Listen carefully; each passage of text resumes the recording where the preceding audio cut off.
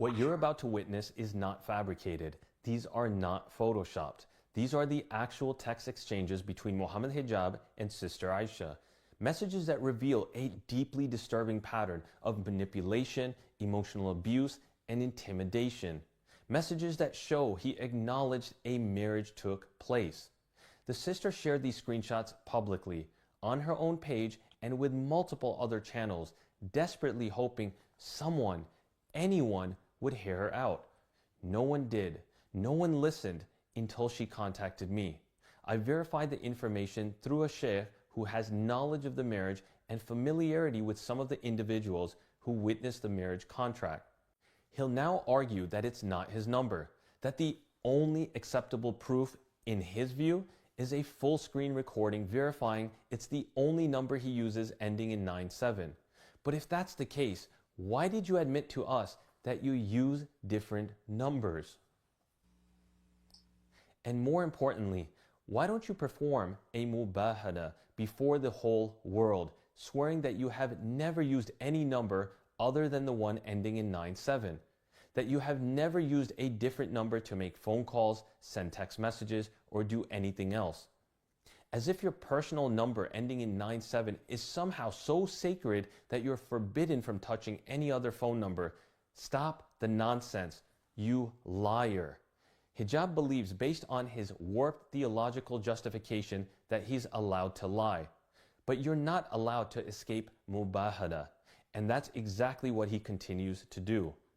This slideshow lays bare the private communications Hijab never thought you'd see. It is here that you will witness him gaslight, shame, and belittle a woman who trusted him in what she believed was a legitimate nikah. It is here he mocks her faith, questions her motherhood, and attempts to crush her dignity message by message. In these texts, Hijab shows a calculated aggression. He deflects, he deceives, he accuses, he insinuates financial motives. He manipulates guilt and shame. He ridicules her for seeking help from scholars. He uses his platform not to protect, but to intimidate. This is not the behavior of a man of God. This is the behavior of a man drunk on power, hiding behind the facade of religious scholarship.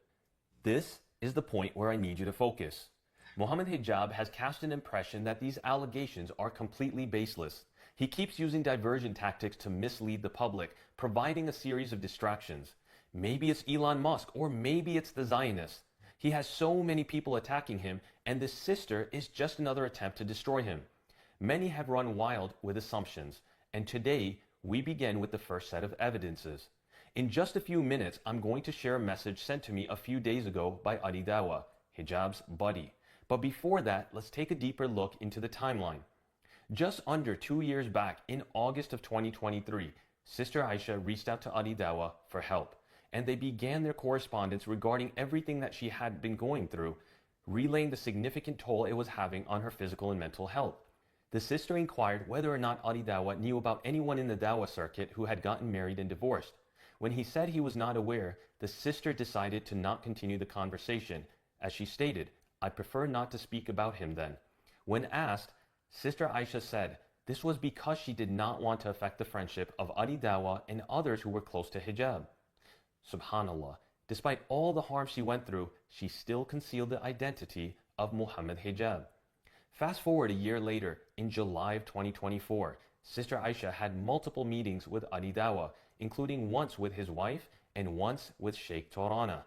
Yes, the same sheikh that Muhammad Hijab featured a voice note from that he had received recently. Take note of that, as we will elaborate on that in due time. As you can see here, Adi Dawa insists on doing an interview with the sister in July of 2024. This is where she reveals Hijab's name, and where Adi responds that now he will have to hear his side. They spend some days going back and forth trying to find a convenient place and time to meet.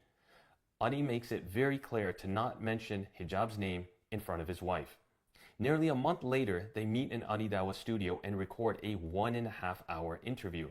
They conceal the identity while she shares her whole story, with the purpose of waking people up to the reality of what is going on and warning others, in an effort to avert any traps that women may fall into.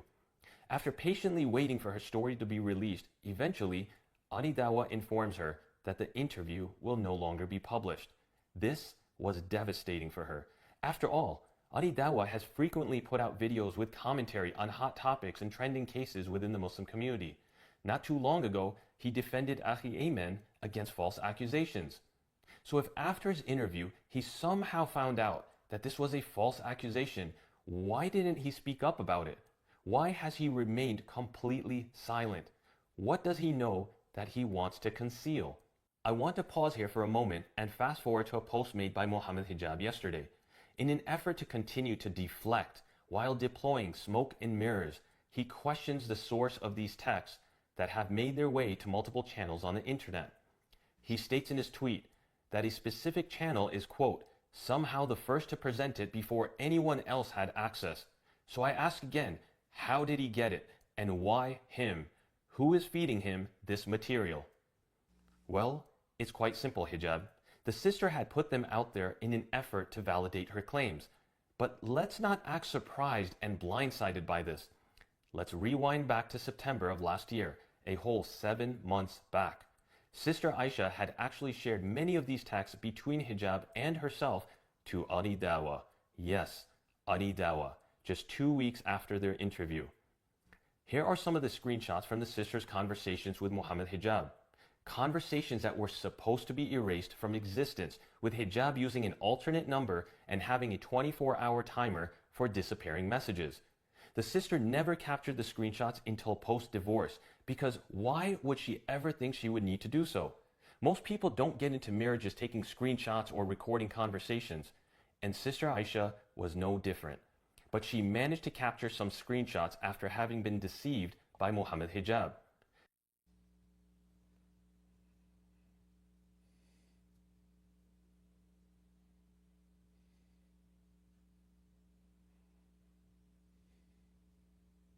A larger set of these screenshots can be viewed at behindveils.com. Remember, Muhammed Hijab's buddy, Anidawa, knew about these messages. But why all of a sudden is it being addressed now? Why didn't Hijab bring it up with his initial video response? Well, as they noticed that these messages are now starting to circulate, they had to react quickly. Just yesterday, a screenshot was shared trying to disqualify the authenticity of these messages. The problem? It never originated from Sister Aisha, but it was intentionally photoshopped in an effort to reframe the narrative. Once again, the deceptive efforts and response from Hijab is becoming abundantly evident. But the deception doesn't end there. What you're about to witness is not just about private messages. It's about a system of deflection, a machinery of character assassination. And it has already begun. First, they targeted the sheikh who held knowledge of their marriage, threatening his livelihood for simply knowing the truth. Then they came for Dr. Abu Aya, a man who acted as a concerned mediator from within our team, a man who gave Hijab the benefit of the doubt at every turn, who advocated for him, who urged patience, who wanted resolution, not exposure. And now, witness intimidation, smear campaigns, silencing tactics. Make no mistake, they will come for Sister Aisha next. Mark my words. They will dig, they will distort, they will destroy. This statement is not just a warning, it's a line in the sand. Let this be a deterrent. Sister Aisha was not just another voice. She was a woman scarred by trauma, searching for healing, seeking meaning. But instead, Muhammed Hijab poured fuel on her wounds and set it on fire. He used her, discarded her, and when the pain became too unbearable, she screamed to the world for help. She went to scholars, but they only chose to address what was legal, not what was moral, not what was right. They saw no crime, because Hijab didn't commit one. He engineered a loophole. He hacked the religion. He twisted its limbs to serve his ends. A zumnika, selectively chosen witnesses, a wakil, or a proxy for her father, who now claims ignorance of the whole ordeal. This isn't religion. This is a manipulation of the sacred. Let us be clear. Our criticism is not of Islam, a religion rooted in absolute justice. It is not of our noble institutions, it's of those who hide behind. Shalom, everybody, and peace of the Lord to all of you. Peace for those who love peace, and no peace for the wicked, the Lord said. Let us be clear. Islam is a religion of justice. Islam is not what we're criticizing, when the fact all the shit we are talking about is about Islam and generated because of Islam. Isn't it Islam allow you to have many mistresses and then you call them wives? Isn't it your prophet, he told he can lie even to your wife? You see this potato, he claimed that he is exposing Mimi Hijab because he didn't have the guts to say all the problem is the garbage of the scumbag Muhammad. If Muhammad a decent man, he would say, what's wrong with you having one woman? Adam, he have one Eve. What's wrong with you keeping your penis between your legs? Isn't it one woman is enough? What two women can do, one woman cannot. What five women can do, one woman cannot. Are we trying to gain more chickens, more goats, more milk? The Muslims are the most hypocrite people ever. They are trying to ignore that the whole problem is that Islam is out of ethic. This woman, why she accepted to be a hotel girl if she is a conservative believer in God?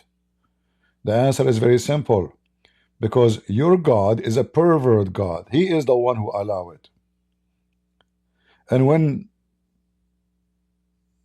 those monkeys, Lily Dawa and Muhammad Hijab, they go in front of millions of people speaking about you can lie to your wife and have a secret wife.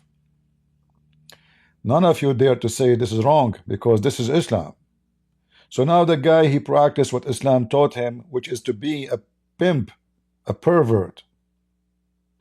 So now the woman, she became a victim of him or because of Islam. Islam taught him to take advantage of women. Islam command him to use them. Even the reward if you convert to Islam is a penis and a vagina. Not one woman. At least the lowest reward is 72 hookers. Yes, they are hookers. They are not wives. Because she have one job. Entertainment. You are in heaven, yet you want and you need more women. Because there is very deep relationship between sex and Allah. You can read my books about it, sex and Allah. Sex is Islam and Islam is sex. The motivation of animals, kingdoms, is food and sex. You show a dog a piece of meat, automatically his saliva will run, yet he is not eating yet. He did not even take a bite. His head is focused in the meat. He's looking, not at your hands. And this is how Islam made out of you Muslims. You become a bunch of dogs, animals. And each one of you have one motive: food and sex. If we read now the description of heaven in the Quran, what we will find? Your God promising you banana, any food you wish, and women, nobody touched their vagina yet. I'm trying to use the nice word by saying touch. Should I use the word if? If there is anything in the heaven of Allah beside that? None. In fact, in the heaven of Islam, everything was forbidden in earth is allowed in heaven, including to F your mother. You can watch many of my debates about this topic. And you will see the Muslim saying to me, what's wrong with you? Why you don't understand?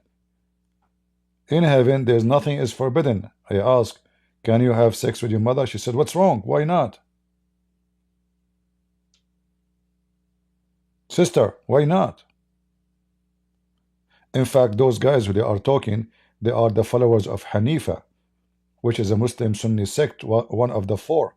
And in that sect, if your mother or sister or daughter or niece or auntie or a grandmother, there's no penalty for it. And we showed you the reference 1,000 times before.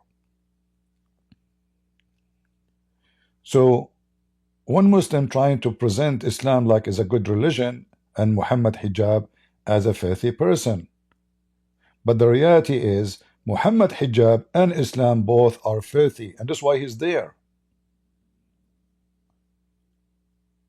Flies go to shit. Bees go to flower. You go where you belong. And if you have dignity, why you don't make a video and say, you know what, the whole thing happened because Islam is teaching us to be pervert. Islam is encouraging men and women to be pervert, lust.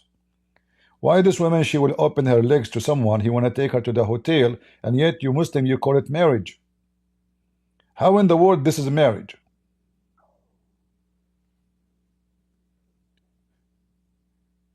It's obviously Muslims do not know what marriage is. Do they? They don't. Because if you know what marriage is, then you don't call such a so-called relationship, which is relationship between a goat and her male goat, marriage. There's no human being, he understand what marriage is, will say this is marriage. And they keep talking, you know, the secret marriage, when this is secret effing. Where is the marriage in the marriage? Even you Muslims, you have, like, you know, the Muslim Sunni, they say the Shia, they practice muta, which is nothing but a form of prostitution established by Muhammad and by Allah. As simple as that.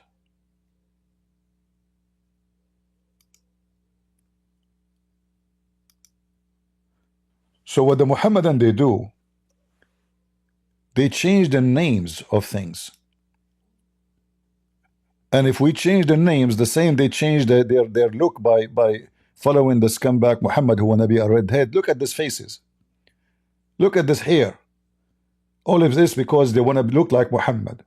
So Muhammad could not keep his penis inside between his legs. Every Muslim he become lost. Muhammad wanna color his hair like this. Every Muslim he color his hair. Why Muhammad Hijab is not following Muhammad and coloring his hair like this? So we can die laughing. Because he knew he's stupid. He is smarter than those naive. If you are a Muslim Sunni, you follow Muhammad, you color your hair like this. And you color your pubic area. And you shave your body hair. Well, Muhammad Hijab did that. And here, this is some of the messages Mimi Hijab is sending, and they are supposedly high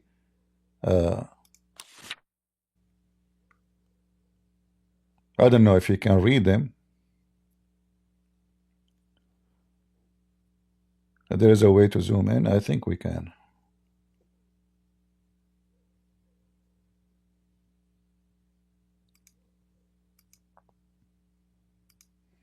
I guess this is the maximum.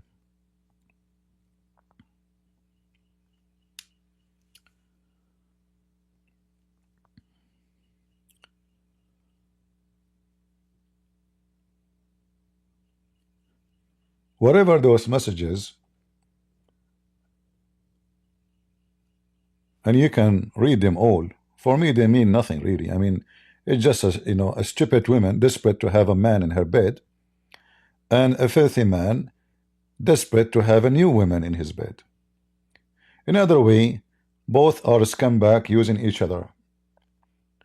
She need a man, he need a woman, and all under the umbrella of the filth and the lust of Islam. And now, after the man, he had enough of this woman and her legs, he have no need for her. She became a liability, not entertainment. And the funny is that Mimi Hijab, he fabricated a video which is a clear stupidity He posted this video in his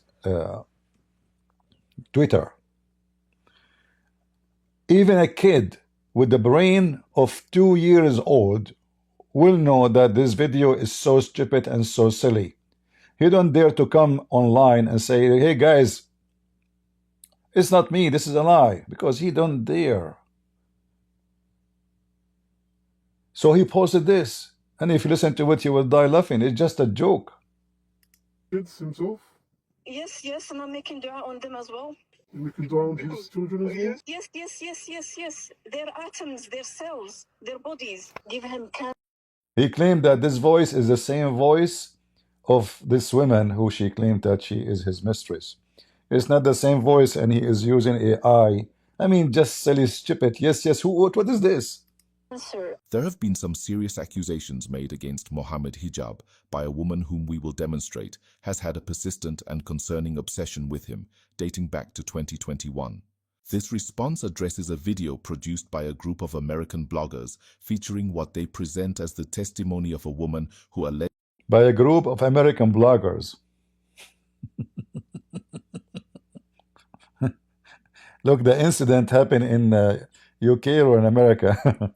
alleges that Muhammed Hijab pursued her for a secret second marriage, manipulated her into accepting it, and eventually divorced her after years of controlling behavior. According to her account, even after the divorce, Hijab allegedly continued to pursue her. Despite the complete absence of credible evidence, some, whether out of naivety or a deeper, more insidious bias, have chosen to accept her narrative at face value.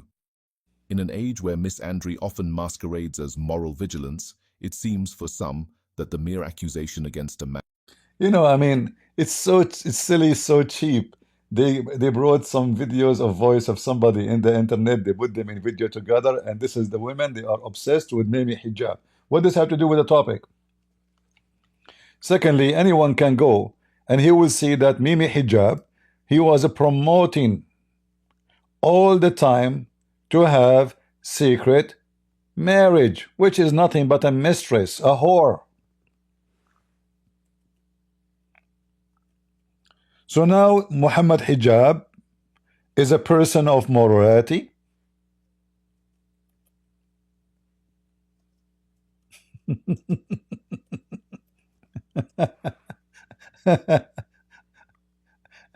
When you go in your own channel, in your own channel, not in somebody else accusing you, and you make it clear, you make a big noise about it, that Allah and His Prophet allow you to F women secretly. Question more accurately, that take on another wife and all the responsibilities that come with another wife. Good. How many men will agree to that? For example, if one says, I sense that you've got a second wife, can he say, no, I don't? Yes, you can. You can say that. You can See? say that. Yes, I personally believe this is. If we sit down and we talk about it, and I take my selfish needs out of it, i.e., me wanting him all to myself, I need to understand them. Look, this woman, she understands the Muslim man need. She is being selfish if she wants him all to herself. I mean, we have to share the cheese. Why I am being selfish? Do you see why Islam is so dangerous and sick? So this woman, she is having a hard time to find a husband. So now she is willing to share. She is giving message. I don't care if you have a second, third wife. Just F me. Islam is an animal religion. This is in their channel, and the whole video is about having secret wife. And the Prophet allow us to lie. So I need to sit down and I need to really think about how this is going to affect him. It could lead him. She is worried about him. How that will affect him if he F only one woman. This is not fair. I'm worried about my husband. His penis is parking only in one garage, and it's dark. And there's no LED light. We need to find him other hooker. Okay, we find him second hooker. Is he enough? No. 2 is not enough. Okay, why you stop with 4?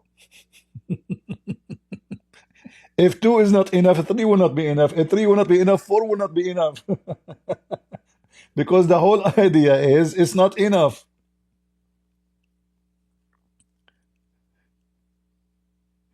Is it lawful for a Muslim to bring 4 women to their apartment and they are not their spouse? They are not even allowed to sit together, even if all are married and their husband there. Do you know that? According to the faith of Islam, this is why sex became a taboo. Anything is not normal will lead to something not normal. Saudi Arabia is the biggest country, or let us say the most central country, where male and female were separated in a massive way. And what is the result of that? A brother, he F his sister, or even his mother, because he can't see females. Cheating is in the top, skyroofing. And not to mention homosexuality. The girl, she can invite only her friend as a girl to see her. They go, oh, she sleep here? Yeah, she can sleep here. She sleep next to her in the bed. They cannot meet with boys, they do it together. Same for the boys. If you remember, I played a video made in Saudi Arabia by the Saudi TV, saying that 40–45% of the population of the city of Jeddah, they have sexual intercourse with their own member in the family. Incest. 45%, almost half of the population. And she mentioned how huge and massive the number of homosexual behavior. Islam failed in every way. And you know, when you think about religion, they are separating between male and female. You think those people are so conservative. No, as you see, you can have sex as much as you want. You can abuse women as much as you want. You can marry 4, they call it marriage, which means nothing but if in business, if you can afford it, and then divorce them every 2 seconds. Nobody can hold you. Let us say I have 4 wives right now, and now it is 9:24 a.m. 9:25, I can have 0 wife, because all what you need to do, I say you are divorced, and then I can replace them with 4 more wives. So how many women I can have a day? Unlimited. Unlimited. There's no limit. Even the number 4 is fake. In fact, the Quran never says 4, by the way. The Quran says 9. This is why all the companions of Muhammad, they have 9 wives. In the same time. And can we lie to our wives about our new mistress? Absolutely. The Prophet, he allowed it. Him into doing zina. Because my wife was, she always gave me the sort of the feeling that I could be open with her. I told her at one point that, look, babe, that's the sister. Is that you, yeah? I'm possibly one of... If we're talking about secret second wife, if my husband has gone behind my back, that to me is cheating, even if it is fine. Islamically correct. There are sisters who love their sisters, who will die for their sisters, will take a bullet for their sisters, but will not share their husbands for their sisters. So the point is this, you know, let me be real, yeah? If you got a good husband, by the way, I'm not talking about these guys who don't pray, jahil clowns, yeah? Who don't pray, who oppress their wives. A good man who practices. They are good men, you know, they are good men. They F her, they use her, and they throw her in the street. We are good men. We are not like those, huh? We are very decent people, you know. We want to have secret mistress and we call it secret wife. We want to have a secret sex, secret whore. But we are not like those ignorant who don't take care of their women. What do you mean you take care of her? You take her to McDonald's as Mimi Hijabi did? I mean, even people feed their dogs. Dogs, you know what dogs? People, they feed their dogs. People, even they spoil their dogs. So you are talking about taking care of the wife, and he's talking about food. I mean, do you see how low class they are? And look, he is so sure, like this is, we are not like those people. Like, come on, we are the good men of Allah, the scumbags of Islam. We have dignity, and we speak with authority of Allah and His Prophet, the pervert Muhammad. I need to understand them. So I need to sit down and I need to really think about how this is going to affect him. It could lead him into doing zina. Because my wife was... That can lead him to do zina, which means fornication. But isn't this is a fornication anyway? I mean, do you see how they try to... This is a woman defending why the man, he need to F another woman. Listen, if we don't let him do it, he will go and do fornication. What is fornication? They changed the title. They call it Secret Wife. And now this is not fornication. And he come back home. Honey, where you been? Don't ask me. You're not allowed to ask me, okay? Allah Prophet says, a man, even he said, a man should not be asked why he is beating his wife. Really? Yeah. Prophet Muhammad says so. A man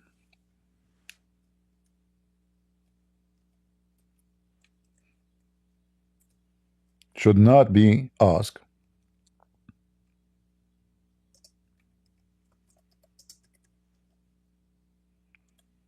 why he did beat his wife.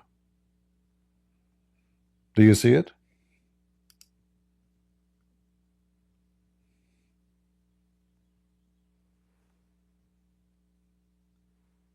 So they made the women a hooker, a whore, a vagina,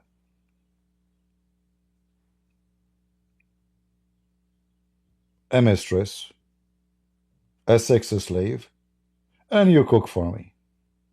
And then when I beat the hell of you, no one can ask why I'm beating her. You can't even ask. And this woman who is trying to sell herself out, obviously she is desperate to get a man to park his penis in her dark oven. She is trying to present herself available to the Muslims. So whoever watch, listen, I can take it.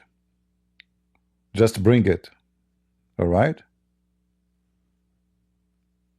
And can a woman and a man lie to each other? Absolutely. This is Islam, the religion of liars.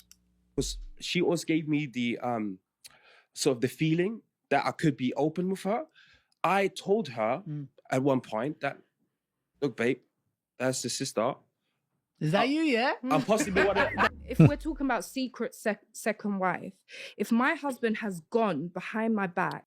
This woman, she is trying to get out of the Islamic pervert propaganda. She is considering such an act is a cheating.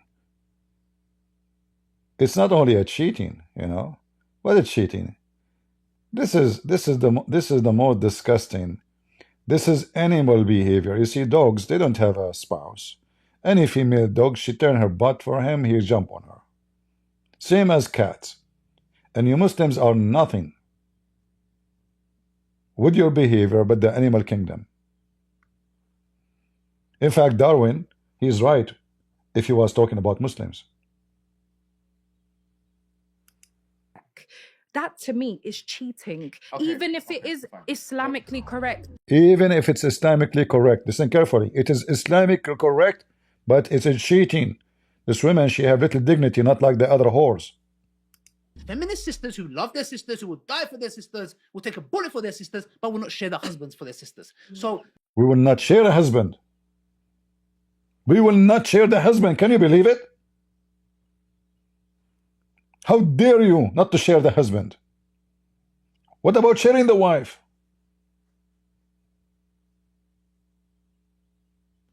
Why you don't share your wife?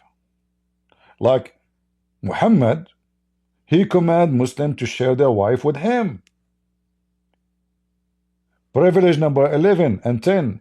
If the Prophet, his eyes fall into a woman, her husband must divorce her so the Prophet can F her.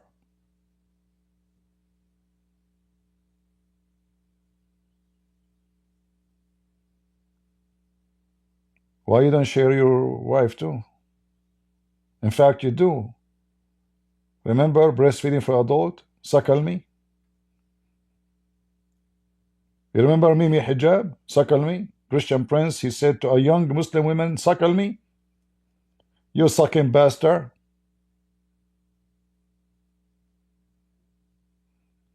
Are you a son of legitimate marriage or a secret marriage, Mimi Hijab? This is why those people, they have a lot of sexual diseases, because they keep changing their partners. AIDS and those diseases happen because people, they are following lust. If a man he have one woman, how the disease will come to you? But because they keep having multiple partner, like now this woman, she was with Mimi Hijab, we do not know for how long. Maybe by now she have a new affair. A week after she will have a new affair. 10 months after she have a new affair. So they claim that Islam is a conservative religion, but the fact is the most bar nightclub, Thailand style nightclub. A woman in the counter stripping to men after men.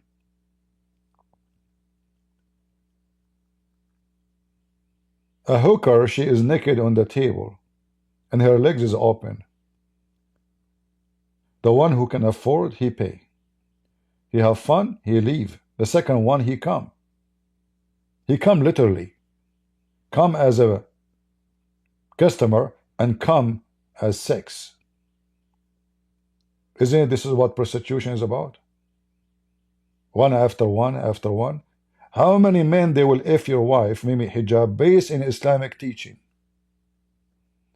The woman you call her secret wife, when in fact she is nothing but a secret hooker. And the funny is, they are preaching and teaching that it's okay to do secret wife, but the second this woman, she exposed Mimi Hijab, he denied. Because he knew in his heart, if he have any, that he's being pervert. Most likely, he's afraid of his wife, the one at home, because that one, she can expose big things about him. So he's trying to deny it because I don't know if his wife, she's an Egyptian. Those Egyptian Muslim women, they are very horrible inside the house. A lot of Muslim men in Egypt get killed. They cut their penises. If you are lucky, she bite it and she cut it off with her teeth.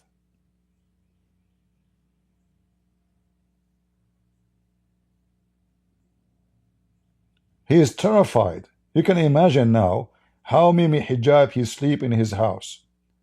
I assure you he sleep in a private room and he lock the door before he go to bed. I'm sure he don't eat home no more, afraid of poison.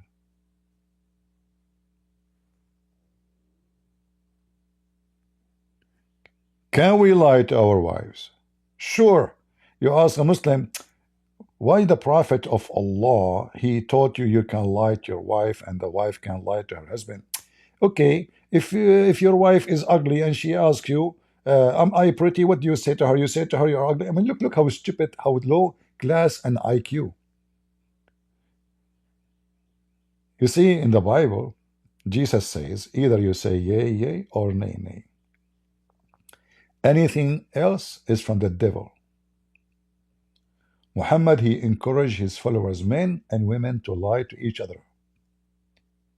And we are talking about something called wife and husband, which is obviously does not exist in Islam, because this is sex contract. If a family is based on lies, children are nothing but the fruit of lies. Society is nothing but the continuous of lies. Because if I lie to my wife tied to me. It's what I would do outside in the street. If I lie to the person who I lay my head next to her, how I'm going to be decent with anyone else? If lying is the essence of what they call marriage in Islam, where we can find dignity and honesty? Listen carefully. The point is this, let me be real, yeah? If you got a good husband, by the way, I'm not talking about these guys who don't pray, jahil clowns, yeah? Who don't pray, who oppress their wives. So if you pray you are a good person, he oppressed his wife. Like, we can beat them. But this is not oppression. We are teaching her how to behave. If you have a kid, Mimi Hijab, he said in the Deen show, if you have a kid misbehaving, don't you beat him? He's talking about beating a kid because his wife is a kid. A good man who practices, who fears Allah, who's good to his wife, takes care of his wife. He comes and he says, I want a second wife. All hell breaks loose. And then we blame this man. Yeah, but why are you keeping it secret? What else should he do? So we keep it a secret because he is afraid of his wife. Did you see the point? Which means he is being coward even to be truthful. So this guy, he is 6 foot tall. He claimed that he is strong physically, which I doubted very much. I'm sure if in a real fight, this guy, he will make poo-poo in his pant. My experience with people who they speak too much about how powerful they are the opposite in a real fight. Those people, they never went to war. I assure you, those people, they talk about jihad, they talk about supporting Islam, but they will never carry a gun to support Islam.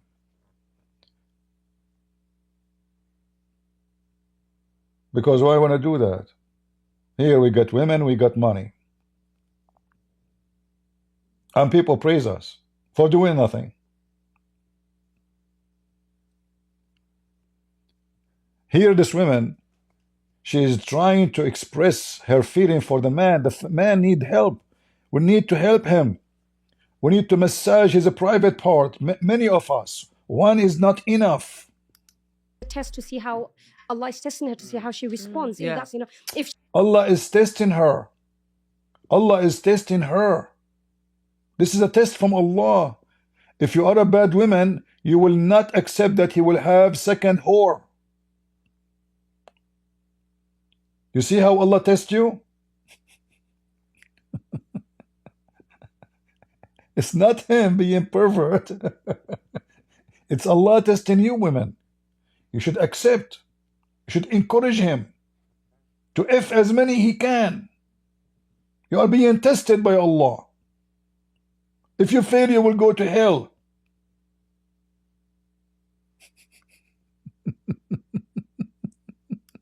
she decides to do the opposite, which is, throw the divorce card or throw this card, then ultimately she's falling into the act of disobedience. Thank you. She is being disobedient. What a filthy woman you are. You don't accept your husband to F around? Don't you know that Prophet Muhammad is an effing messenger? Excuse my language, but this is the topic. It's about effing.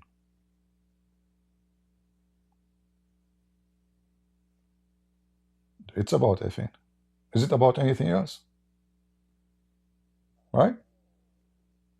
Are we exaggerating? But the whole topic is about effing. Effing Prophet, effing God, Allah, effing Muslims, effing each other.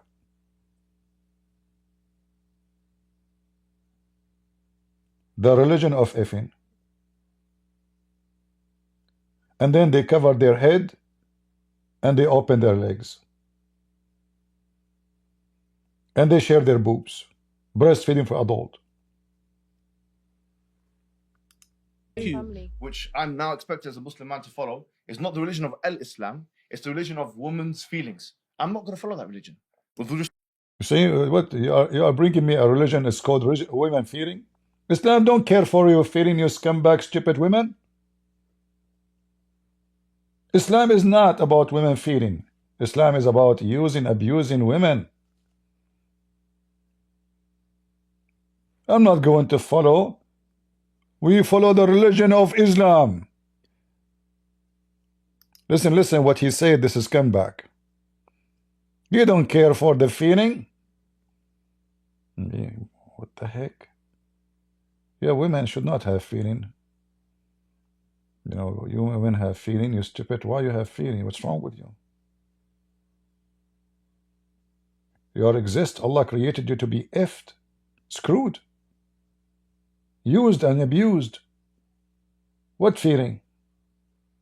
Yeah. That's enough. If she decides to do the opposite, which is, throw the divorce card or throw this card, then ultimately she's falling into the act of disobedience. Thank as you. opposed Thank to you. family. Which Thank you, I'm thank now you. expected as a Muslim man to follow is not the religion of Islam, it's the religion of women's feelings. I'm not going to follow that religion. See? With respect to you, I'm not going to do prostration to the collective hormonal and emotional status of men or women or children or anybody else. You're saying if he's man enough. If your husband came to you man enough and said to you he wants a second wife, At least then it's not secret. sister, I knew one about second, it. one second. Do you know about it?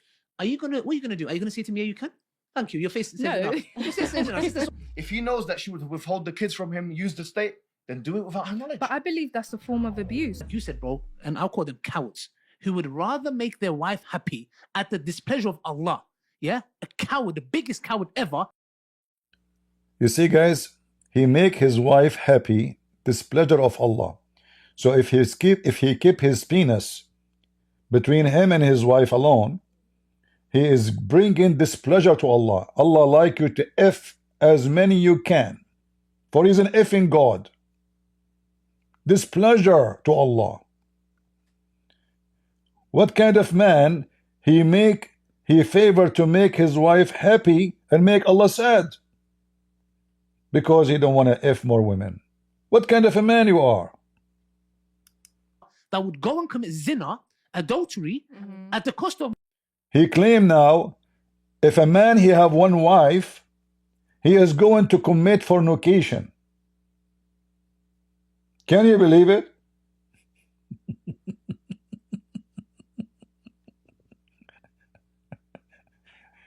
If we go with this stupid logic, okay, if I have two wives, is that going to be enough? No. Three? No. Because simply, if one is not enough, two will not be enough, three will not be enough, four will not be enough. He claimed that having many is for the sake of stopping you from fornication. But the fact when you have the second wife, you are fornicating. The fact even the first wife in Islam is a fornication because there's no marriage. It's a sex contract. That's why the Muslim, they can divorce you by text message. I remember I was a kid. My mom, she's making some food and there's a Muslim woman next to her in the kitchen. She said to her, Christian women are lucky. And I'm listening, just a kid learning about this garbage. My mom, she said, what do you mean? She said, the food you are cooking now, you are sure you are going to eat it. The food I'm cooking in my house, I'm not sure I will eat it. He might divorce me. He screamed at me in the morning. She's worried that by noontime, he might divorce her. She's not sure the food she is cooking, she will eat. The food she just cooked by her hands.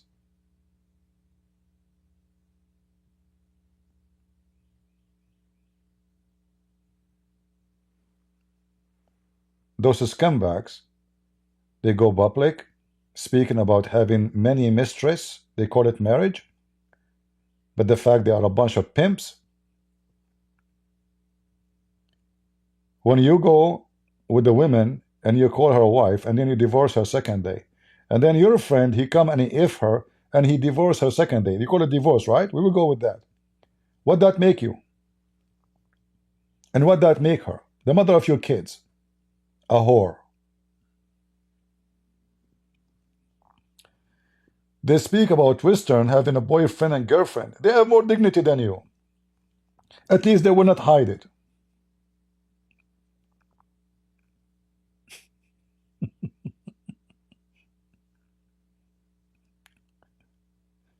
You are so coward to the point you don't dare even to say what you are doing.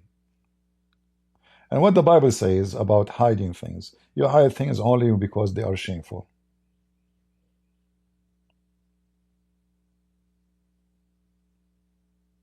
People don't hide things they are not shameful. There's two cases in the Bible command us to hide. Even doing good, like donating, helping somebody poor, doing an act of good for the sake of doing good, not for the sake of receiving your own glory, or hiding something you are ashamed of. So a Christian, when he pray, he will not go out and say, hey, I'm praying, I just came from the church. Those who do that, usually they're trying to present themselves that they are good people. And Jesus forbid us from praying like those hypocrites who pray in the corner so everybody can see them. And they choose the corner for a reason, so people from two directions, all directions can see them. The purpose is not the prayer. Same as those who make donation, the purpose is not the donation. The purpose is to receive a glory.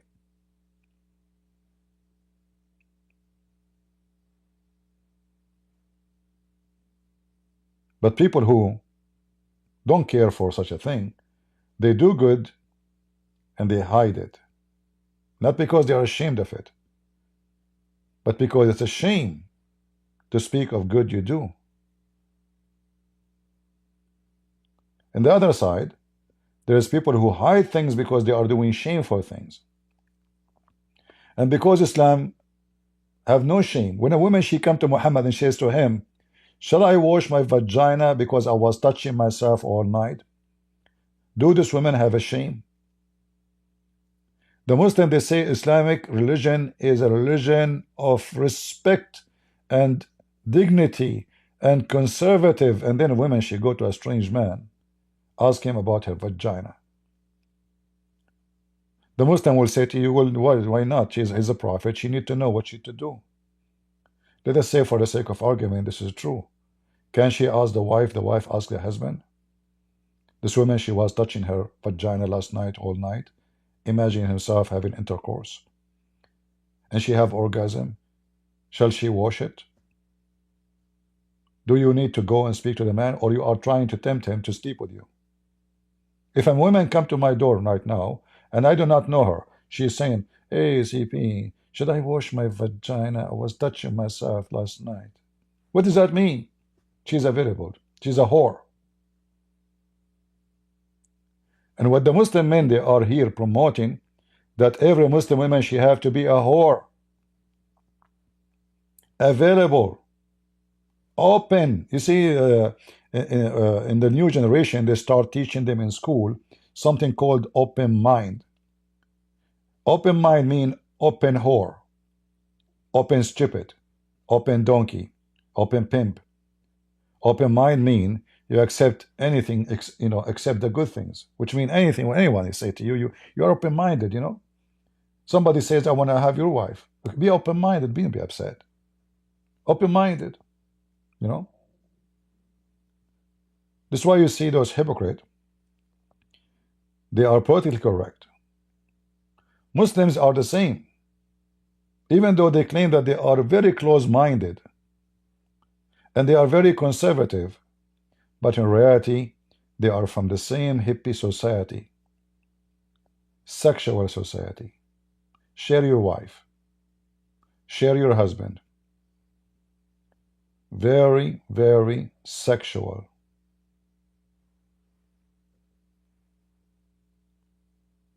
They are not talking about how we can help a single man to get married so he don't do fornication. No, we are talking about how we can help a married man who have a woman in the bed and her legs is open to find other women who is willing to open her legs. This is the topic. My wife, you are the biggest simp ever with a capital S.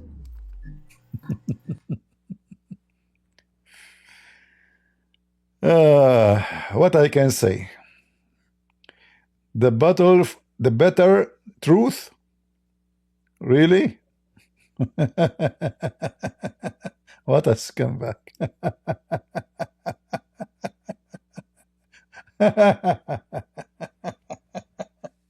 Ah, oh boy. Anyway, when the Lord, he says, from their fruits you shall know them,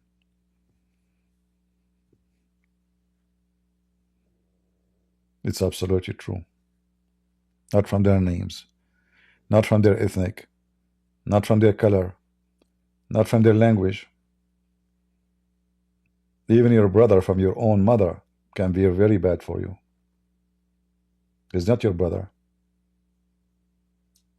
Enter his fruit, match his brotherhood. Somebody claimed to be a prophet. Even if you prophesy and the prophecy become true,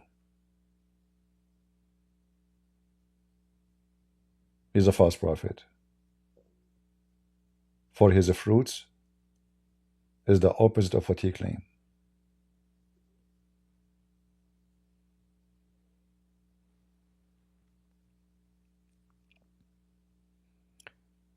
I have all the evidence. Mimi Hijab, he said to this woman. She said to him, bring it. What is your next move? What do you want? But the truth is otherwise.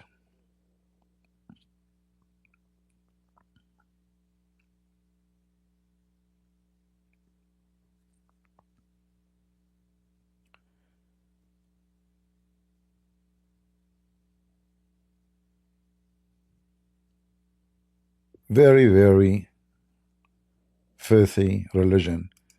You see, my video is not about Mimi Hijab. I don't care for this scumbag. This guy, he was nobody. You know, he was lucky he debated someone who do not know how to debate. His name is David Wood. David Wood, he put him go very high. From nobody. When he make a video, nobody is even watch his video. When he made his first debate with David, he didn't even have 30, 40,000 subscribers. Second day, he have 100,000 more.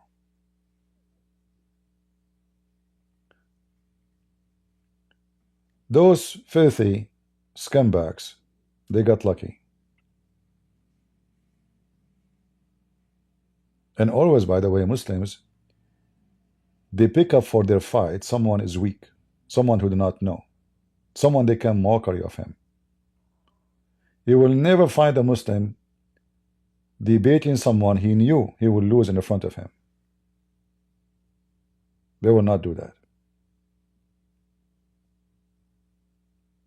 They choose carefully who is going to be with them.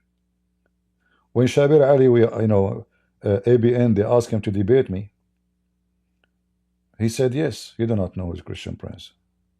He did search Christian Prince. He said no. He make excuse he is going to have he's busy with PhD. A week after, he have a debate with David Wood. And Muslims are proud of it. So you've been taken up to the sky of Allah, if he is in the sky, not in hell, by David Wood, but a vagina took you down. Because you are following a pervert, Muhammad, false prophet. And because the followers of Muhammad, they are following a pervert, they support pervert. Pervert will never go against pervert. Because that will be against themselves.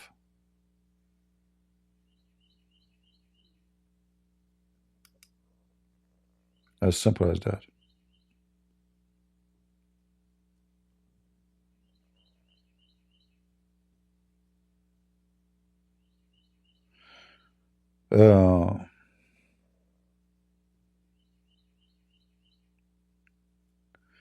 Any question? Leave your comment about what we said. And anyway, you leave comment or not, I don't really care.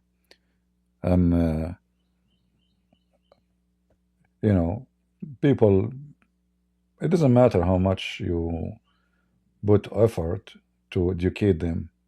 People like entertainment, TV show style. Two people, in the camera. It's like an auction, and then you make super chat, and if you have the bigger the number, the more we answer you. If you don't make money, if you don't post super chat, I will not answer you. So I learned a lot about people in the internet, how they think and how, but I'm not willing to change the way I do my things. I will not do super chat, and I will do what I need to do. It's very shameful that we become the same as Muslims. Very much. Brainless, useless, and zero activities.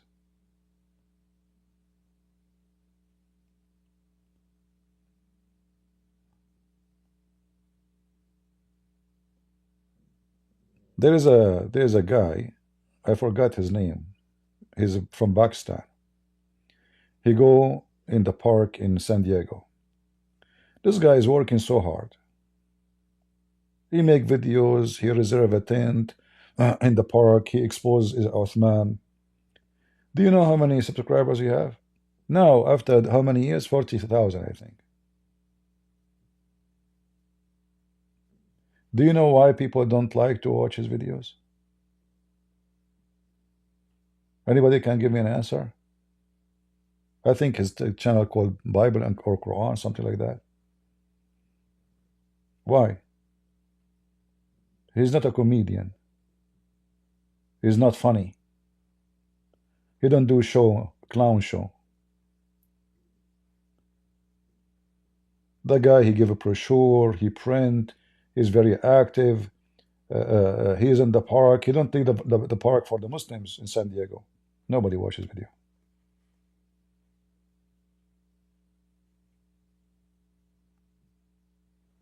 And the one who do nothing,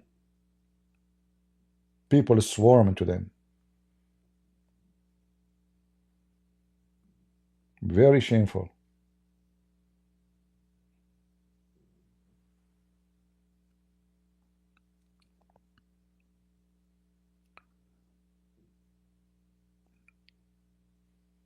If you are a true Christian, you should support those who deserve, not the clowns.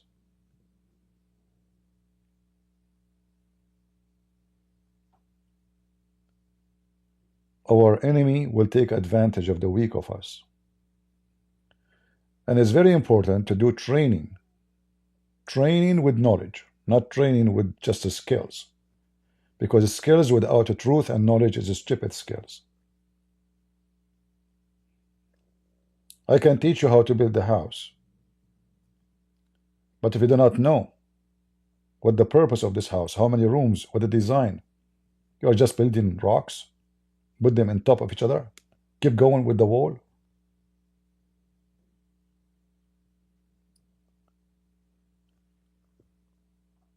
We need to learn the mentality of our enemy, and our enemy, the devil. And the devil, he used many. You will notice that Muslims, Hindus, atheists, they share the same mentality. Even though in the appearance they have nothing to share. Like what the atheists have to do with Muslims. This should be the opposite. But in reality, they share a lot.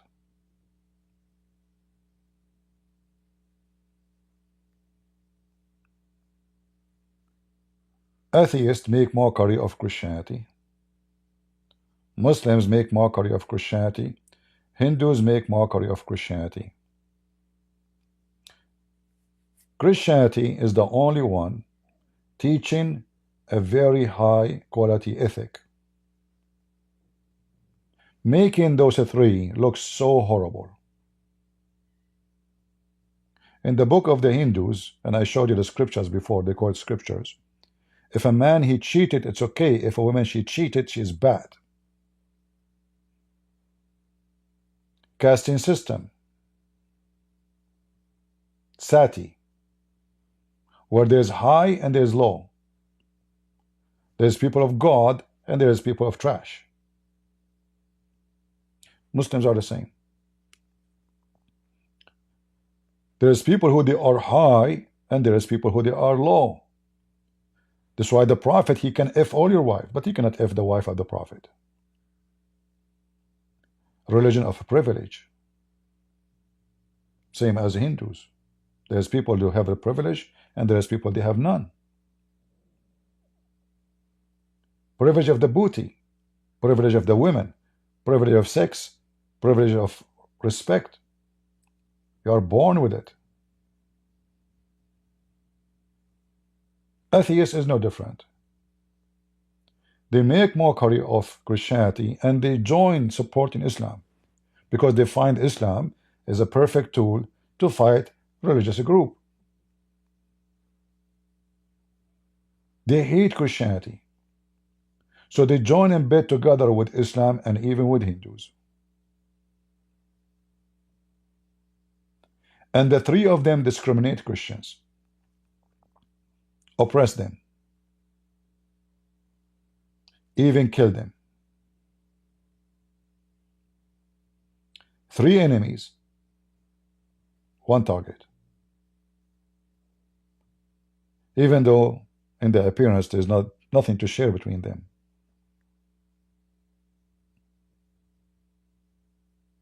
But in fact they share a lot.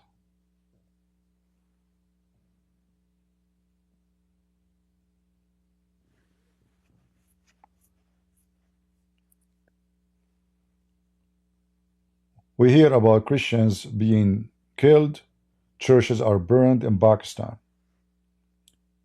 But it's not different in India.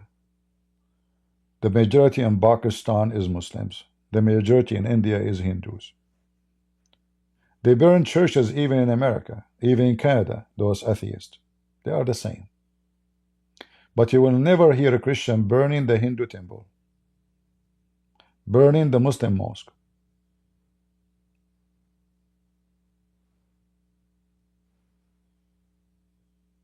No, the atheists don't have a temple to burn, except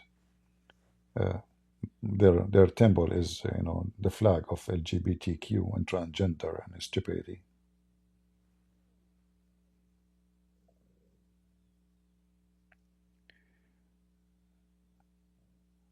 I challenge you to debate with Ouz. My friend, you bring names here trying to promote them. It doesn't work for me. If you're Ouz, if he exists even, why you don't call me? I challenge you. This is a gay challenge. Are you bending over when you say that word? Did you bend over? You coward son of Muta. I go live 24 hours a day, sometimes 8 hours. Where is this potato you call his name? Challenge you to debate in Ouz. Where is this Ouz? Is he a dog? Huh? It challenge you. You coward, you want to challenge me, but you never call me.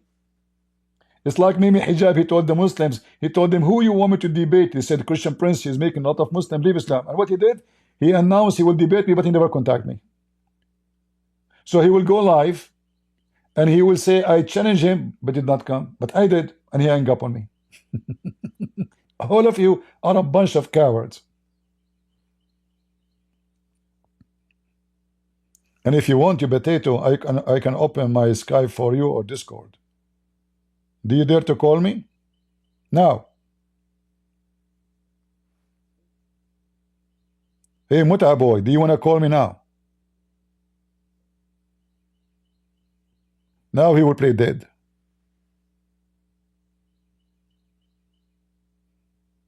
Now he want to play dead. We went to Lili Dawa just a week ago. He cried, Christian princes. He said he is the Muslim princess. If you are a Christian princess, I mean, can you believe this gay? He said live on air he is a Muslim princess.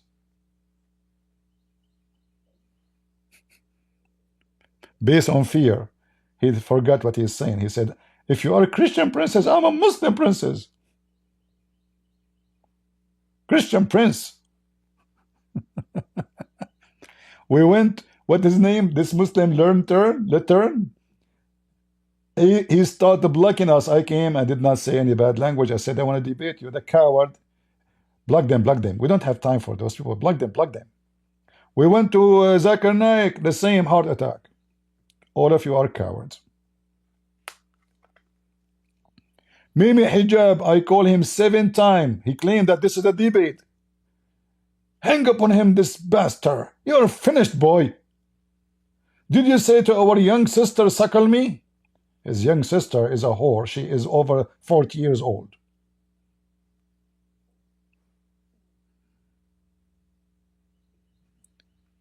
Yeah. You are here to promote a channel, you coward son of Muta. Get out of here. We don't go to dogs. Dogs, they come to us. We are your masters. If I go to a channel, I go to scare the hell of them. I know they will never debate me. It's just for entertainment purpose, for fun. We take a break. Like when we went to this guy, with his name? Dande from Indonesia. The guy, he had poo-poo in his pant when he saw my name. And then he deleted all the videos in his channel because of my video, claiming that somebody hacked it. All the live videos. Imagine somebody hack his channel, he deleted only the live videos.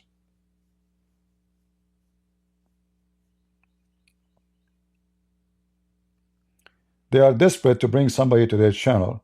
I challenge you to debate this guy. And then there's many stupid naive. They say, who is this guy? He's challenging Christian Prince. Let us go and see. This is the whole idea, to see how many stupid between you who will go and check. If he's real, I'm here. Bring it. I go live for hours and hours and hours. Where is the potatoes? Where is your potatoes? Nowhere to be found. How many Muslims call me until now? 1 million? Have you ever heard of someone was able to survive the debate with me? If I can call it a debate? I don't debate Muslims, I fry them. You will leave crunchy.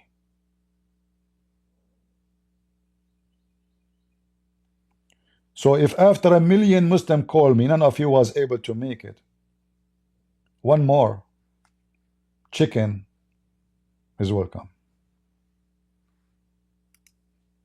Can you debate this guy? Sure I cannot. I mean, come on, you can beat me in 2 seconds. Right?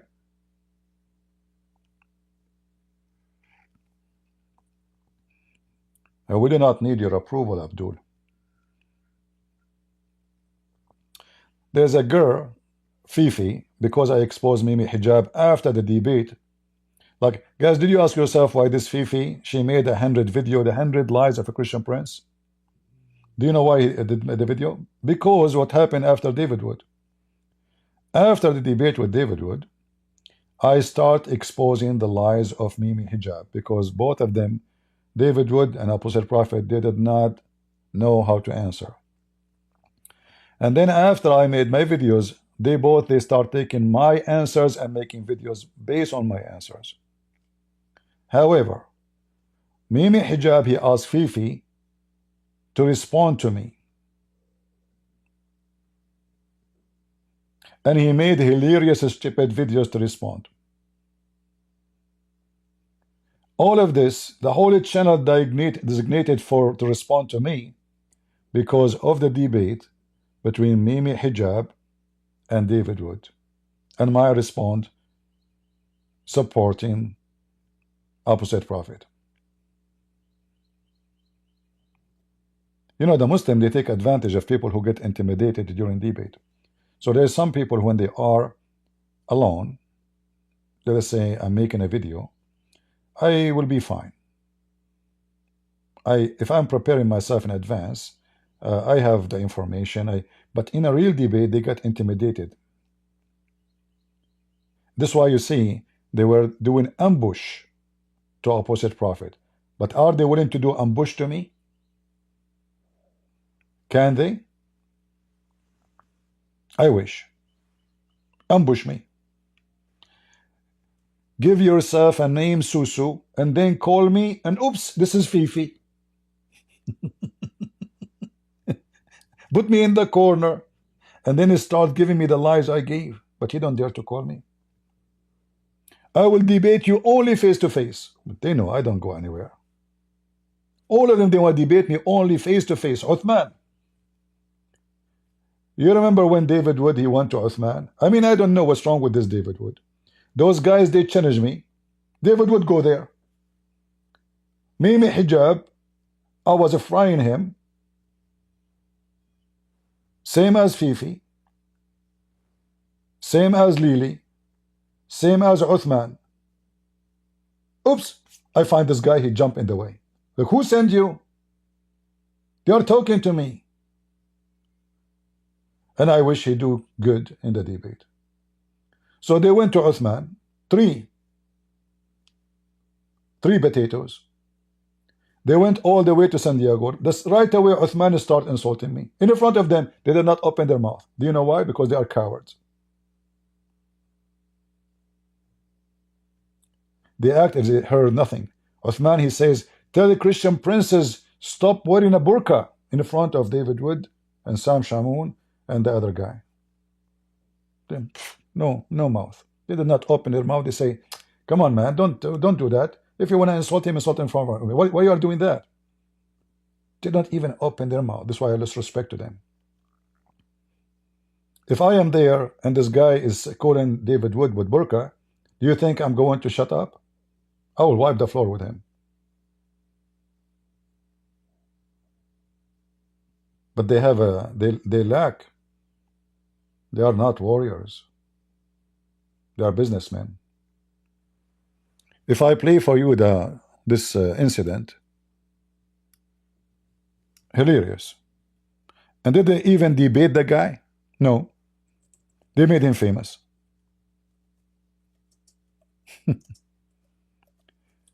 This guy, his channel doesn't even have 20,000. They went there. Oops. That guy channel fly. Three people came to me and I defeated them. Uthman, he claimed. They promoted him.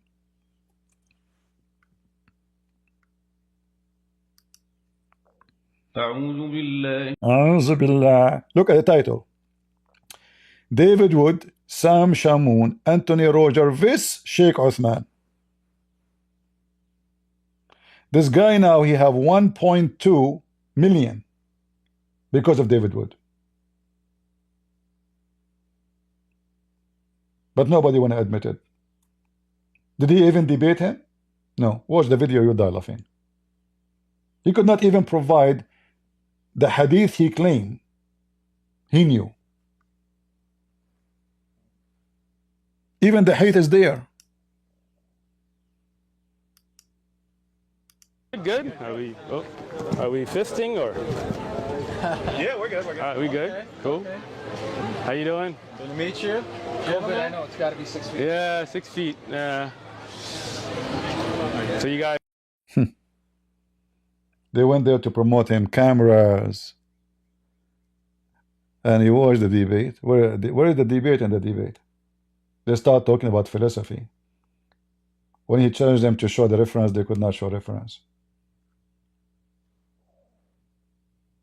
In fact, I saw videos of them kissing each other. Hugs. Anyway, I'm just mentioning things because somebody in the previous comment, he says, why you keep talking about what those guys, David Wood, etc. Because this is the fact. All those scumbags, they got so famous because of this guy. And because of Sam Shamoun. They did not debate them. They promote them.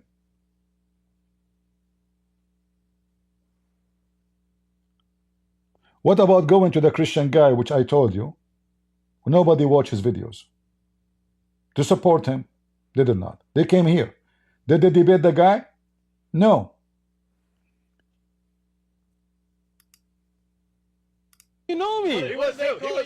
was too. You were? What did they call you? I don't know if I should be telling you, man. You were a gangbanger? They called him Hammer Time. What did they call you? They called me Shooter. Shooter. Oh, Yeah. Okay. We're on even playing field then. I was called Crook.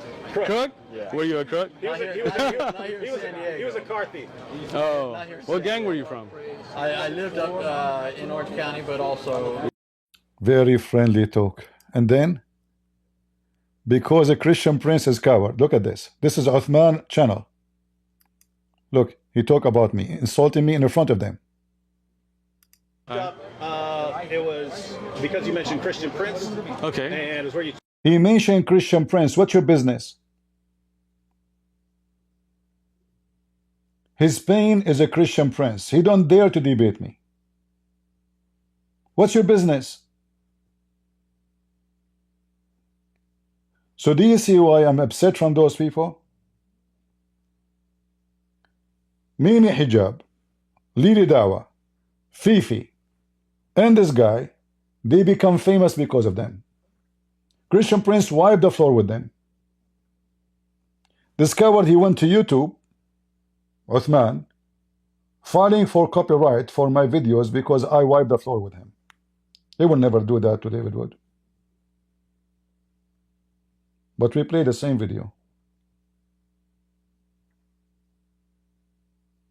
Because you mentioned Christian Prince, you became my, like now you are the bodyguard of Christian Prince. And look what happened. The guy now, he have 1.2 million subscribers. Do you see it? How many people watch this video? 20,000 comment. Just the comment.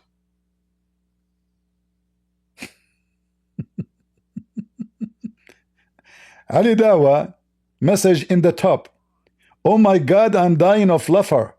Sheikh Uthmani humor is epic. Lul.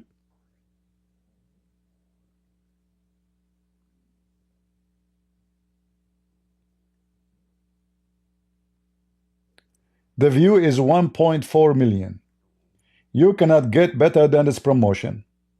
From somebody nobody watched his video to someone became now a sheikh, even though he do not know how to say his prophet name. At least Muhammad Hijab, he speak Arabic, he know Arabic. And then he start insulting me in the front of them. What they do? They act like a bunch of rabbits. You said you challenged him to a debate. You said you debate anyone. So anyone. So we decided.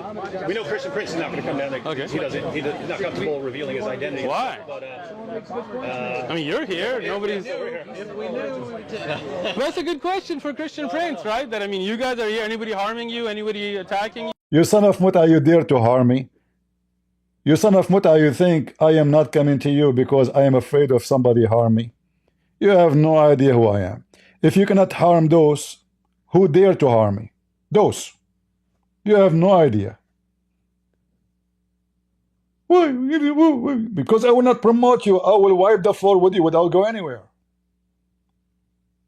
But because you are a coward, you know you are no match. You refuse to debate me unless it is face to face. They put this condition because they knew I am not seeking publicity.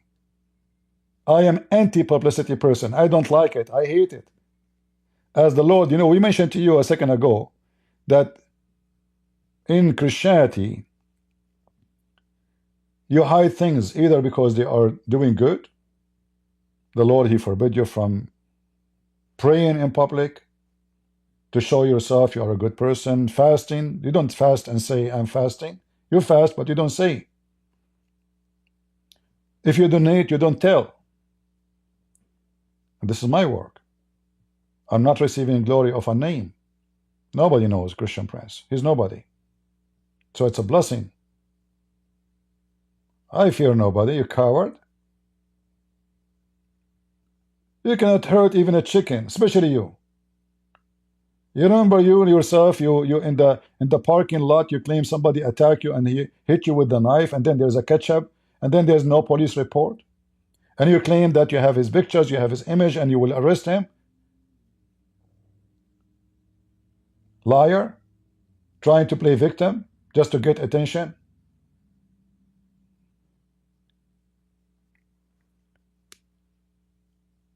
So he start insulting me in the front of the faces of the rabbits. I don't think that's the. I mean, I don't know. I couldn't speak. Is he like on a sex registry somewhere? Like, is there a problem? See, he is now. He says like what? Maybe he have sex registry, like Prophet Muhammad. You mean? Do you see? Do you see? In the front of them, they didn't say don't say that. They didn't say don't be stupid. They don't. Because of sex registry.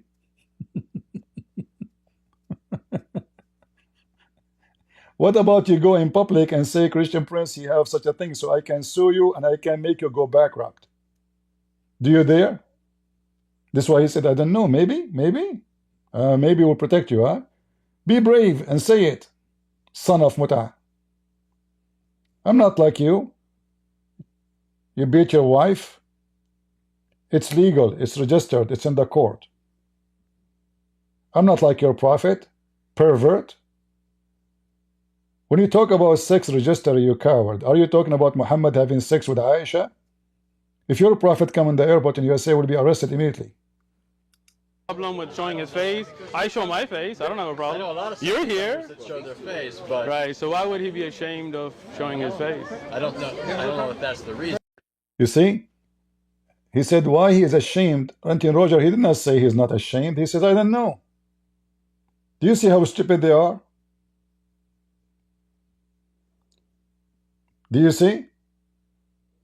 And then people, they say to me, why are you upset from them? A bunch of potatoes. You don't know?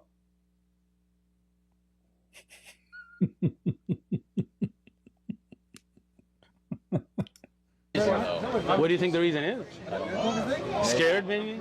Maybe he's a professional business. I actually know some Muslims that are like this. A lot Really? of Muslims are just they just don't want to. Muslim debaters or YouTube guys? I think they all show their face, right? I don't know. I know quite a handful of people that just like to. Maybe you do not know, Uthman, I am like your Allah. I don't show my face because if you see it, you will be burned. This isn't. They're not interested in becoming public figures per se, but they do like to engage the discussion. All right. I'm sure in their own. It's good to see you back. I'm sure in their own context they're known. You know, how could you not?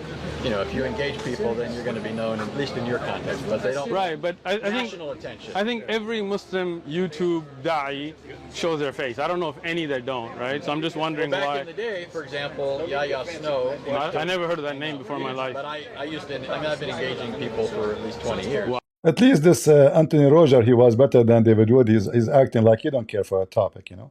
Anyway, so they went there, the guy started insulting me, but the whole idea is he is challenging Christian Prince because Christian Prince wiped the floor with him, and I the one who challenged him.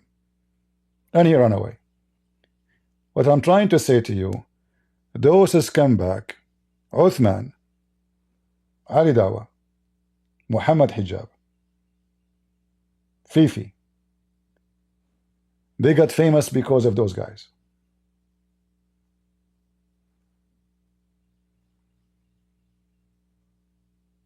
And if I'm wrong, tell me I'm wrong.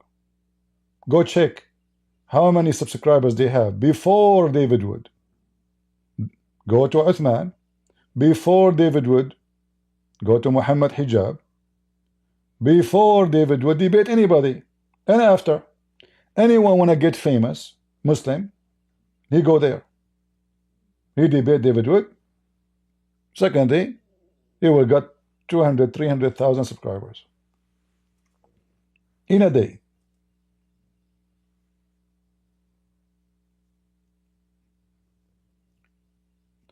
The purpose of debating Muslims, is it to promote the Muslims and Islam or to defeat Islam? Always you need to know that you have to calculate your action. When you go to a Muslim channel, like I go to Ali Dawa a few days ago, you know, and I put terror in his heart. But I'm not making him famous. This guy is already famous. Right? I'm not promoting him. The same. I don't go to someone, do not, like, when somebody mentioned to me now a name, I'm not going to go to his channel to promote him. They need me.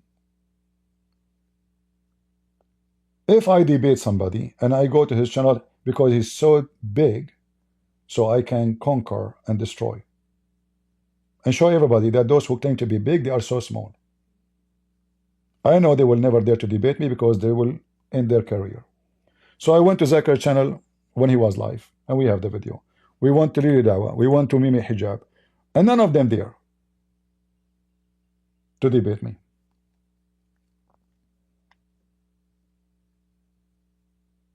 If you have a big number subscribers, don't be stupid and promote Muslims.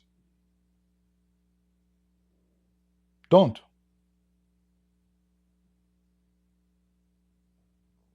You are not helping.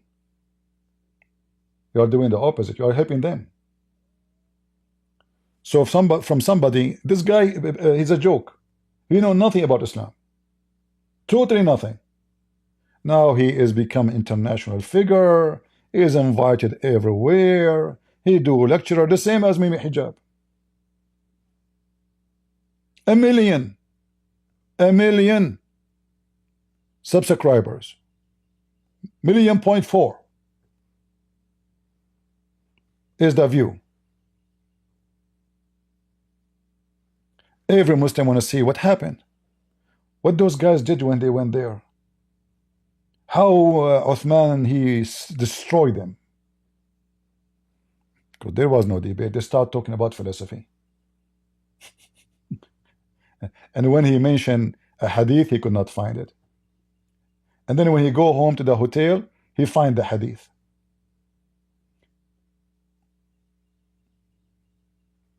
Because they have zero knowledge. They claim to have knowledge, and the Muslims, they take advantage of them.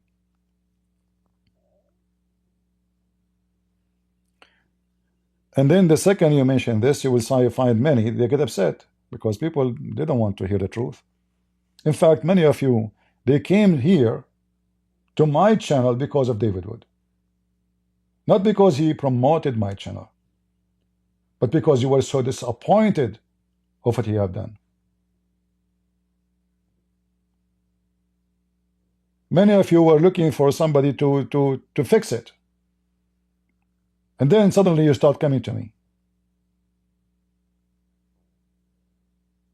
They make poo-poo, we clean it.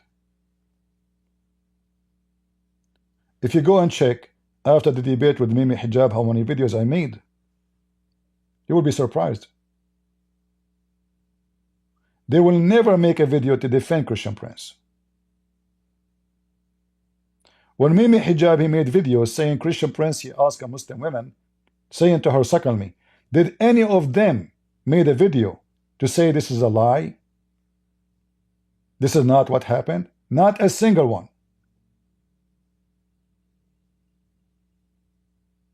Do you know why? I will leave that question for you.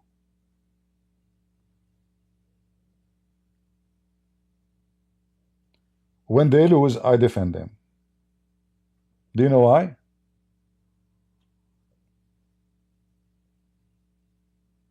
Because I'm a warrior for my faith, not for them. They are warrior for themselves. As long as they're attacking Christian Prince, what the business? What their business? They don't care. The guy, he called me a woman, he called me burqa, he said sex registered, he said all kind of things.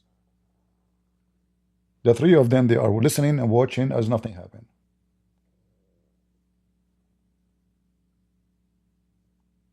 And then they say to you, why you're upset from them?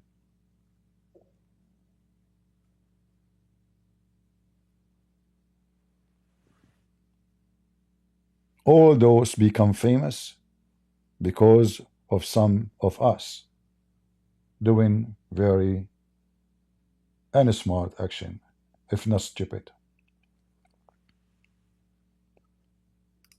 And you know, reality will make people upset. Right? If you say the truth, they will be upset. If I am there and he is saying things like this about David Wood, do you think I will be silenced? I will mock him. I will wipe the floor with him.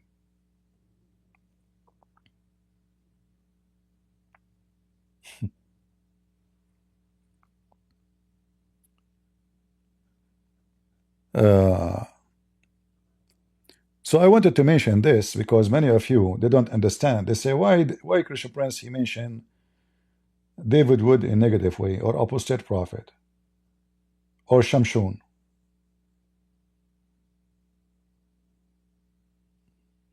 And there's things I cannot say in public, actually. Very, very disappointing.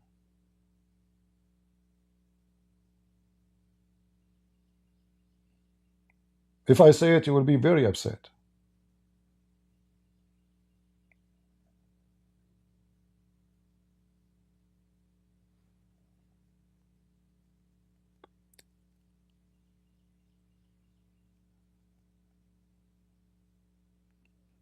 So take that into your note and understand why I'm upset from them. And I will never have a relationship with those people. Many of you don't ask yourself why I don't invite people to my channel as they do, why I don't gang with those Christian so-called apologetics, you know, why I don't do that. Did you ask yourself? Like, why I'm alone? You will see them all, they join together in the channel, their camera is open, and the super chat is running like crazy. Why I don't join? Because I don't belong there. I don't. And I will never be.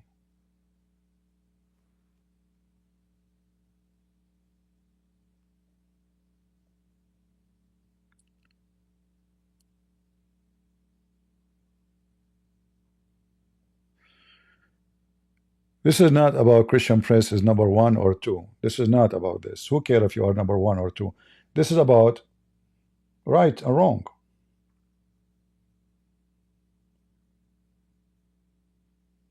This is about right and wrong.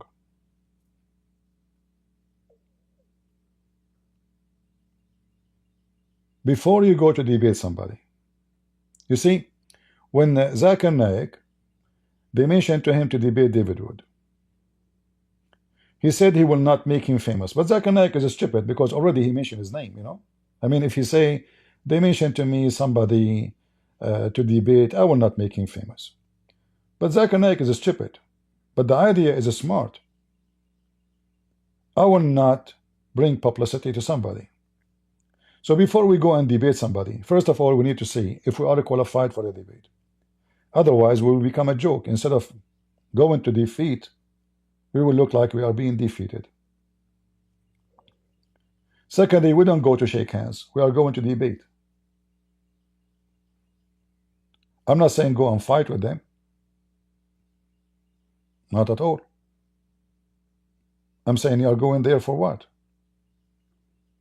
In fact, Uthman, he invited them for dinner. And he exchanged his phone number with Sam Shamoun. Sam Shamoun, he did not say to him, I cannot eat your food, you are pagan. He said to him, I'm busy.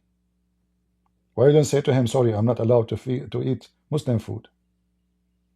Isn't this is I thought you are biblical. Why you don't say to him the truth? That he's pagan, and you cannot eat food slaughtered in the name of pagan God. Instead, they say to him, well, I'm busy. Why you are giving your phone number to a Muslim?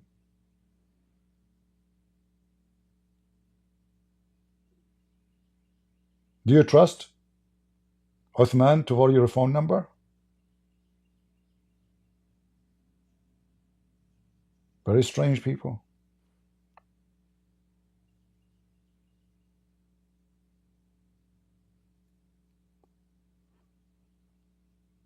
Anyone have a question?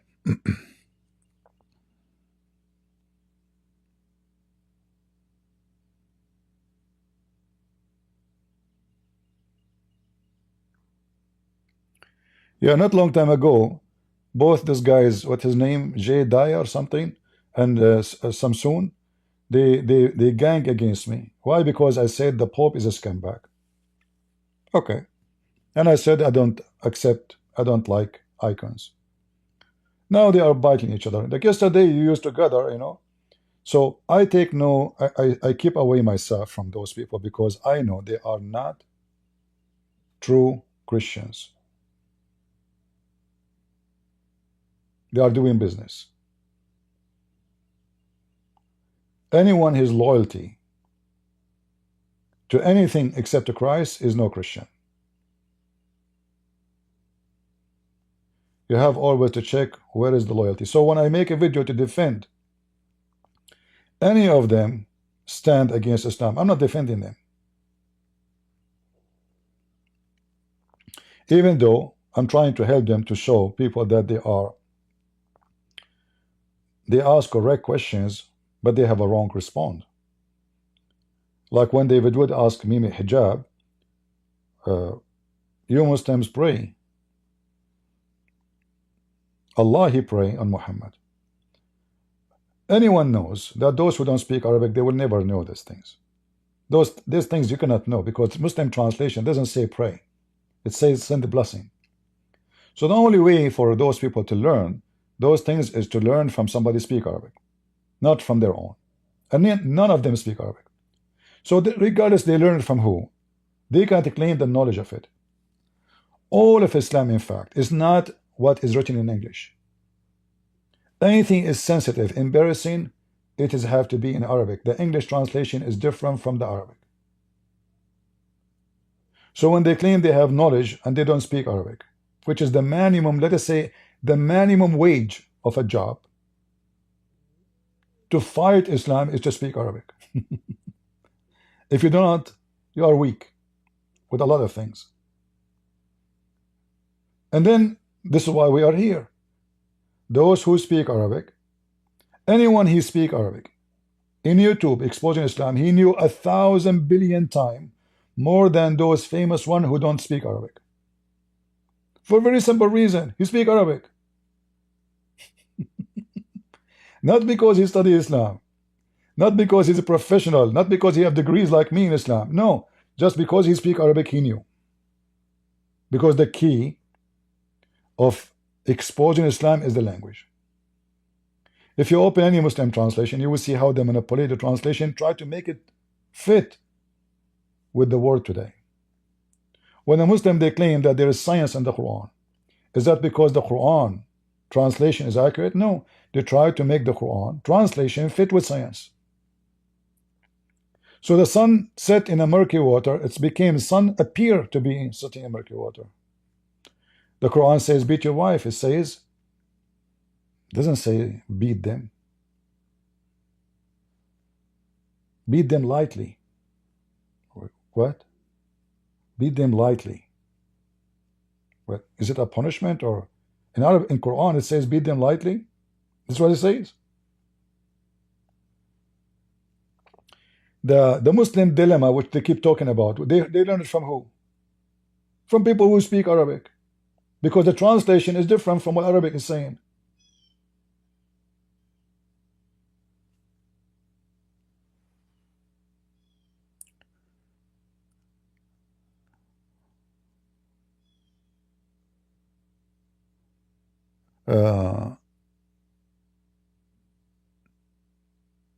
And this is why all of them, they avoid me. Because I have the knowledge and I speak Arabic.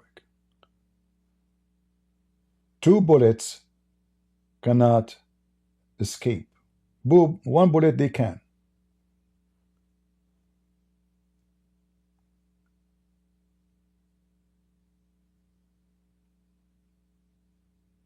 You notice when I'm debating Muslims, how long it take me to find reference? Anyone knows?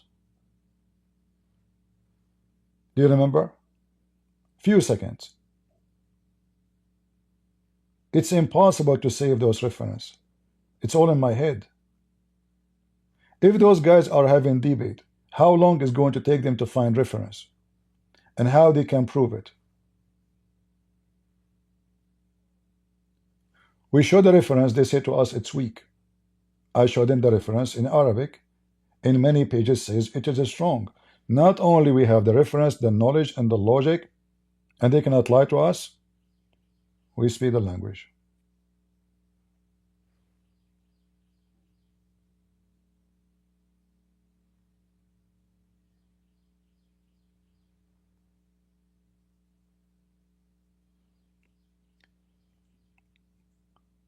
We need more warriors, but not more businessmen. We don't want super chat community. If super chat disappear from YouTube, many names you see in YouTube exposing Islam, they will disappear. The same as many Muslims who they are fighting Christianity, they will disappear too. Number one motive is money. When one of them, YouTube, stopped his super chat, what he did? He gave his channel to somebody else. He stopped coming to YouTube.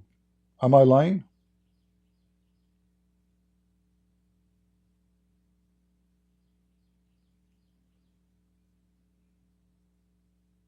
It's true. Super chat. The money. And every day we make a new excuse for people to donate to us. Hey guys, the Muslim, they threat me, I need to move out. So what is Patreon for? So what is super chat for? You are making hundreds of thousands of dollars. You cannot move out?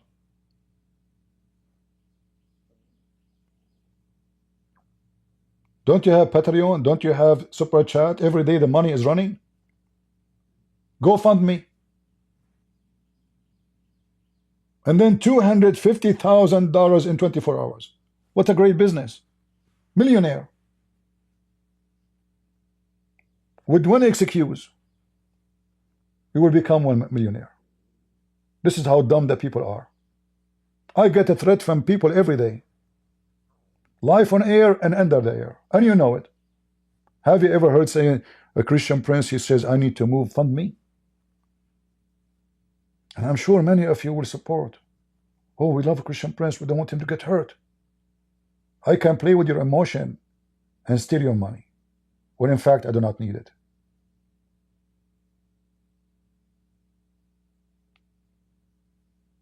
I want to buy a car. Go fund me. Any excuse. Every few months there is a new excuse. Go fund me. If you go check how many GoFundMe those so-called Christians they have in the last 6 months only, you will be surprised. Not enough the donation in Patreon, not enough the super chat. All the hundreds of thousands of dollars are coming to their pocket is not enough. They are no different from Mimi Hijab and Lily Dawa. Halal food, halal cat food, Nagla seed. And even the cat became Muslim.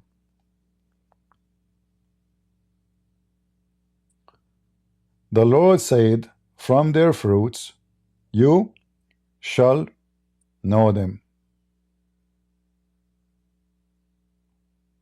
True? You don't show your face, CP. I will go with you. I don't show my face, but the Muslim, they claim they have my name, my address, and my pictures. So you are being silly. So if what they have is true, all of this is not valid. Secondly, a person who having his books in Amazon, it takes you 2 minutes to find who is he. Like, do I need to show my face to know who I am? Very silly. Secondly, let us say they knew your face and you need to move out. So the tens of thousands is coming to your donation is not enough to move out.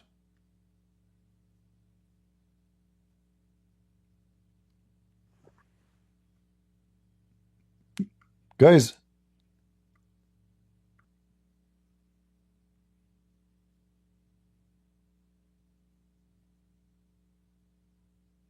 of donations already, hundreds of thousands. I mean, if you go and check the super chat, go and get your calculator and check the super chat yesterday and the day before and just last week, and get me the number back if you have time to calculate. You will be astonishing number. How much money I need to relocate? How much money I need to buy a car? And why people they have to buy me a car? There's kids they cannot afford to eat. Are they hungry? Are they homeless?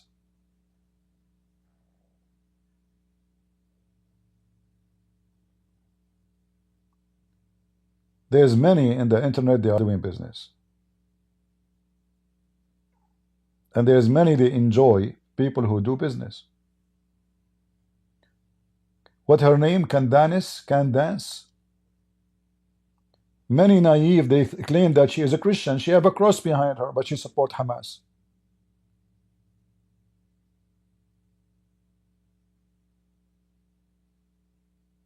And she support the pimp and rotate. Same as Sucker Carson, but all of them they share one thing: money. All of them. If not the money, they will not be speaking. They speak to make money, not the opposite.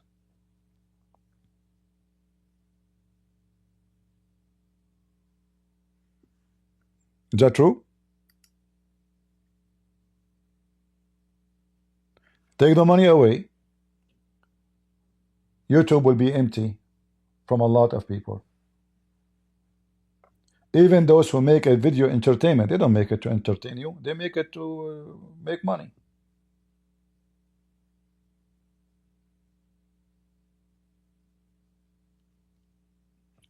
When I was searching for this Lily J, I found the page says that Lily J, she make $2,000 from every post in Instagram. Let me see if I still have the page open. Hold on. Give me a second. $2,000. From what? From every post in Instagram alone. Maybe I close it. Okay.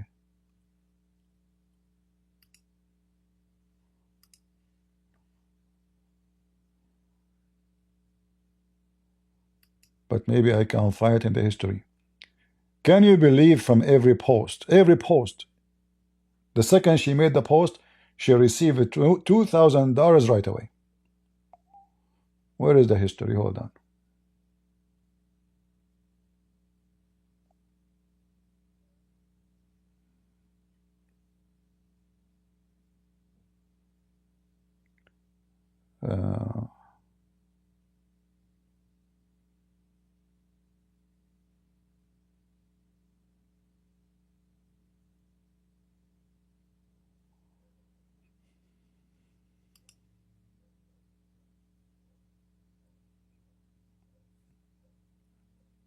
What a great business.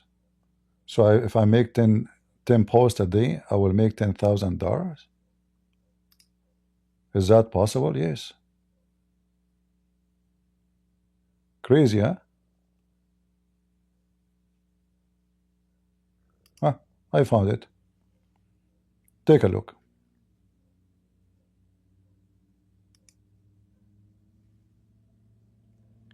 Lily J, a model who earned 2,000K per Instagram post. And what Lily J need to do to make $2,000? She put her tongue out.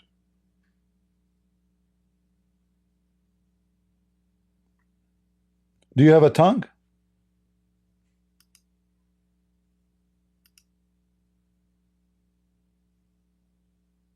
You put your tongue out, you make $2,000.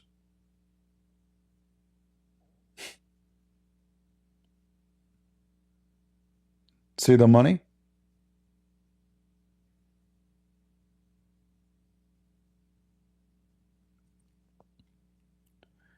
Hatun does not ask for money, but still people don't watch her videos because she is not entertaining for them.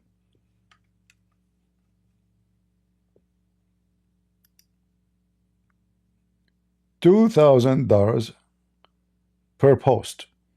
Per post. fake eyes, fake lips, fake blondie, fake hair.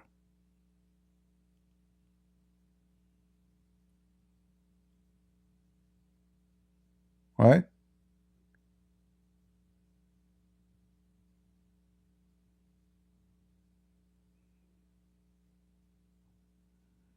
Yeah. It's reality, you know. I mean, you might like saying this is weird. This is because you know men, pervert men, they like those kind of women. It's a fact. You see, like all the topic we are talking about today about Mimi Hijab and his scandal. It's about what? It's about penis. It's reality. Two motives: sex and money. If you are a person who is not seeking them, people will not even give you attention.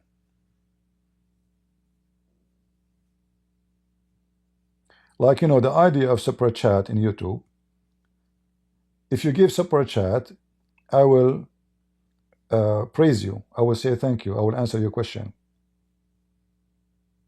Like, you know, in Rumble, I have people, they can donate, but I never said to any one of those who donate there, thank you by name, you know, for donating.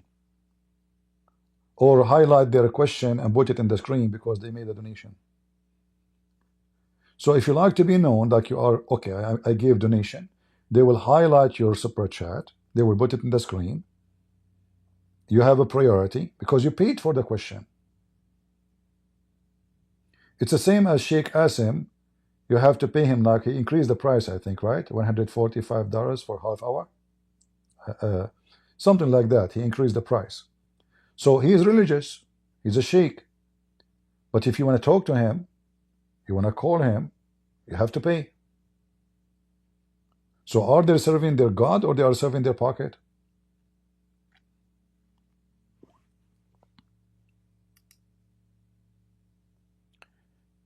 My voice is cutting off. Is my voice as good, guys?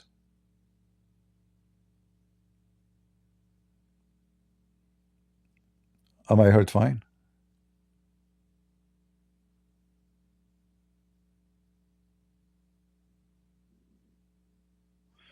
In Ramble, you are not able to comment. I don't know why. I don't block people. Did you sign? Did you make an account? You have to make an account to be able to make a comment. Anyway, I deleted most of my videos in YouTube yesterday. However, any of those videos are in Rumble. This is why we have Rumble as a backup. YouTube, they target me, you know. So always, from time to time, I delete my videos to keep my channel safe from the hand of YouTube. Because everything I say is against their guideline. As simple as that, you know. They will find an excuse, you know, to say it's against our guideline. What about recently, I think, Vatican awarding Azerbaijan ambassador in order to plus IX high papal honor? Well, you know, he need to promote Azerbaijan. You know, they killed a lot of Christians. So so-called Papa, why he will not promote Azerbaijan? You know, they killed a lot of Christians, my friend. Right? If you killed Armenians, the Pope will reward you. If you killed Hamas, the Pope will condemn you. He's a pervert. He's an evil man.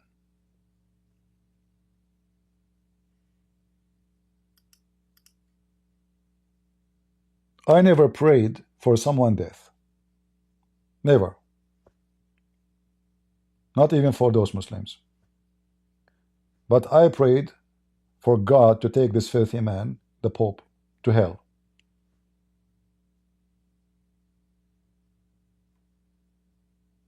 Because we want to save our brothers and sisters in the Catholic Church.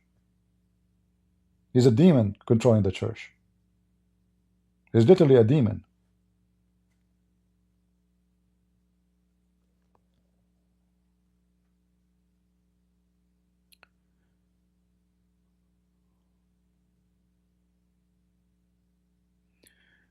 Do you know details about pay for slay? No, I do not know about that.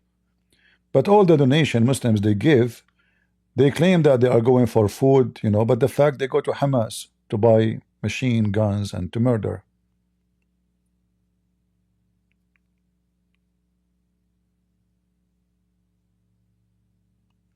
The one before him was a demon. This is why a demon, he is giving the leadership of the church from demon to demon. They will not let a good man take over. You know, when I speak, all of you, you know, I hate to see people like saying Catholic are not Christians, Orthodox are not Christian. That's not true.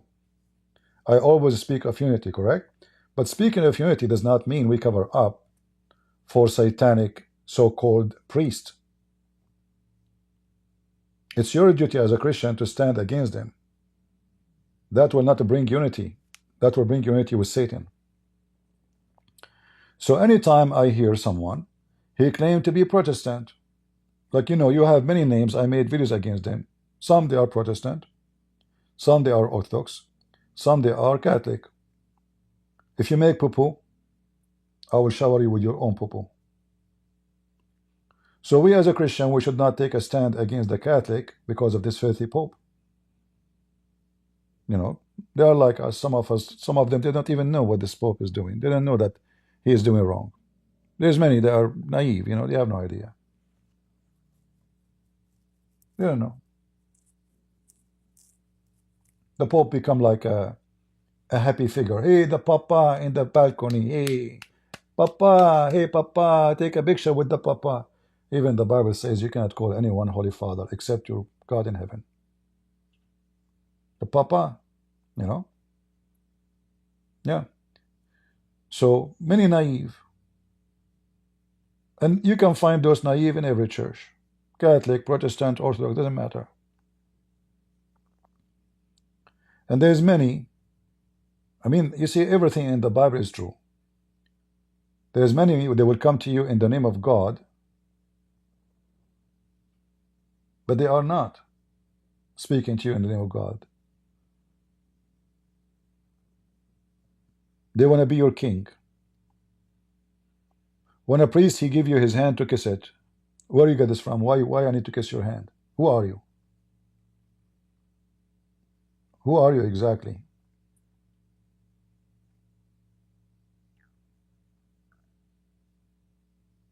Did the disciple, each time they see Jesus, they kiss his hands? And he is their God, their Lord.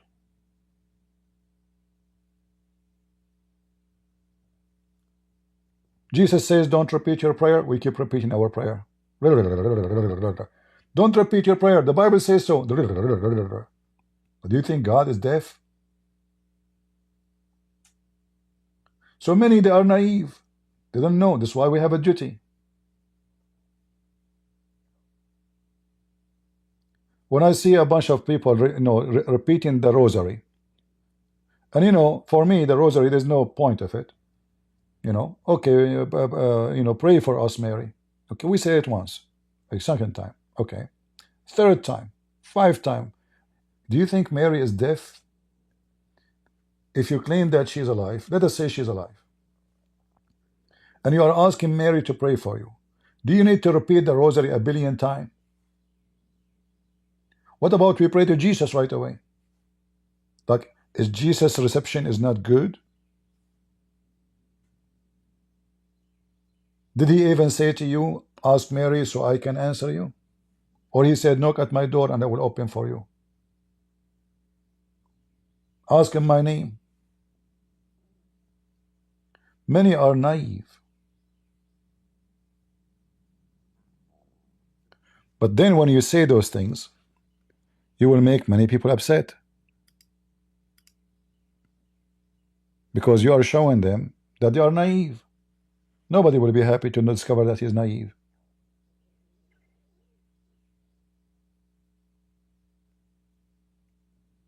Right? If I say to you, you are being naive, you will be happy? No. You will be upset from me. The truth hurt.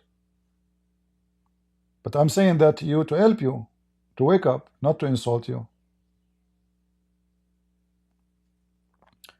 Sometimes I make mistakes in typing words.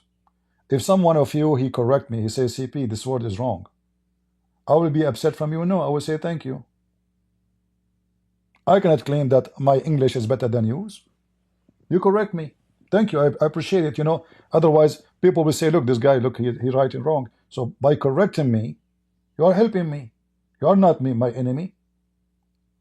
Your enemy is the one who will let you do the wrong. He will never say to you, you are wrong.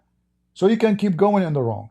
Like imagine you are taking a highway, you are going in the direction to visit your grandmother, and you took the wrong exit. After 7 hours driving, you find yourself far away. You need to go all the way to the back exit and fix your highway direction. Which one is better for you? Somebody say to you 600 miles away, this is not the way to go. Or you find out later 600 miles after.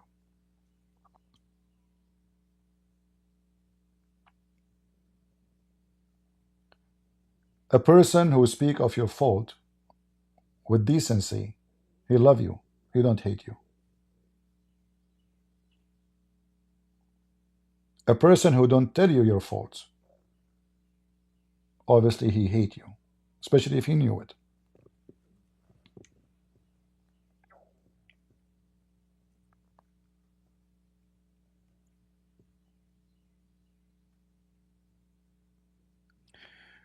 Maybe they think because Jesus, the story of Mary, the blessed Mary, when she asked Jesus for the miracle, that does not replace Jesus by Mary. Mary, she asked Jesus, still we ask Jesus too. You know what I mean? You will find in the Bible that Jesus never called Mary mother. He just called her woman, which is not nice. Why? Because she knew that he is her Lord.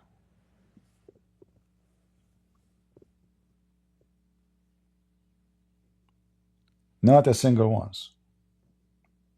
Even in that miracle, the wine miracle, he said to her, what do you want from me, women? Women.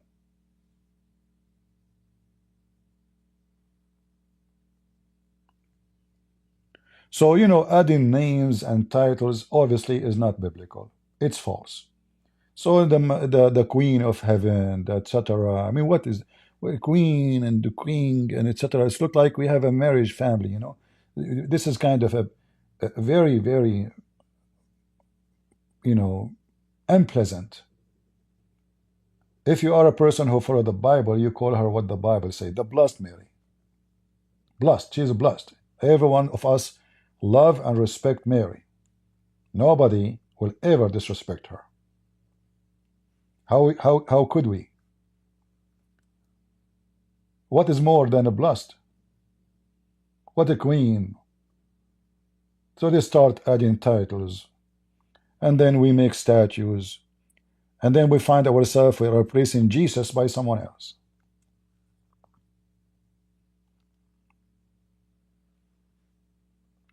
I believe that the whole ideas of creating those pictures and statues is to forget about Jesus.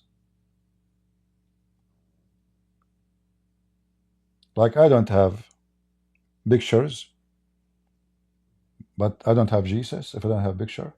And the funny, none of those pictures are Jesus too. And none of those pictures is Mary. I wish we have a picture from Mary, at least real Mary. So you will see Mary, sometimes she have a blue eyes, sometimes she have a green eyes, sometimes she have a dark eyes, sometimes she is a blonde, sometimes she is dark hair. They created their own fiction, Mary. Human being, he left paganism when he joined Christianity. But he always desperate to go back to his roots, where he came from, to be pagan.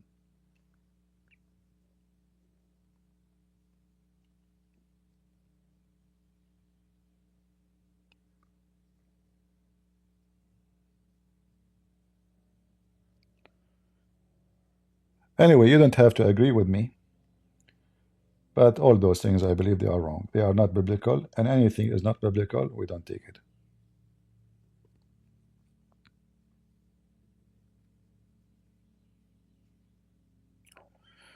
Any other question?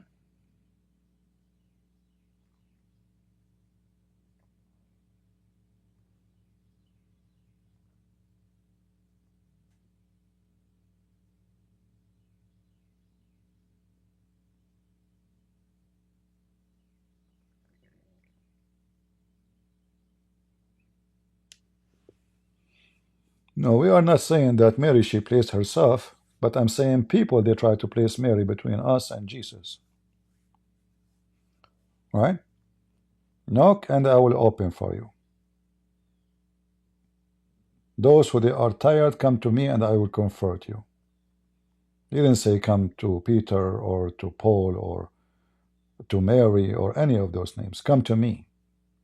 And then, you know, when they want to justify an idea, they will quote for you a verse. They will say to you, Jesus, he told Peter, whatever you write down on earth is going to be in heaven. It's about his mission. And this is to Peter. About his mission to continue in the church.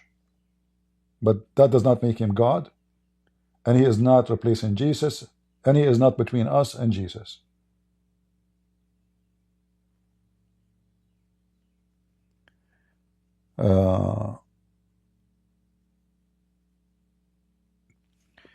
Can you explain the Eucharistia? Turn the blood of Jesus into real blood? You know, like, as always, you can always try to find verses in the Bible to make it sound the way you want, you know. But I will make it simple for you.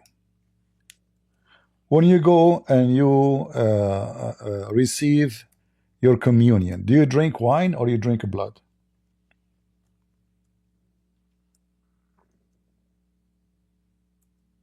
The one who asked me the question. When you go to the church and you do, it says in Matthew, what says in Luke, you know, what says in 1 Corinthians, do you taste blood or you are tasting wine? I think you know the answer, right? You are not tasting blood, correct? Are we tasting blood?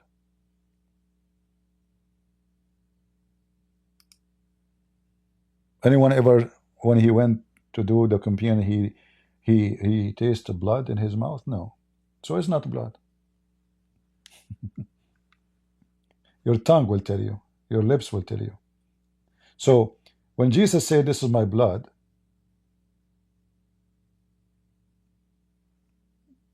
it's not blood. Jesus speaking about prophesying to you what will happen to him right after this occasion. My body will be broken. That was the bread. Are we eating meat when we eat bread? No. Are we drinking blood? Are we zombies? Do we really serve a blood in the church? Muslims, they make fun of you. Say the Christian, they drink the blood of Jesus.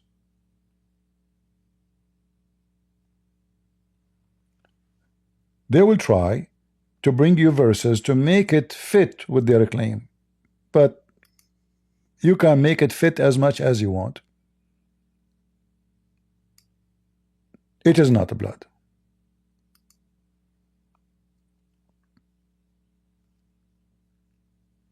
It's all about what Jesus did and what Jesus he present. So in Matthew 26, when Jesus he spoke to them, he said, this is my blood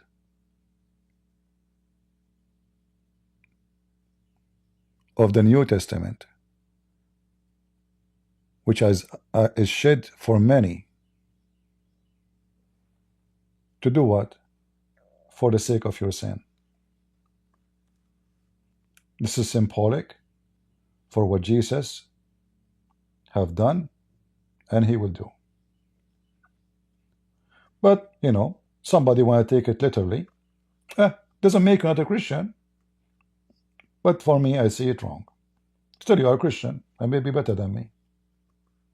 mostly. Why maybe? You know, you are more faithful, maybe better than me. You do way better things than me. But I think the idea is wrong. But I'm sure you will find tons of books speaking about, yes, it is real blood. They make books about it, and they are professional, they are scholars, they are etc. But I believe it's at the end of the day, my lips will tell me if it is or not.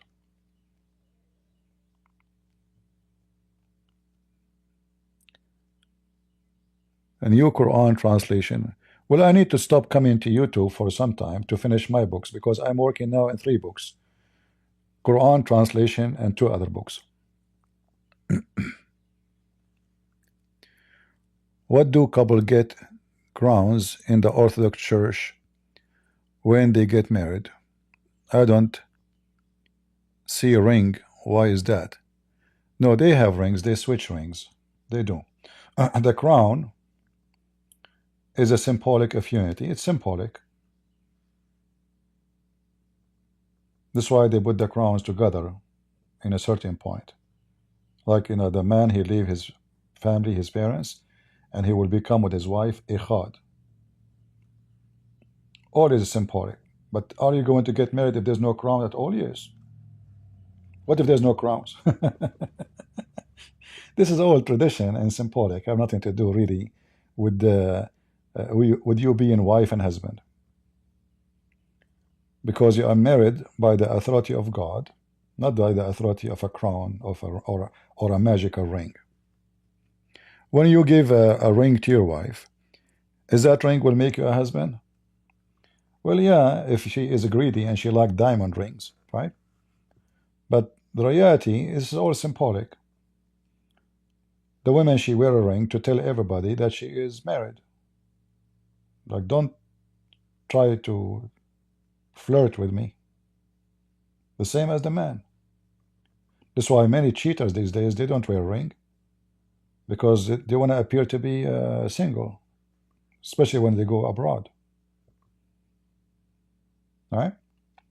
The first thing a cheater he do, like, I don't know these days if people are still wearing rings, but what I know that usually a cheater, the first thing he do, he take the ring off his finger, because he don't want people to know that he is married.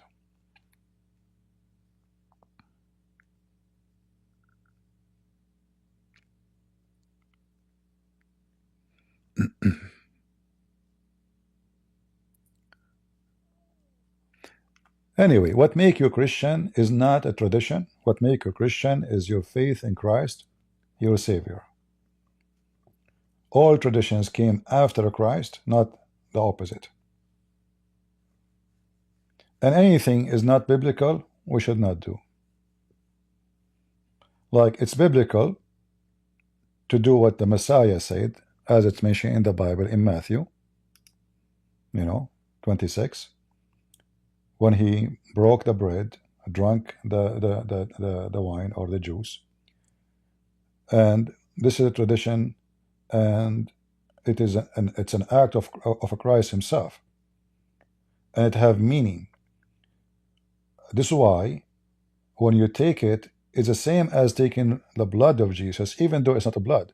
So when I say it's not a blood, I'm not saying it is useless, it's nothing, it is, like, no.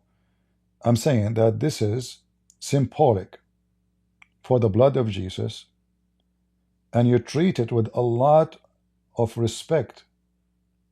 And if you don't deserve it, you should not take it. When Judas, he sat in the table of Christ, he mentioned clearly that there's a person he don't deserve to sit on the table. So if you think you are not a person who deserves to take the Eucharistia, then you should not take it. If you are a sinner, if you are a fornicator, if you etc., you don't go and take it. That's why you confess your sin, you repent, and then then you can say, I deserve to take it. You don't sit on the table of the Lord, eating from his food, which is in this case his bread present his body, and the wine present his blood, when you are committing sin and you are living the life of sin. So you have to be a person who deserve it, so you can have it. You see, in the few days ago, somebody, when I said you should, you earn not only your faith, you have to earn salvation. Many, they get upset because, oh, we are saved by the grace, right? By the grace of God, not because of our work. But in reality, if you check, we find that both cannot be separated. By faith and by work cannot be separated. Faith without work is dead faith, the Bible says. And then if you read Matthew 25, you will see the parable of the virgins, the parables of the talent, like the 5 virgins who have no oil in their lamp. Jesus called them foolish. Those are foolish people. Foolish. Virgin here is not about women, by the way. Don't think this is a virgin like Muhammad. You know, those virgins present every one of us. So we think when we call ourselves Christians, oh, we are the virgins who, you know, who deserve to go to heaven because we believe in Christ. But then the Messiah, he make it so clear that 5 of them, they have oil in their lamp, and the other 5, they have no oil. So what's the point of the lamp if you have no oil? How you can have a lamp and you carry a lamp and you walk with it in the night and you have no oil, which means you cannot light it up? That is a foolish behavior. And this is what we learn from Matthew 25. Let me open it. So when somebody says to you, you do not need to do any work, those are satanic people. I warn you from them.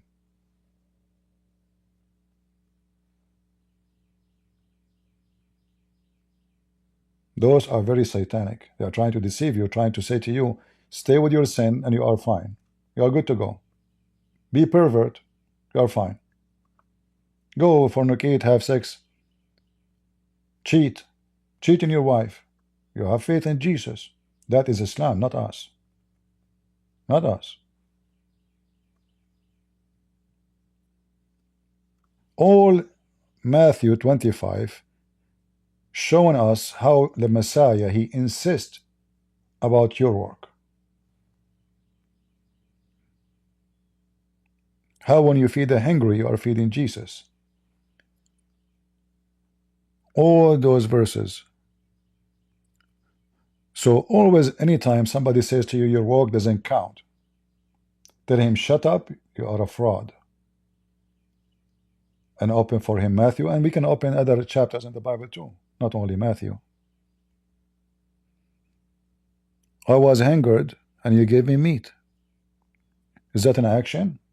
Yes. Action of what? Of a faithful man or woman.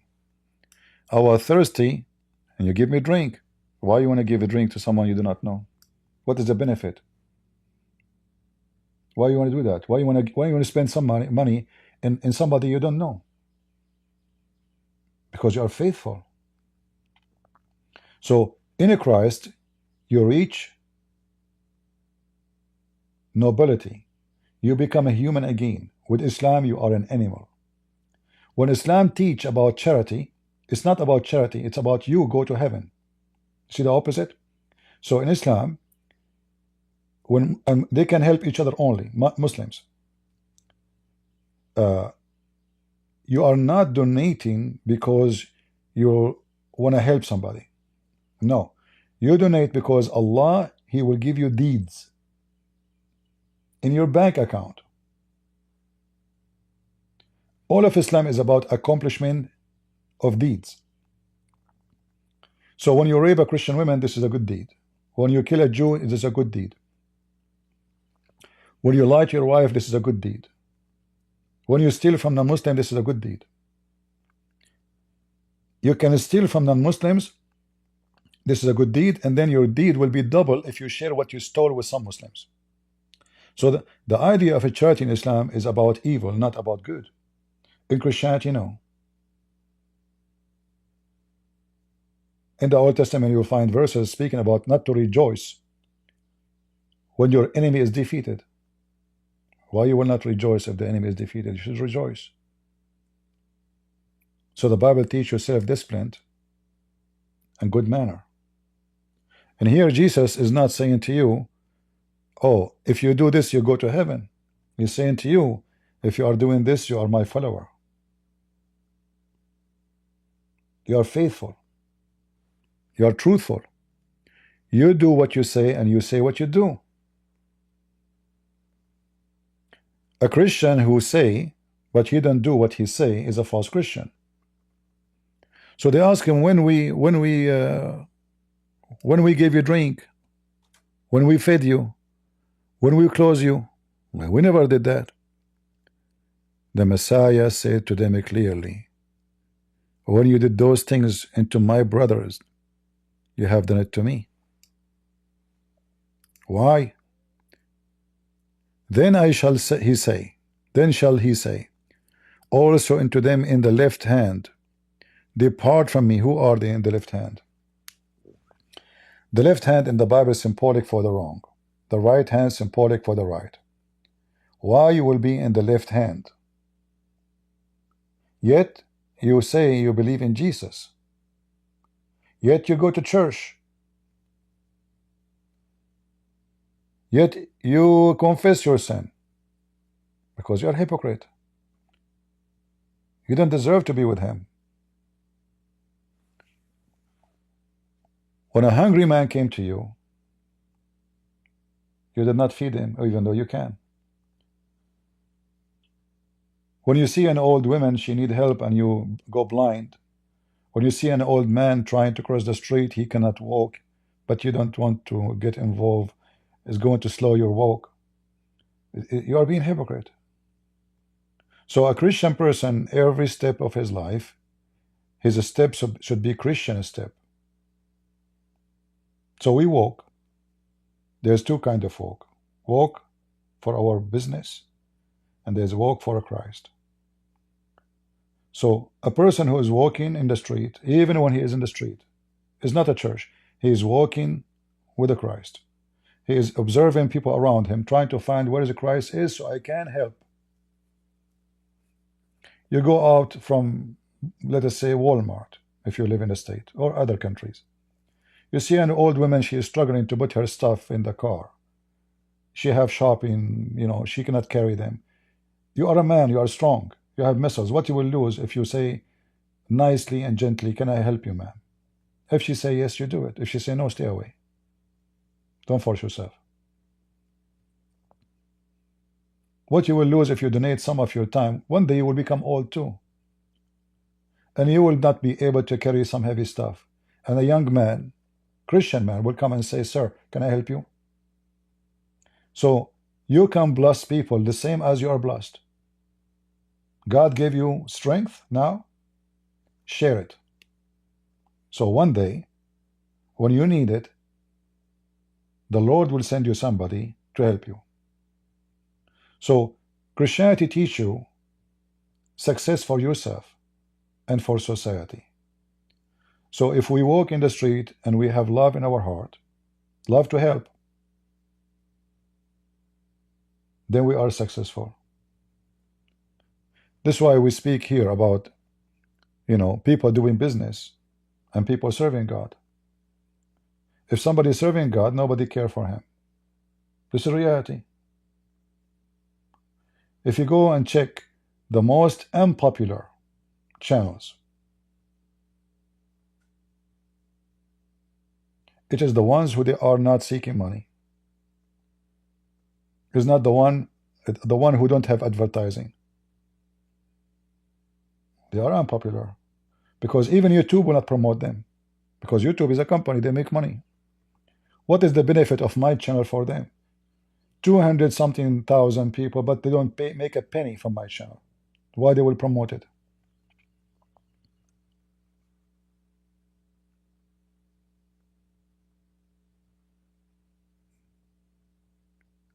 Human being have motive. Christian being have different motive. When we are speaking about those Muslims and their scandals, they have a motive. They don't care for their God, they care for their penis. When Allah, He told them in the Quran, supposedly if He exists, that your heaven contain women who their legs is open, banana, fruit, gold, silver. He is speaking to their stomach and down. All things connected to the stomach and down. Money means stomach and down. Money bring two things: food and sex. Money is to cover your physical needs, not spiritual.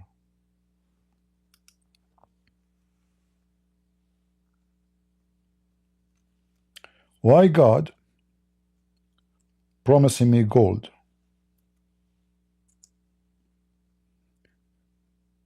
Even the floor in heaven of Islam is from gold and rubies. Why? Even we will wear a bracelet and necklace made of gold and rubies and diamonds. Who is this God who is trying to tempt me with such a thing? What is the value of gold in heaven?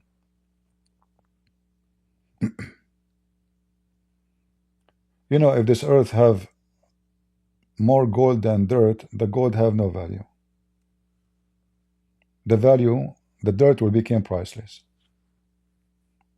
In fact, we as a human, we need dirt, not gold, to survive. Because you can plant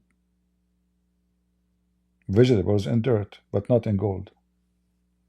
Your tree will die if all the floor is gold. You will die. Gold brings death. Dirt is you. You are made of dirt. So dirt can provide you. Gold cannot. So all the promises of Muhammad is about sex, gold, silver, crystal, and women. Why? Because simply this is what Islam is about. Speaking to your stomach, to your penis, not your brain.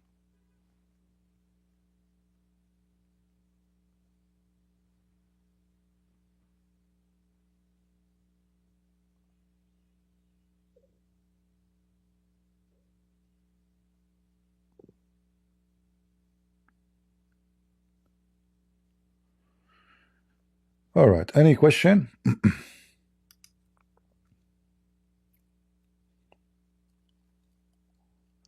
Anything?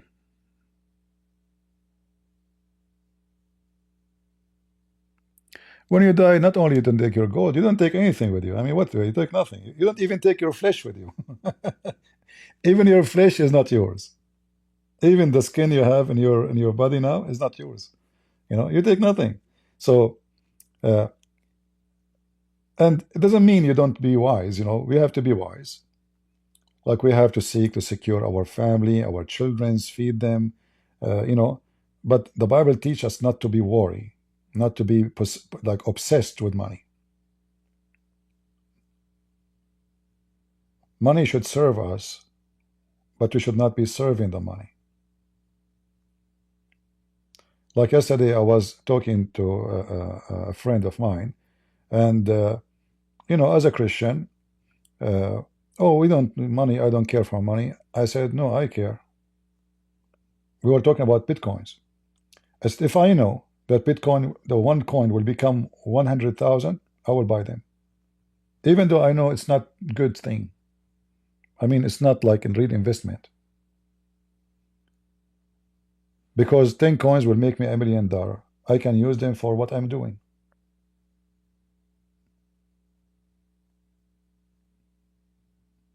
I would love to have $1 million. I can do many good things. Like when I try to open a TV station, I don't have money. I can open a TV station to spread all what I'm saying in satellite. The money can be a great tool for good. It is you decide how the money will be used. Money can be a tool to be a pimp like Andrew Tate's, or to be a person who use the money for your own benefit, nothing wrong with it, like to feed yourself, to support your house in need, etc., and the same time to do good with it. What about supporting a child? He don't have a school, he cannot go to school. What about adopting somebody? What about sponsoring a college schools? Money can do a lot of good things. It's not the money which is evil necessarily, but it can be a tool of evil. Same as everything in life. You as a human being, you can be evil, or you can be working for the Lord. In your kitchen there's many knives, but none of them is made to kill people, but you can use it to kill. It's not the knife who kill, it's people who kill. The gun cannot kill by itself, even though it's a machine made to kill. So you decide what is your motive in life. Is it money? Is it sex? Is it to glorify yourself? Is it to praise yourself? Is it to put yourself down? The one who humble himself, he elevate himself. And the one who elevate himself, he will be humbled. God will humble you. Time will come and we'll see how stupid you were when you are so proud. All those, especially when you are young, you are arrogant, you are so proud. You know, you have the energy in your body, you think you are strong. All of this will be taken from you in a few years. Few years, not many years. Women who is so pretty, she is so proud about her eyes, about her hair, about her body, about etc. She walk in the street like a whore. She's competing with how short his skirt is. Soon, you don't want to wear a short skirt because you will not look good in it. And there is someone else who will replace you in the street. Don't you learn how history works? Don't think, a human being is the same as a stupid rose. Rose, the rose when it open, proud, and then few days after the rose is going down. A believer is going to be a rose when he or she is young or when they are old, because they are not, their stand of life is not their look. It's what they can do to this life. It's what they can accomplish, not for their sake, only for others. So if you are a foolish rose who is so proud about yourself when you are young, you will be so disappointed a few days after, because you don't have that look no more. What about the one who is wise? You see the grass? Grass. We walk on it, but doesn't get destroyed. I mean, it's amazing. You are like 60, 70, 80, depend, 300 kilos. I don't know, maybe you are a truck. Maybe you drive with a truck in the grass is still there. But if you do that to a tree, the tree can be destroyed. It's going to take a long time to come back. Grass, the car go over it. A second after, the grass is standing up. Humbled.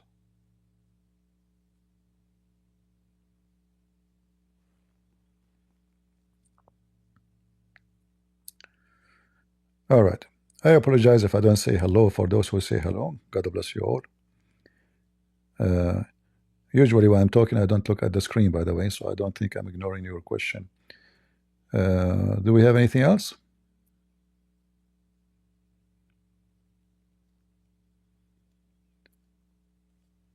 So don't be proud, don't be arrogant.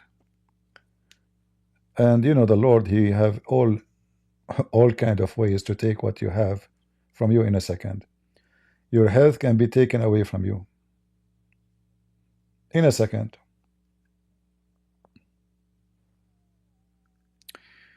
Did Arabic exist before Hebrew or Aramaic?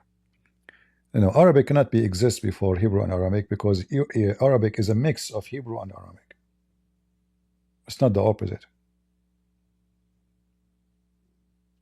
Aramaic is the most ancient, and Aramaic itself, there's an old, ancient Aramaic. Like Aramaic go in stages. You can go and study history about the languages, but Aramaic became the most popular. Obviously, Aramaic people, they were smart, and let us say they were the most advanced in their time.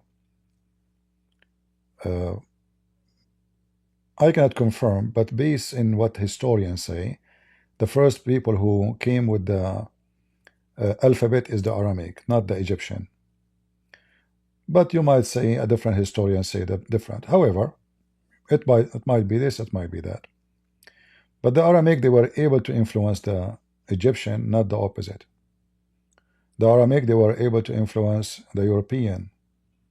Like Europe is an Aramaic word. It's not European word. Africa is an Aramaic word. There's many words you say, you use every day, is Aramaic. You salad. Salad is Aramaic. Stable. Tons of words. I mean, it's endless. When you pray, you say Amin, which means I believe, I agree. So many of us, we speak Aramaic. In fact, the numbers which you are using, those are Aramaic. The alphabet, the Aramaic alphabet are numbers and letters at the same time. This is how you see how much the Aramaic is involved in evolving of nations.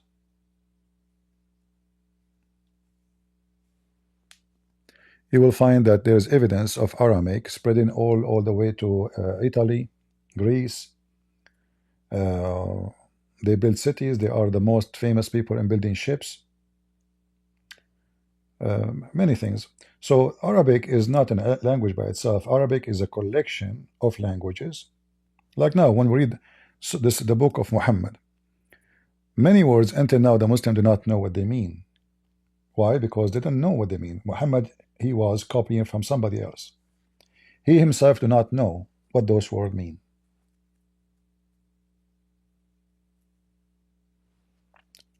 Like the word in the Quran, bustan. Where the word bustan came from? Haris. This is all Aramaic, you know. The Quran, the word Quran.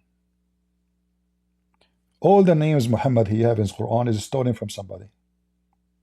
Gabriel, you know, Mikael, Harut, Marut, Messiah, Abraham.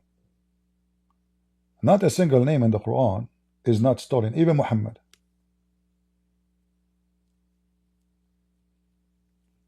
So Arab are not an ethnic.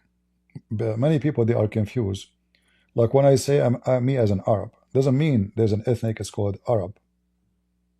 There's no such an ethnic, never exist.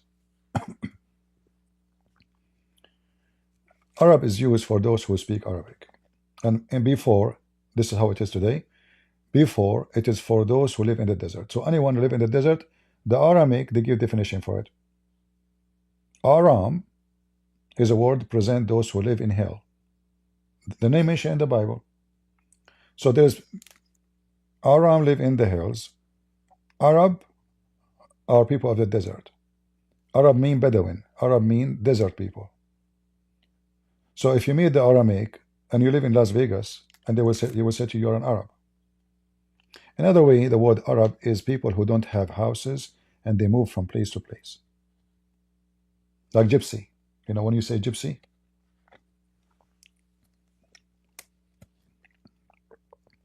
and then by time, the Arabic become a language. But never was independent, and until now it's not. Like you see here, when we say the word kuffar, you see this is kafaru. This is Aramaic word. That's why if you go to Israel, you will see many cities, they have a name, start with kafar. Kafar. Or Beit. Like what the Kaaba name? Beit. Baytullah. Bayt is the house. Bayt mean house, but this is Aramaic word. So Abraham, he built a Bayt. Abraham, he built a Bayt. Bethlehem. You know Bethlehem, where Jesus was born? The name is Aramaic.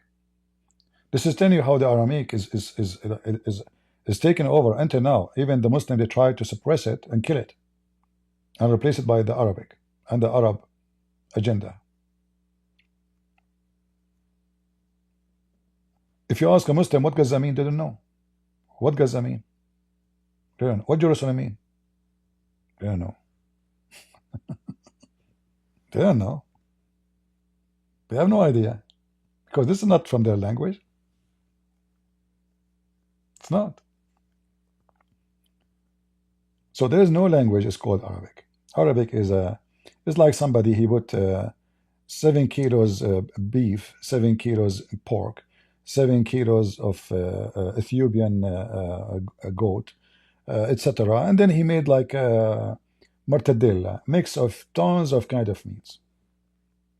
And then he called it mortadella.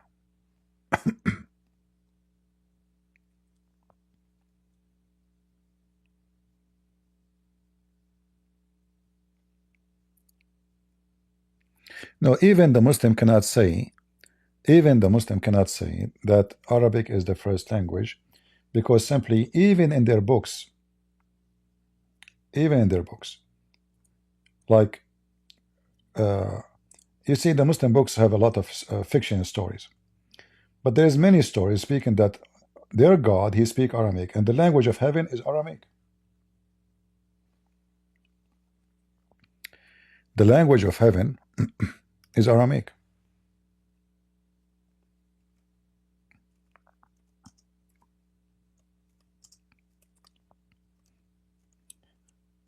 Don't forget that Muhammad was a Sabian. Sabian, they are Aramaic. They speak Aramaic. They are not Aramaic as an ethnic. They speak Aramaic.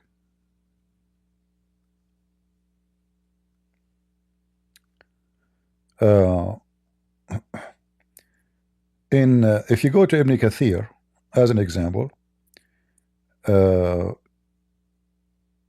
the Quran says بِلِسَانٍ عَرَبِيٍّ مُبِينٍ,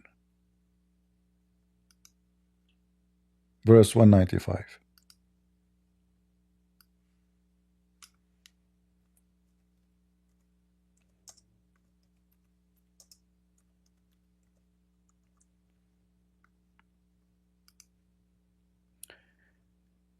if you go to Ibn Kathir, you will see Ibn Kathir, he says the language of heaven is Aramaic.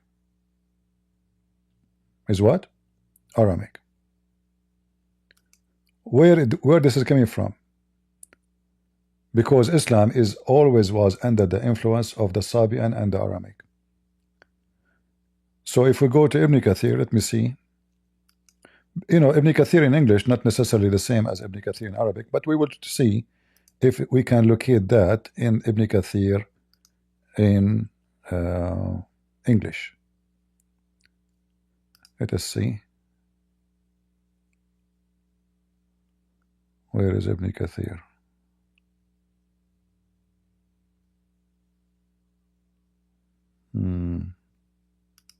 Okay, let us use this page here. Chapter 26, verse 195.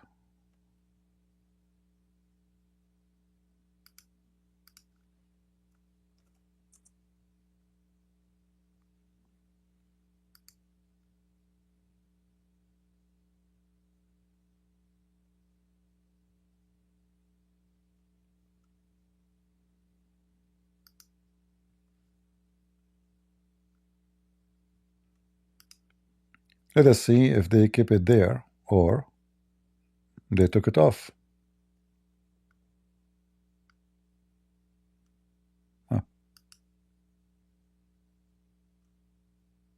See, in the until now I didn't see the Aramaic. It says load more.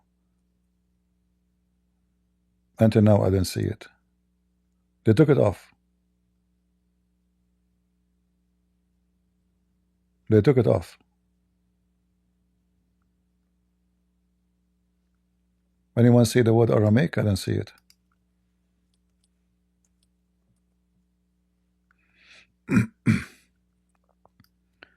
Let me search for it. See if it exists in the whole page.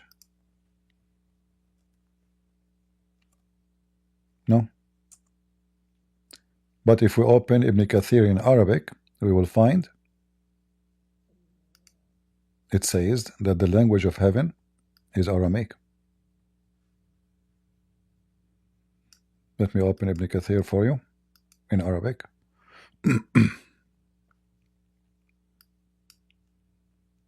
Here we go.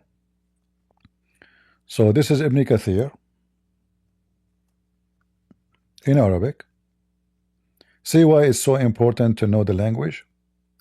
This is why those people who do not speak the language, they cannot really, you know, do a good job when they debate Muslims.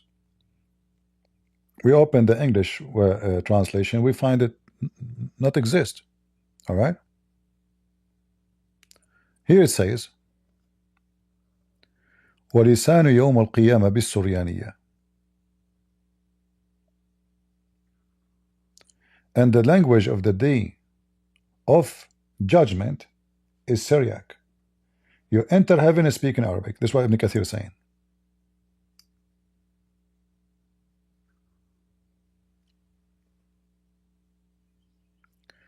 And then you need to ask yourself, why the language of the day of judgment is in Syriac? Anyone knows? What is the secret? Why Syriac? I mean, there's millions of languages.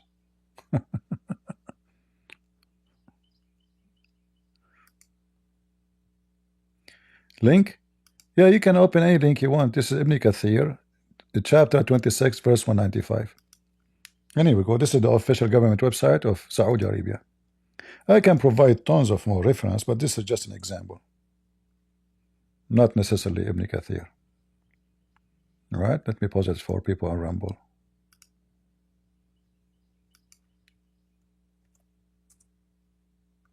All right. Anything else?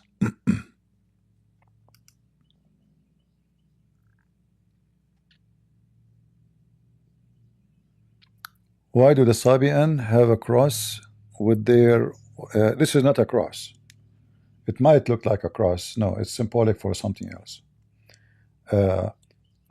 You see, the Sabian, when the Muslims they start killing them because they are pagan, they find a solution to say that they follow John the Baptist. So the cross is not a cross. Is a symbolic for John the Baptist is standing. Have nothing to do with the cross. All right? But this is something they add long after Islam to their religion. It's just to make themselves they are from the people of the book. Because remember the Quran says Christian and Jews can live if they pay jizya. None of those have to die. So the Sabian, they come to a trick saying, well, you know what? We follow John the Baptist. But they didn't have a book of John the Baptist, and they hate the God of John the Baptist. In their book, in Kanza Rabbah and other books, it says that the God of the Jews is Satan. Why? Because he commanded them to do circumcision. So how John the Baptist is a prophet for them, yet they don't believe really in prophet, and they believe in angels. The angels, they have ranks, and they are gods. So there's angels who create and angels who they are, what they call them, caregiver, let us say. So there's angels who they are high, and there's angels who they are lowers.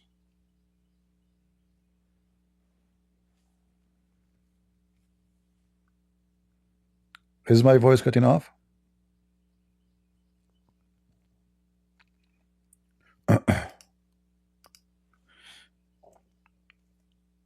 Muhammad, he copied a lot from the book of Kanza Rabbah. You see, look what the Aramaic is doing. Kanza Rabbah.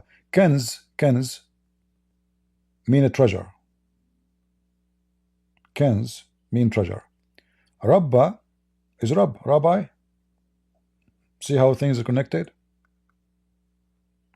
Kanza Rabba. And their book have Kanza Rabba right and Kanza Rabba left, which means the book is divided to two. The two they will meet in the middle. And obviously this is have a like a religious meaning. Like you start reading from the right to left until you arrive to the middle, and then you start reading from the left to the right until you arrive to the middle.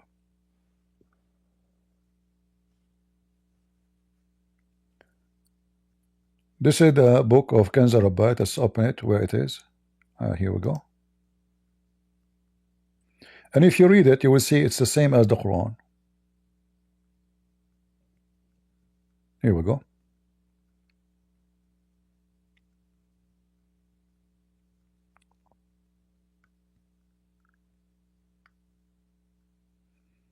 Obviously, you see, this is the symbolic you are talking about. This is not a cross.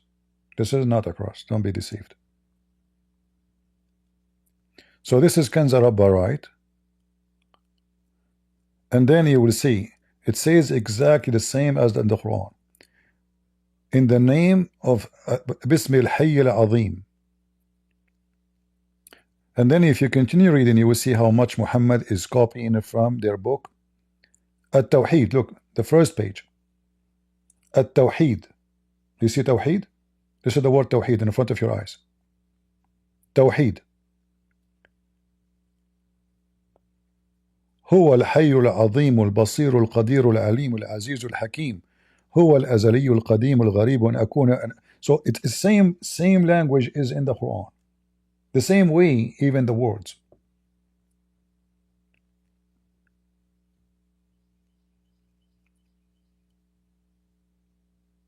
Exactly same words.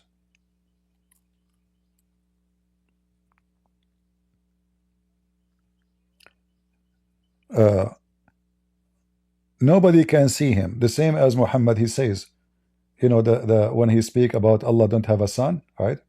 He never begotten, never begot. No partner with him. No friend of his authority. Whoever depend on him, he will never be disappointed. But it's the same language. The same words. Anyone who speak Arabic, he will see right away. And here you see what is unique about the Sabian. They have something called Al-Uthariyin or Athriyun. Those are the higher ranks angels who they are the creators. Even though they claim that they believe in one God, but he is the highest angel. And there's angels who work with him to create.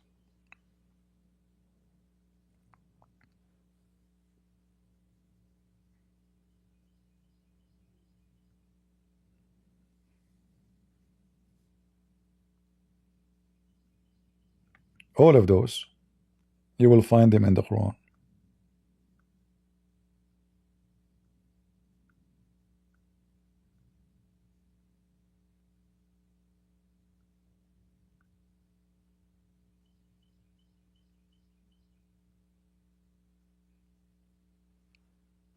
I wish you guys you can speak, you can read, because then we can make a full study about the text we are reading. But for now, the only thing you can do, you can freeze any screenshot. You make a screenshot and use your phone to translate. Actually, look at here as an example. أبسط الأرض. The Quran says الأرض بساط. وأرفع السماء. The Quran says Allah, he lift up the sky. And he hang the planets. هب الشمس ضياء. The Quran says الشمس ضياء والقمر بهاء. Look, the same word. You see here? الشمس ضياء. This is الشمس. This is ضياء. قمر, which means moon. بهاء. والنجوم سناء. exactly as it is in the Quran. If I go right now to the Quran and type,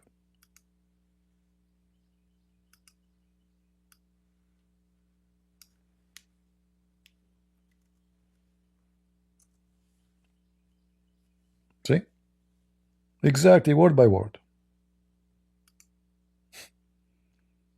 exactly word by word. He copied word by word.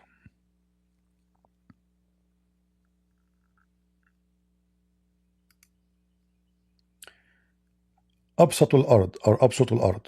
He make it the earth flat. I will type the same word. الأرض بساط.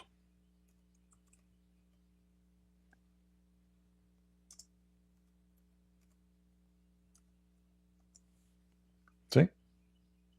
Exactly the same word. Translation here is false. It says he spread out the earth. No, the earth make it flat as carpet. Bisat. Bisat is not an Arabic word. All of this is not Arabic, you see?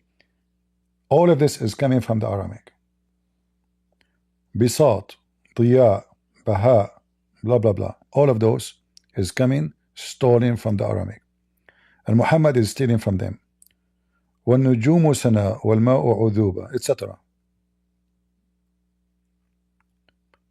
You will not find one story in the Quran it is not stolen from somebody.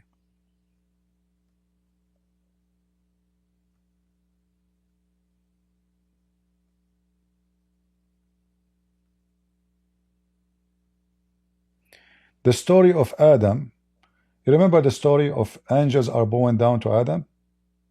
You remember it? It's in front of you.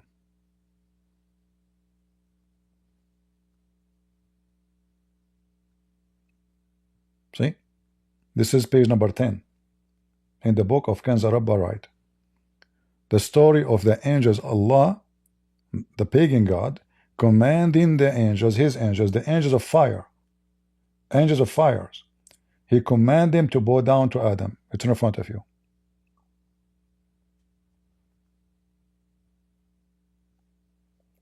Except one, he refused. This is exactly what the Quran says, word by word.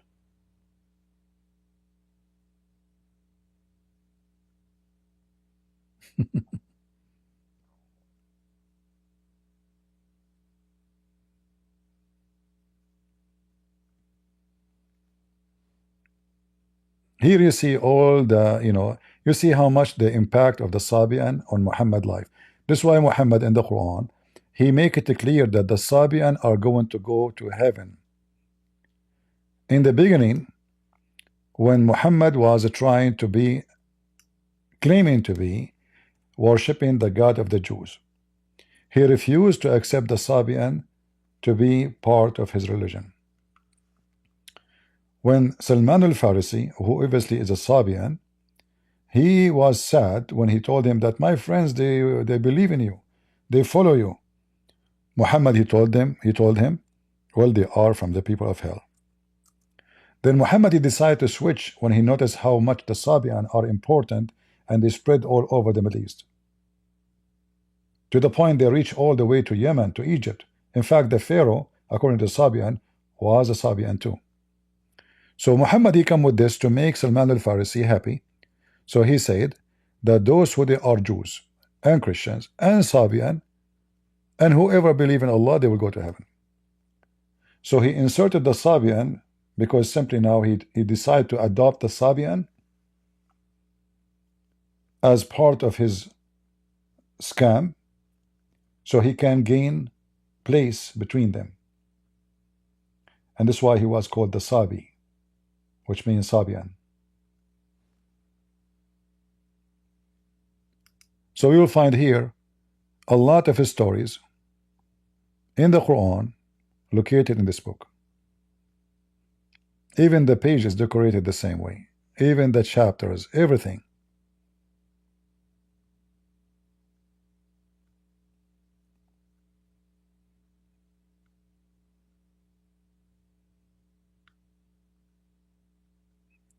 And you know, if you watch the videos about the Muslims' abolition,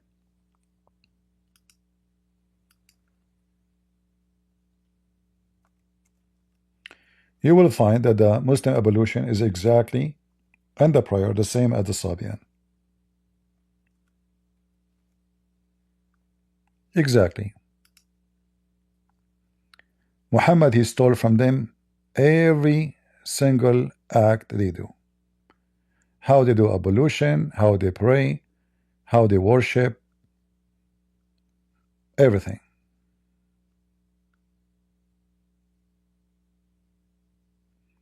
You see, when the Muslim, he pray to his God, what he do? He put his hand up next to his head. Next to his head. Let me show you. This is a Sabi, I'm praying. Exactly, the ablution, everything.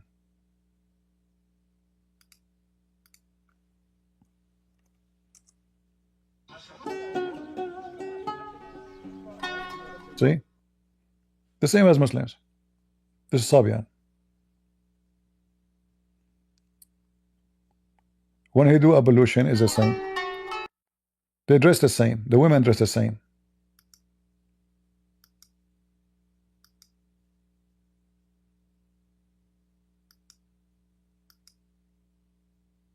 See the ablution? It's the same.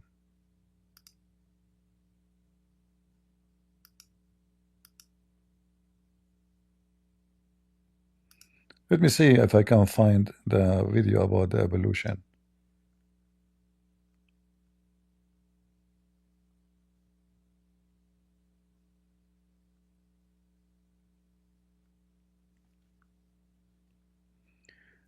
The Sabian, when they try to use the name of John the Baptist to save themselves from the hand of Muslims, they said that we follow John the Baptist and approve we are going to do baptism. This is why you see in the Quran, when Muhammad, he claimed to be a Sabian,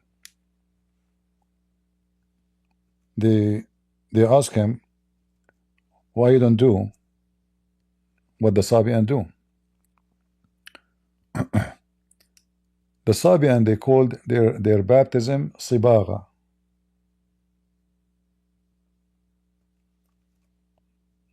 Let me open it for you.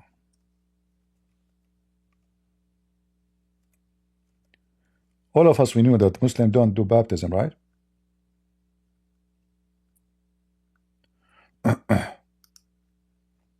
Actually, in the Quran, it comes as a sabgha.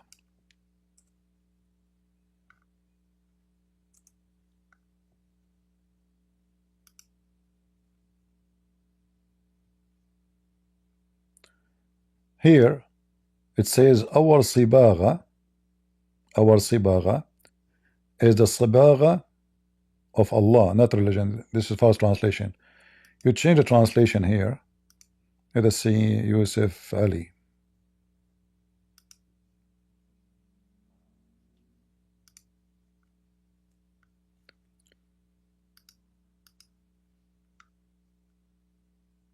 See, suddenly it appears as baptism. So they asked Muhammad, why you are not doing Sibagha, which is a form of baptism. They said, our baptism is the baptism of Allah.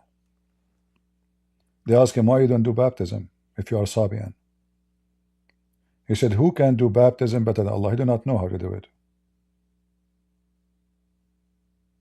So he claimed that Allah is the one who do that when you become a Muslim. And who is better than Allah to do baptism? And this is why he says, are you going to dispute with us? Because they are disputing about why he is a Sabian and he is not practicing what the Sabian they practice.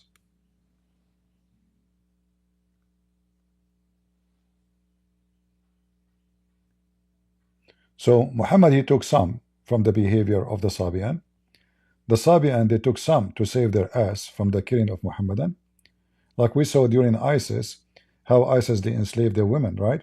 because they are not protected. They can't pay jizya to live. So they are like goats for them. Take them. They have no protection from the Quran. So what the Sabian they do, they say, oh, we follow John the Baptist, you know, and they went through many stages even before Islam where they were discriminated because simply they considered as pagan.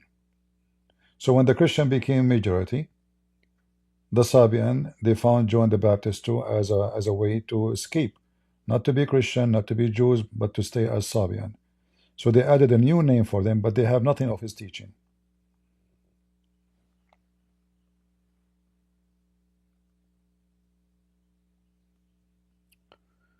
All right.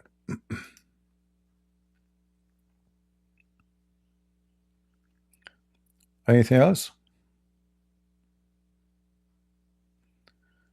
I was not looking at the screen if somebody have a question.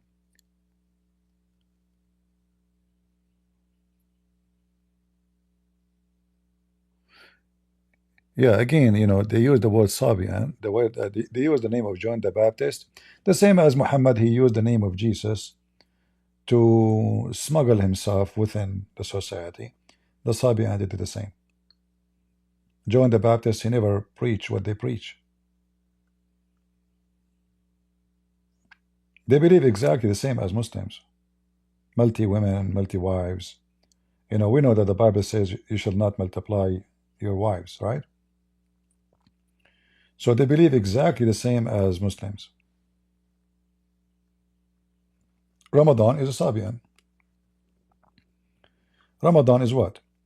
The Sabian, they go in the city of Ur, which is where Abraham came from.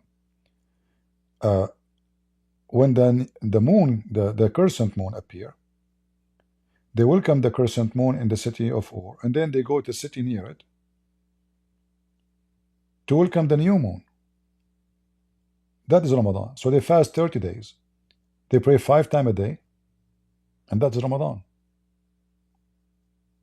This is why in the Quran it says, whoever of you witness the new moon, not the new month.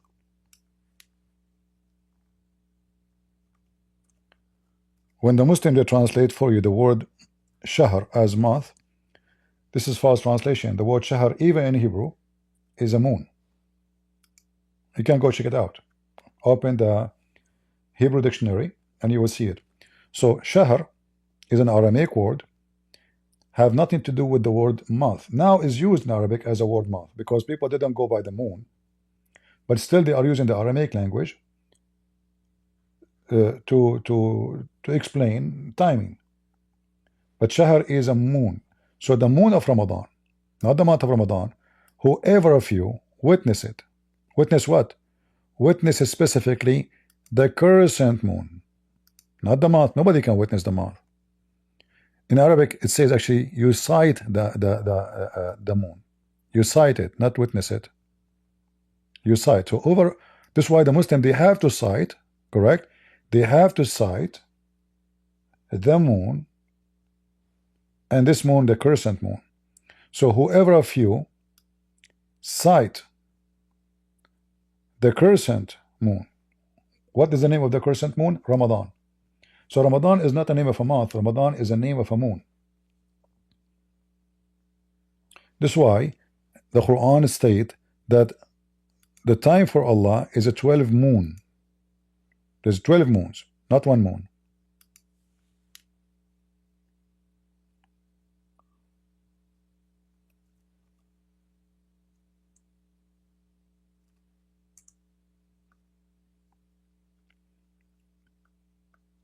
Everything in Islam is about the moon.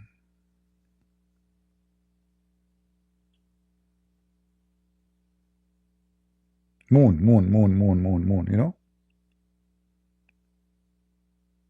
And you know the Muslim they take the moon calendar too, correct?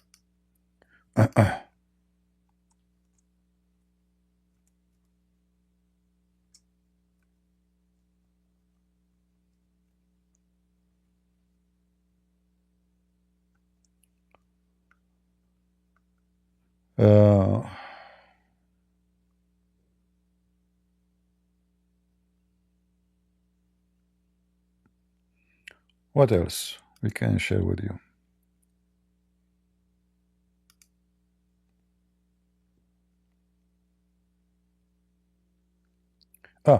There is other word which is Aramaic too, is using the word ahilla.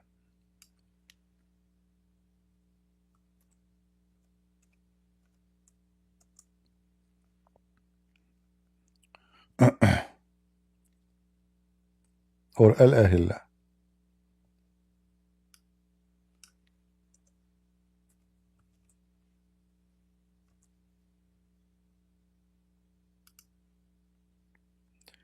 Ahilla is a plural word of the singular word which is hilal. Hilal is a crescent moon. So they are asking you about the ahilla. Why the Quran consider that there's moons? There's many crescent moon. There's not only one. So what the Quran says? They are asking you about the new moons. Do you see the word new moons? This is the Muslim translation, not mine. If there is really new moons? No. So why they are new moons? Because the Quran consider there is many moons, not only one. There's 12 moons. Each moon have a name.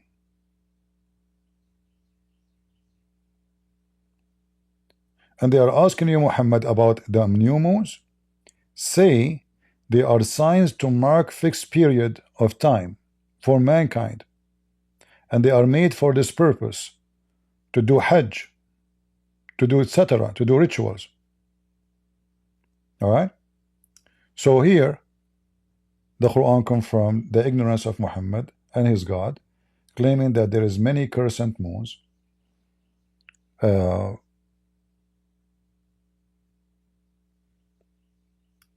Otherwise, there is only one moon. It's the same moon, you know, not moons.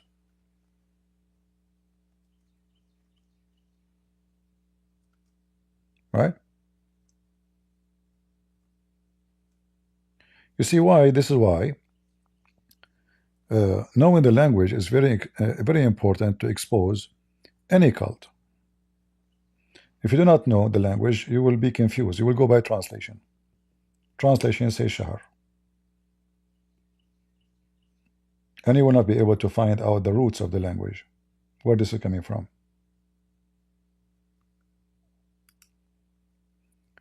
So when the Quran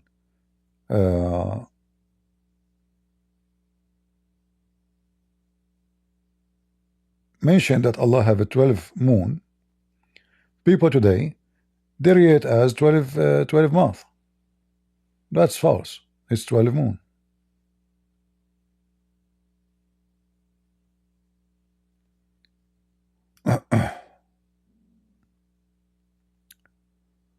Like if you go and read here,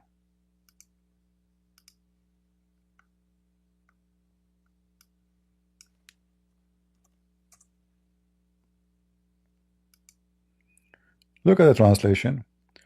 Verily the number of months with Allah is 12 months. Nowhere it says months. Is 12 moon.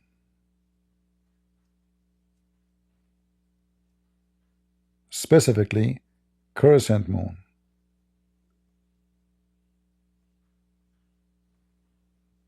All right. Anything else?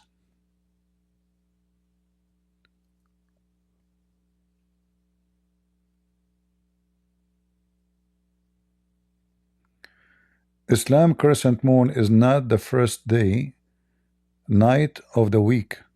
It doesn't matter which day is going to be, because the day for them is started from the moon, not from anything else.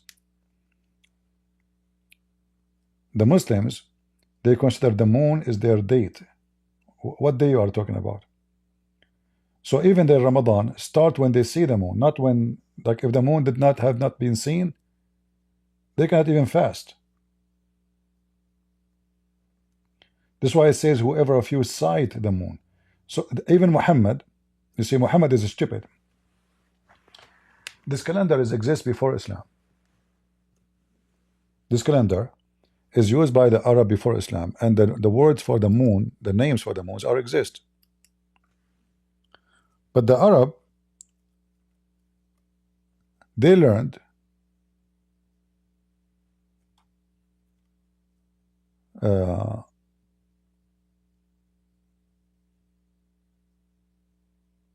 that the calendar is wrong. So they fix it.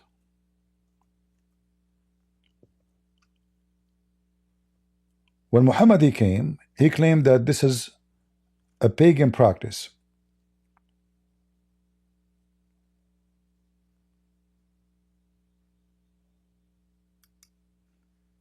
And he forbid it. And then since then, nobody can practice it. This is why you see the birthday of Muhammad sometime is in July, sometime in December, sometime it is in August, sometime in September. The Ramadan, sometime here, sometime there. Why? Because Muhammad, he changed the calendar. He's an idiot. And now their calendar is messed up. So what it was, a practice done by the Arab the correct way, following the steps of the Jews, fixing their day and their calendar, it become forbidden in Islam because this is supposedly the act of the pagan. So if you go to chapter 9 verse number 37, it says the following: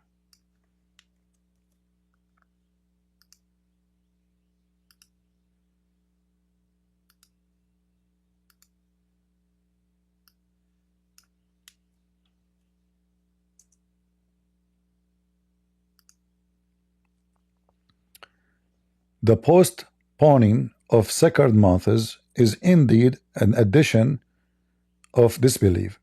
This is not really postponing, this is just adding days to the year to fix it. So the year will stay stable, so July will be July, August will be August, etc. The same actually, even our calendar now, every 3 years we have a lab year, right? So we add time for it to fix it, because the calendar is not perfect. But because the moon calendar, there's almost 10 days different, 10 days. So every year the calendar will move 10 days. How we can fix that? The Arab, they use following the steps of the Jews, and they add 10 days to their calendar. Muhammad told them that adding those days is an act of paganism. So Muhammad screwed the calendar of the Arab. Ramadan, it should be the month located specifically, like based on some historian, they say it is July or maybe August, because this is the month of thirst, have nothing to do with fasting, because the most hot month in the year, and there's no humidity, no rain, nothing. So this is called Ramadan, the thirst, have nothing to do with fasting. Because Muhammad, he destroyed the Arab calendar, or the people of the desert, and he forbid them from doing this practice, Ramadan sometime come in December, few years after. Like if you go right now and check Ramadan for the coming a few years, Ramadan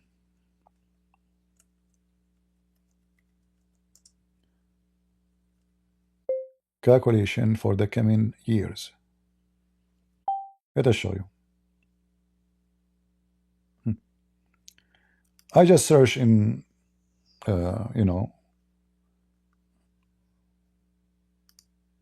in Google, because I don't want to waste my time to calculate, but just to give you an idea.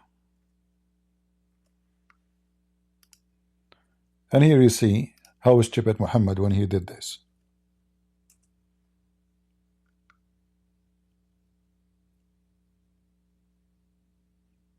All right.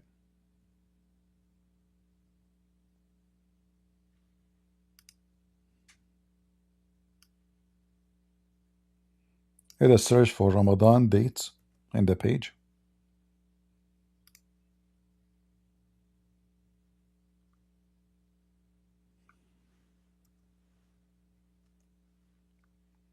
Read with me carefully.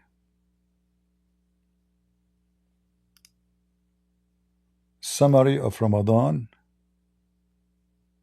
Look at the dates, guys.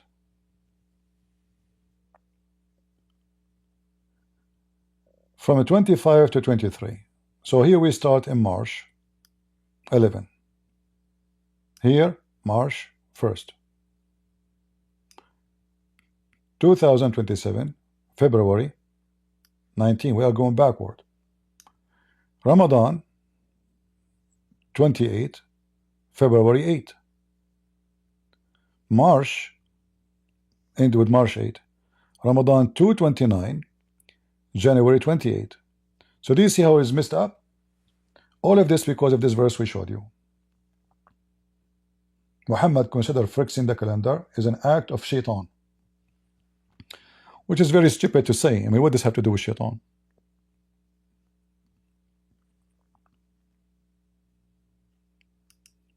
But Muhammad, he wanted to show himself that he is the person who is really sent by God, and he want to change things.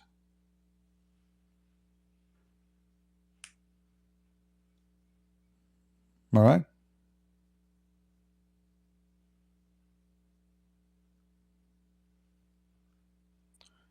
Anything else?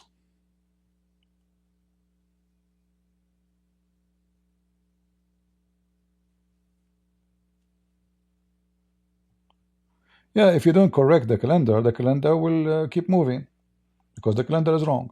So here you see, if Allah is good God, should be smart, say this is not right. Why July this year is coming in December? And why we call it the month of heat or the month of thirst? You know, why we give them those names? Those names doesn't fit with the month no more. All right? So idiot.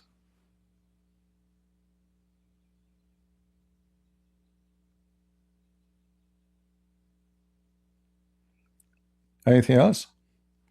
The funny, I went in the morning, I said to myself, let me have some coffee with them and speak about this Abdul. But now we are here live for how many hours? And people, they are advising me not to go for long. I did not listen to them. I need to set an alarm when I go live to keep it short.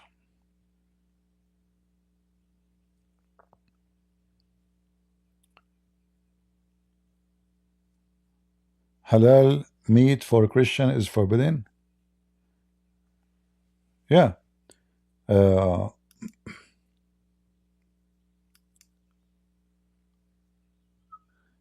You know, the very simple thing we ask ourselves, what is the word kosher mean or halal?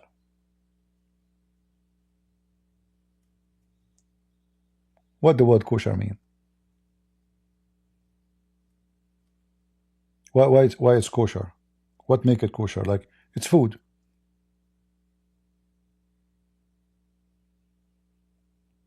But make a food kosher is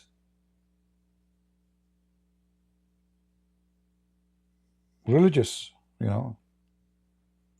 Otherwise, all food is food. Like, doesn't make a difference if the goat is a goat. Like, I can buy a goat from a Muslim. Still, I can eat it. But if the Muslim, he is the one who slaughtered the goat, I cannot eat it.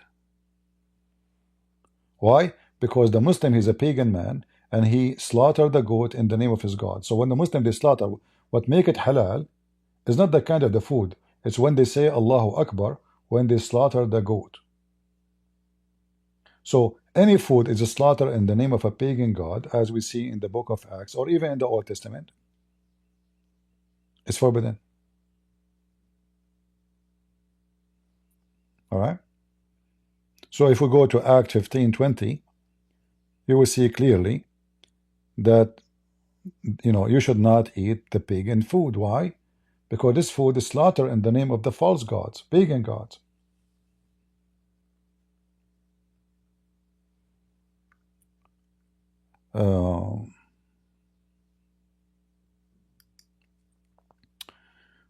We can Let us see this verse here. I mean, there's many verses, you can search them. But even in the Old Testament is the same, you know. Jews cannot eat the food of pagan people. They cannot. It's forbidden for them. All right.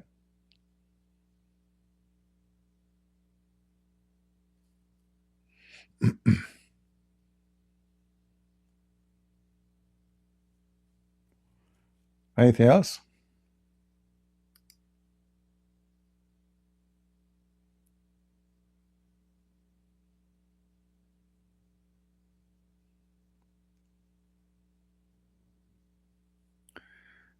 They slit the throat of and make the animal suffer.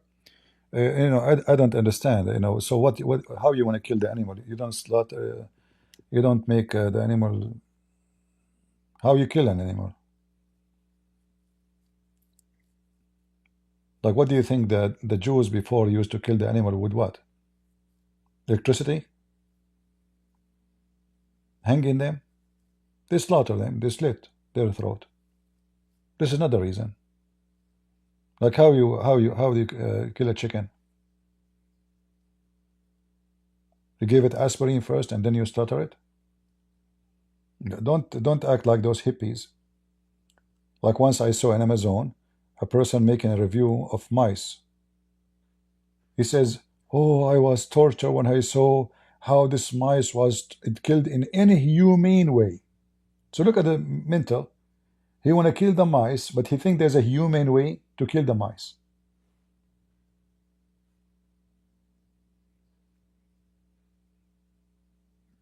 So it's not because they slit the throat of the animal. This is the right way to do it. Why not? What's wrong with this? Like you want to kill the animal, but you are merciful now and you are a good guy. So you kill him right away, fast, if you are trying to be merciful. Don't torture, right? And this is the right way to kill it. Nothing wrong with it. Like you are merciful, but you want to eat me. I care for the feeding of the chicken, but I want to eat them, barbecue them. That's weird. If you care, you then became a Hindu. The Hindu, they claim they will not eat animals because this is a soul. But they have a belief that if you was a human one day, today, tomorrow you might become a chicken or even a cockroach. But even the Hindus are hypocrite because they eat plants. And plants, they eat meat. If you put any kind of food contain meat under the plant they will flourish.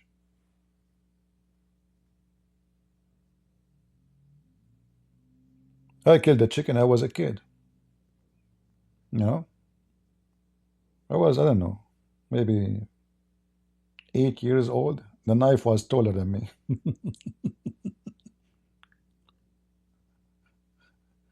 Not like now they bring the chicken for you ready, you know. My dad, he bring a chicken. They are healthy from the farm. He don't buy those, you know.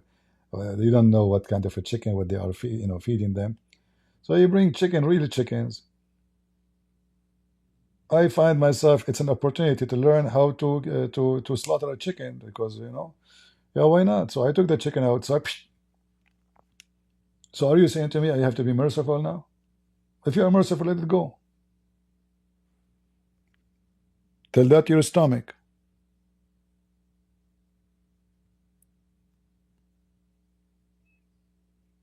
And I was amazed how the chicken was jumping like crazy. Like that's why I say, like, if you see the chicken dancing, does not mean it's dancing. This is what happened when somebody is dying. They start dancing. So it was jumping like crazy.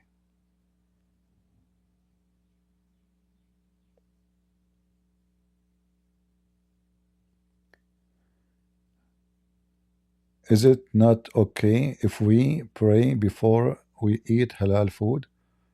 Or we can eat? It doesn't matter. What do you mean you pray? This animal is slaughtered in the name of a false god. You cannot eat it. You cannot. My friend, do you need to open verses for you? There's tons of verses. Go to Act 15, verse 29 as an example. Let me open it. Hold on.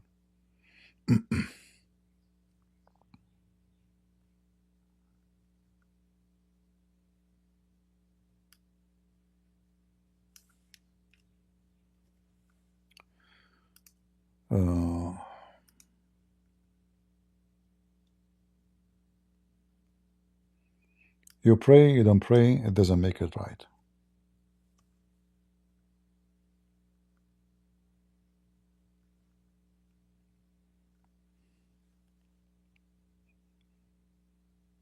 Now, if you are going to starve, you know, you cannot.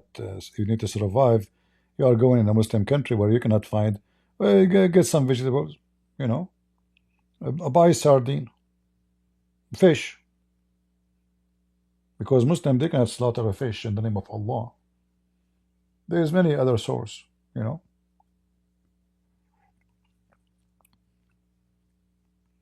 If you believe Allah is an idol, and their food when its slaughter is mentioned to idols, right, then you should not take it. Is it true that you do not go to the church? Do you go to the church, Mecca Doom? Do you go to the church yourself?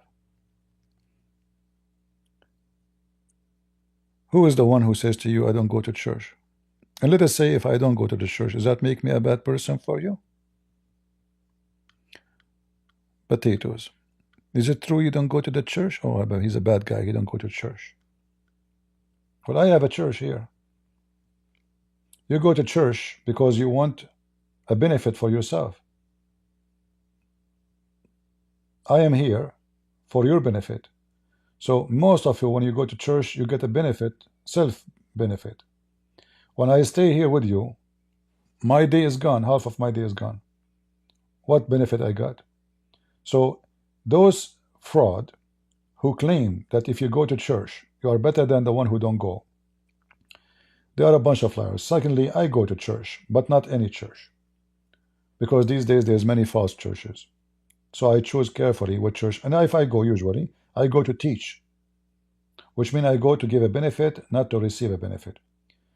Most of people who go to church, they go for two reasons: either to worship from their heart with the Christians, with the family, or because they want a social, which means social club. And this is the majority of people in the world. They are looking for social. And those who claim that if they go to church they are better, well, guess what? Judah, he was with Jesus as a disciple, and he was rejected by Jesus from sitting in his table and not to eat his bread. So many false people, they go because they hate me. They say, Christian Prince, he say he don't go to church. I never say that. I say this is my church. I stay here million times more than going to a church. You're a priest, he is always in the church every Sunday. He's doing a job. He's not a true priest of God unless he do what priest he can do. Did your priest teach you about Islam? Did he expose Jehovah's Witnesses? Did he expose in his sermon teaching about Mormons? No. They are doing rituals. In fact, if your stupid priest is doing his job, I should not be here. This is a job of a priest, not me. Where is your priest? Where is your people who go to church? Where we can find them? Your Christian kids are deceived. Drugs, sex, abortion, Islam. Where are they? So you go to church, here we go. But you are a fraud, like Muhammad.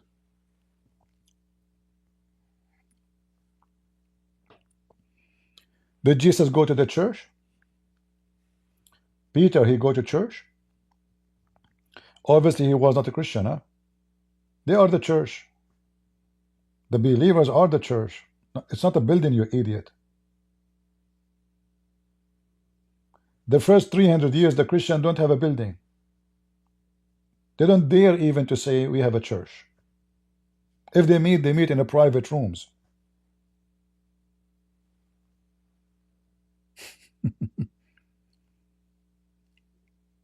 Shall I go to your Pope?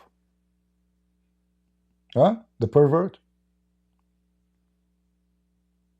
He is giving a prize to Azerbaijan after killing tens of thousands of Christians. He's condemning the Jews for killing Hamas, who says all religion lead to God. Here we go. This is a church. And this is the biggest church in the world. You will find a church of it in every corner.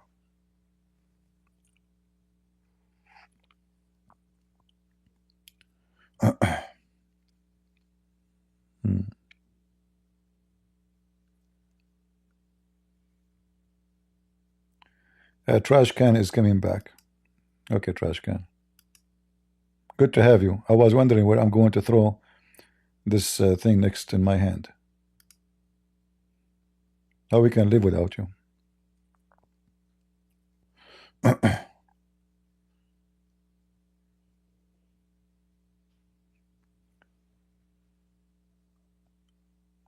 You know, I make yogurt at home. I make yogurt at home. I don't buy yogurt. All right? And I was in a Muslim country. So in order to make yogurt, you have to buy yogurt, little yogurt, to add it with the milk. And because I don't like to eat yogurt in the store, I make it myself. I went to the first store. It says halal yogurt. What the heck? How halal yogurt? Yogurt have halal? I did not buy it. I went to the second store. It says halal yogurt. I did not buy it. I stayed there for 2 weeks without yogurt, which is my favorite food, because I could not find. Yogurt is not halal. When you buy any food, have a sticker of halal, you are supporting Islam, because this sticker is paid for, is not free. This is number one. They give it to the Islamic Center, and the Islamic Center is the one who gave them the sticker. It's not for free.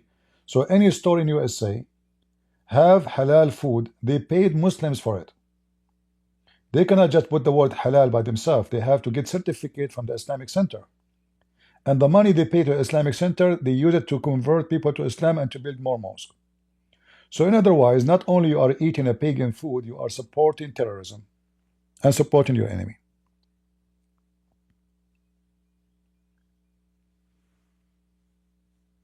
All right?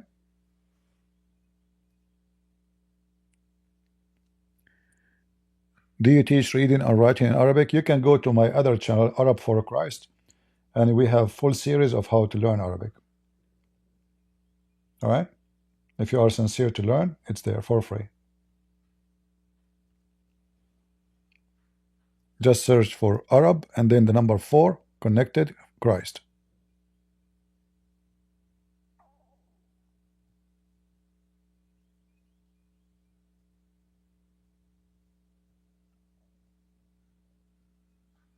All right.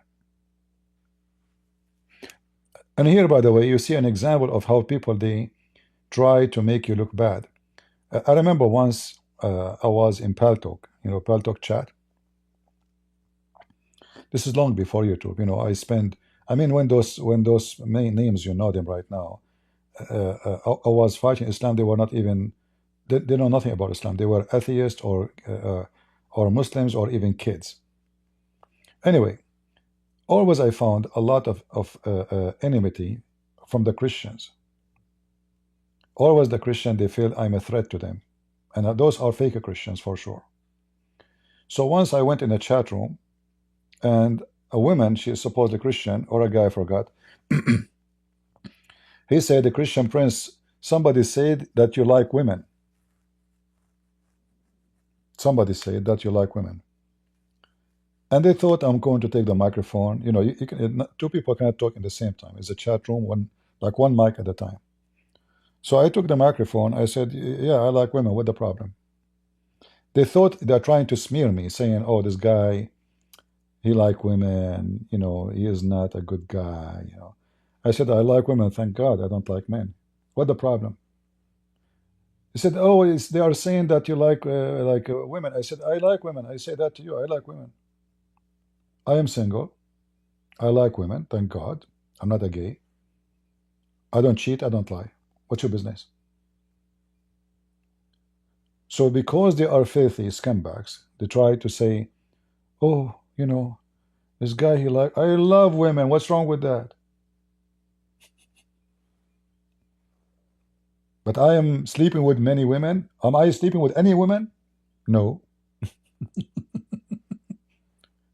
But God made me a man. So if I like what I will like a woman. I will not like a man. But they want to make it like he like women. Women, you know the word women? Like many. So always you will find somebody, he is so jealous from you, he try to smear you, make you look bad. A bunch of dumb. So Christian Prince, we heard you don't go to church. Okay, for the sake of argument, if I don't go to church, I'm a bad person. The Bible says, say to you, obey your elder. Your elder saying to you, Allah is a God, and he is the same God of Muhammad. Should I go to your church?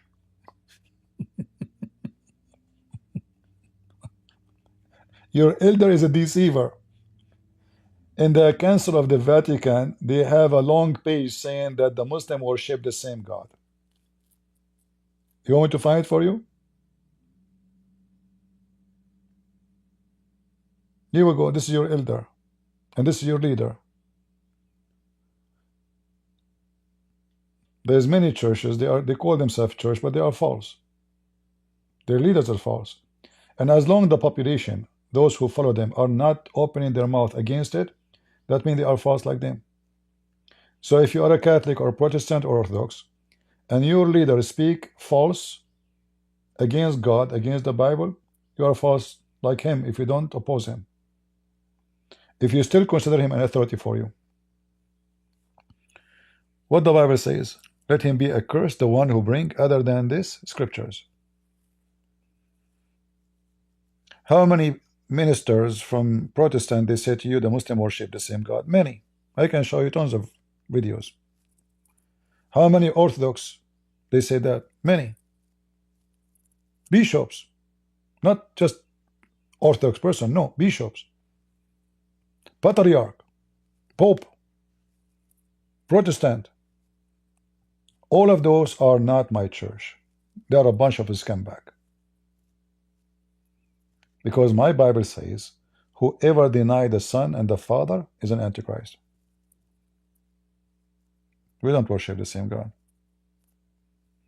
Our God is a spirit, their God is not. Those are hippie, politically correct. They don't even dare to say homosexuality is wrong or it's sin. They don't. The Pope, he says nothing. Being a homosexual is not a crime. But according to the Bible, it is. According to who are you? So they are promoting everything against the Bible, and yet they call them a church leader. And you go to their church.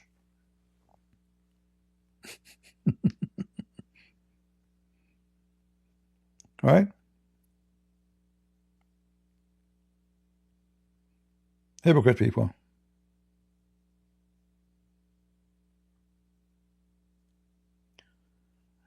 Not everyone says to me, Lord, Lord, but the one who do the will of my Father. The first question of those, you call them churches and church leaders, are they doing the will of the Father? The answer, no. One of the most weird practice, it's like same as Muhammad, by the way. Like the Muslim, they believe if somebody died and you offer donation in his name, Allah will enlighten his punishment. That is another scam. And you will find some so-called churches, they do that. So you go to the priest, you have somebody, your mother, your sister, your daughter died. You go to the church and you tell them, how much is it going to cost to take the sin of the guy? What, take the sin? What do you mean take the sin? So now the guy is dead and you are going to pay money. and that will make him a good guy again because you made him paid the priest money. It's a big scam like Muhammad.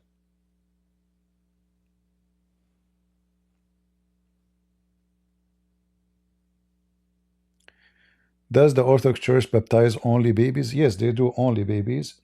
But if you are a new convert, they will baptize you because they cannot make you baby again. But yeah, but I understand the logic of the Orthodox. Like, they will be fearing that if the child he died without baptism, this is their logic.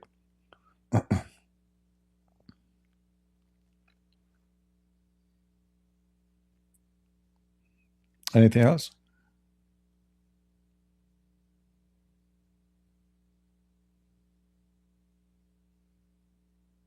And again, I don't take a side with any church. Any church bring false teaching, I go against them.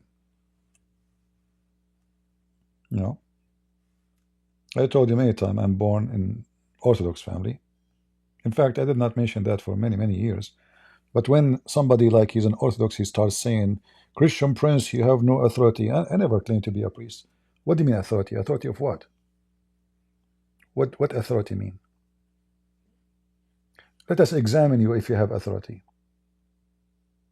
According to the Bible, if you have authority, you can cast demon out. You can do wonder. If you cannot, that means you don't have authority. Do you have authority? I never claim authority of anything. And I have authority over anybody. If people say to you, God bless your ministry, I say, guys, don't say that. How many times you heard me? They say, we don't mean anything. We mean just, like your work. I say, you can say my work, don't say my ministry. I'm not claiming to be a minister. I hate those words, titles, because I don't deserve them.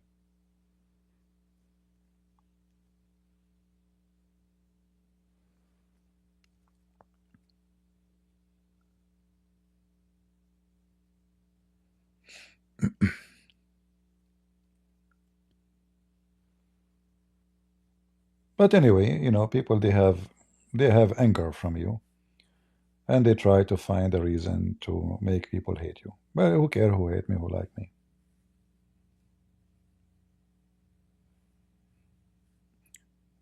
I'm a person, I make fun of my look. How many times heard me making fun of my look? Do you know why?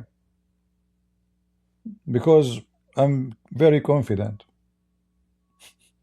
If you make fun of somebody's look, he will get so upset. I make fun of my look.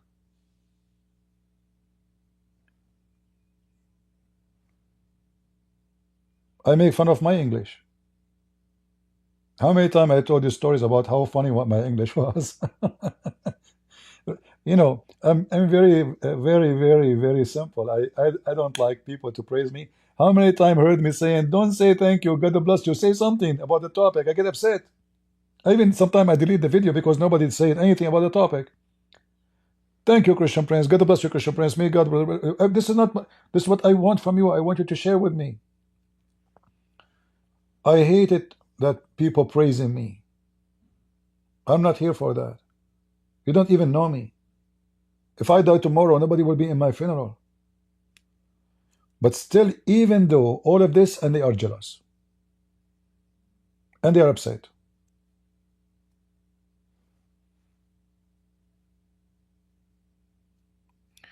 Was everyone in your family Christians? Yes, all of them are Christians.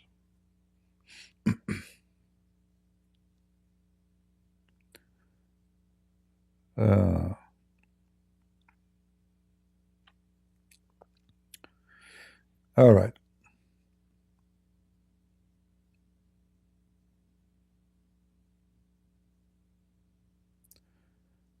Is it okay to pray before robbing? That's what the Muslims do.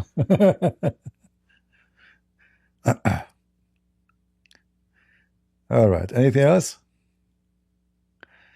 Will you ever have a travel video again you used to do before?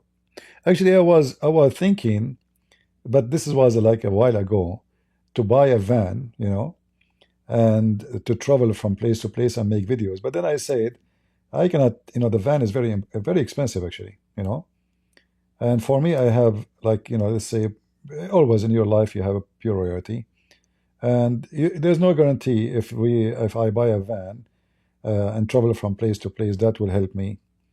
In my mission, which means it might be a waste of money, and maybe you regret. Traveling, I always travel, and always I speak to people in the street, but usually I don't record. Not a single time I travel abroad, I did not record. You see, the only time I did, not because I was recording for the purpose of recording. If you watch the video, you will see I was walking in France. Anyone remember? I was not recording like I'm going to debate Jehovah's Witnesses. No. I was recording to post on YouTube that I am in France. And then when I am walking, after, I don't know, 5 minutes, something like that, I saw there's a group of Jehovah's Witnesses. Actually, I passed them. I wasn't planning to talk to them. And I said, okay, let me see, I could talk to them. So, you do not need to record to show your work. But I understand people, they can get a benefit of that. But for me, it's not what I do. I don't like publicity. And if, recording what I am doing in the street is important, this is here the same. Here we go. We have hundreds of people listening. It's more than a street, 2 or 3 people.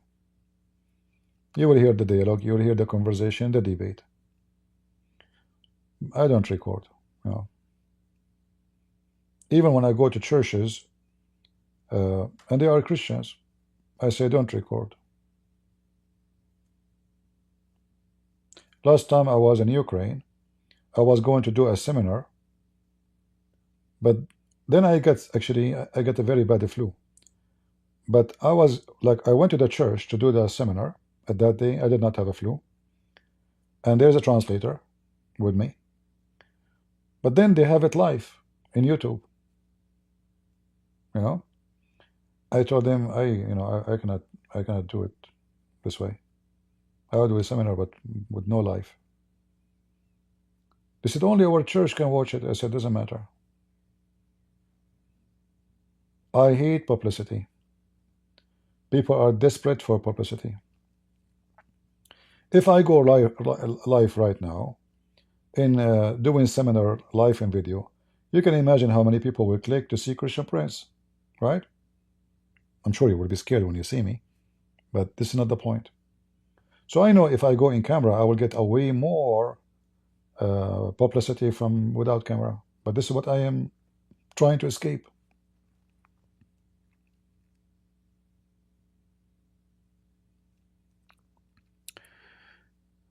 Would you like to visit Sicily and Malta? Invite me, I will come. All right? But if you invite me, you better invite me for a good reason. Like if you can organize for me a seminar or something, not just a visit, then it's not worth it to spend the money. Even though it's good to meet good people, right?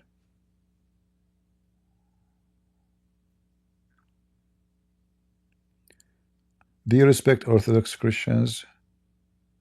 Church condemning eating, for example, pork. You see, my friend, eating, the Bible is so clear.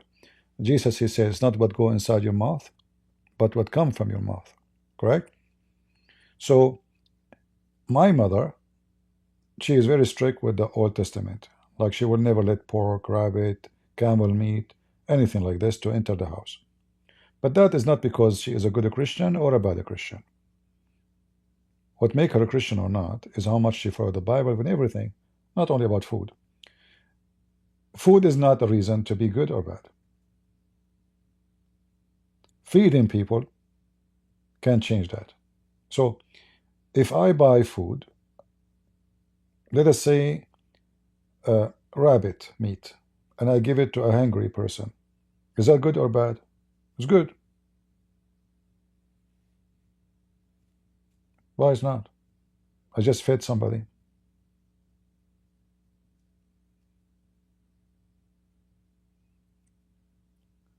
What about watching our mouth and not to use a filthy language? and not to do things with our hands, which is filthy, and with our private parts.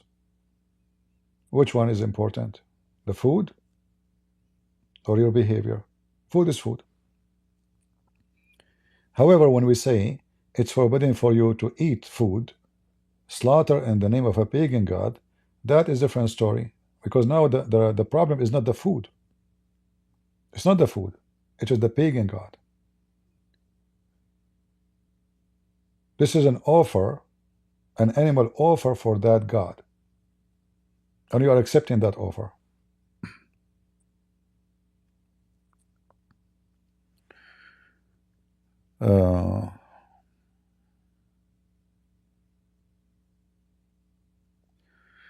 Would you explain the hadith of Mumu and the goat? You mean about the poison?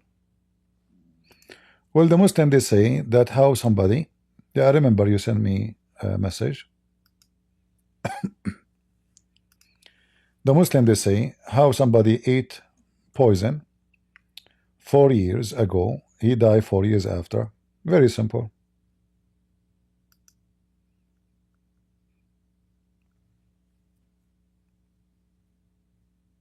Poison can kill you immediately.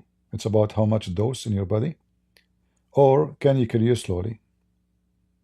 Which means the poison cause damage in your organs and failure, and that will cause your death slowly. So like somebody, he have a problem with his liver.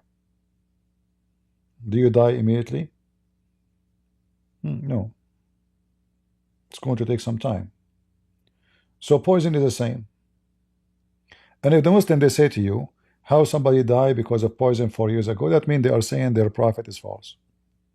Because he is the one who confirmed how he died. Do they accept that Muhammad here is being stupid? And the Muslim themselves, they say anything Muhammad he say from his mouth is from God?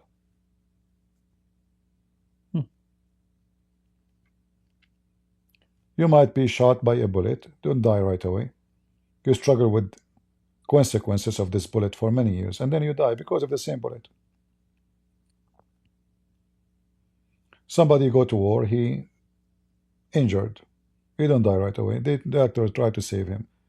Surgery after surgery, 2 or 3 years after he died. Why? Because of the injury.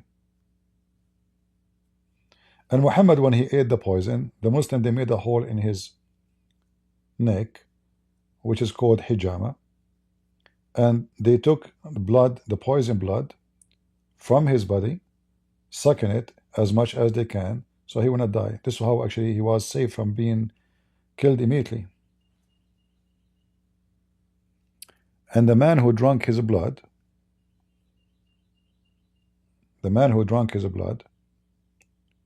he did not die himself. There's a man, he drank his blood, you know. Obviously, the poison was not so strong to the point to kill, because he did not eat a very heavy dose. The guy next to him, he died right away.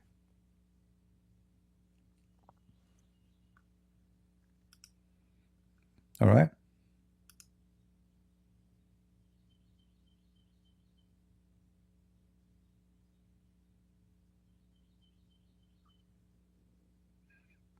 Sometimes even doctors, they prefer not to do surgery for you, because doing the surgery can harm you more than the injury you have. Like a bullet in the brain. So they leave it there.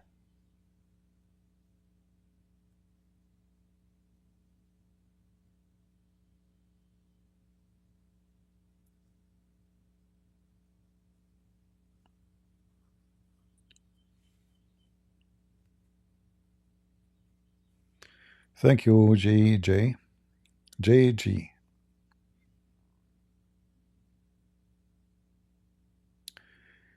Yeah, we will make a video, and during the Easter day. It's very important day for all of us. However, you know, we remember this day every day, for it's not about just a memory. It's about salvation. You cannot repeat day in history. You know what happened before. You cannot make it happen again. Like people celebrate their birthday, right? But in reality, you cannot celebrate your birthday. You cannot. That's it. Your birthday is gone. So when we celebrate the Easter, we are not celebrating the day. We are celebrating what Christ he did. Otherwise, this day cannot be repeated. It's one day in the history of mankind.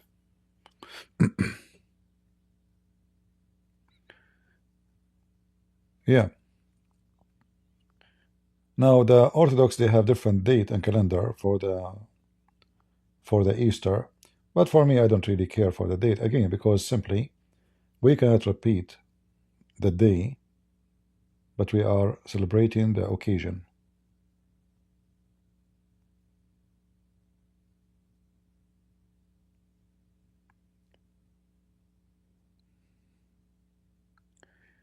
How do you humble praises from friends and or family? What do you mean praises? Like you say you are wonderful?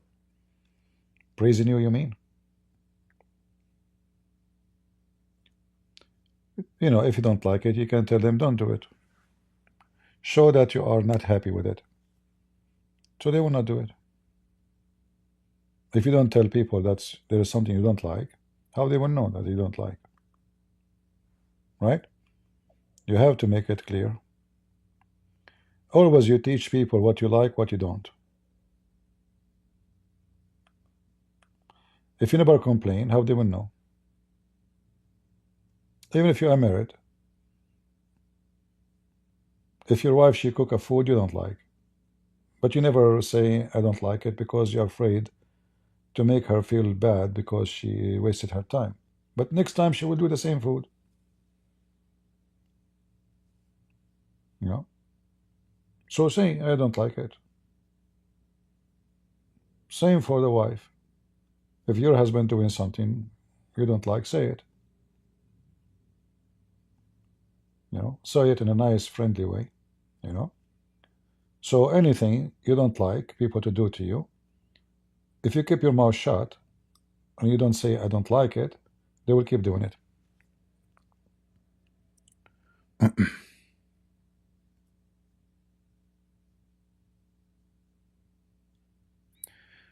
No, we don't care for the date. It's not about fasting. This is not about, even fasting is not about the date. It's not about the date.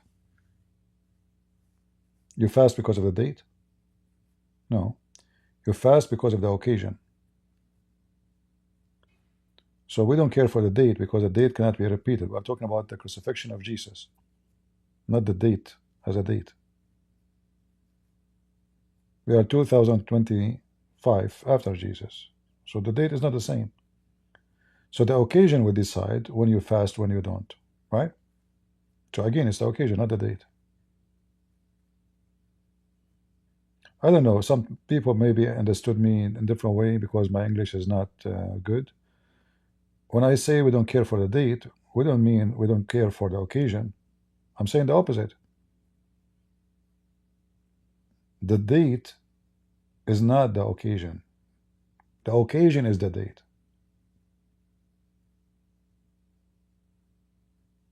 You understand? So if the Messiah was crucified in July is not important. We are not celebrating July. We are celebrating the occasion. So this day can be here, can be there, you know, but this is when the occasion happened. So that date, if it is important because of the occasion, not the opposite. The same as Jesus says, Sabbath was made for the man, not the man was made for Sabbath. What the Jews start doing? They start praising Sabbath over the man. Sabbath became more important than the man.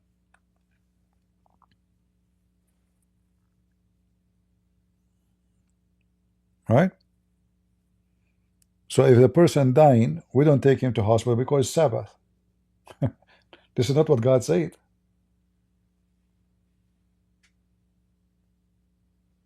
In October 7, the Jews, they turned their phone off. Nobody want to open his TV to see the news because Sabbath. They are religious, but this is stupid. This is not what Sabbath is about. You hear bullets, you hear rocket, you see rocket and flying around you, and yet you don't want to turn your phone?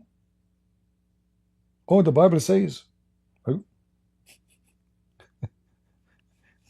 See, the Bible is the book of intelligence, not the book of stupidity.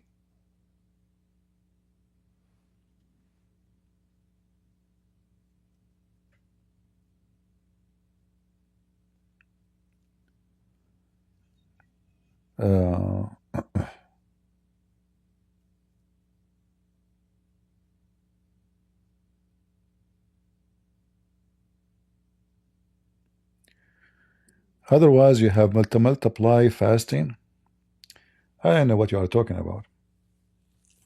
I mean, this guy, he's stuck with the fasting. Yeah, my friend, fast in the Easter. Fast. Who's holding you? What does have to do with my topic? I'm saying we celebrate the occasion, not the day. What's wrong with people? When you celebrate the birthday of your son, are you celebrating the occasion or the day?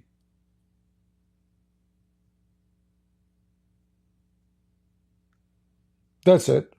Otherwise, we will multiply the fasting. Otherwise, now we have problems. You're acting like the same as Muslims. If you enter the bathroom with the right foot, you have a problem. Easter is every day in your life because you are resurrected because of Jesus, not in the day of resurrection, not in the day of fasting you fast.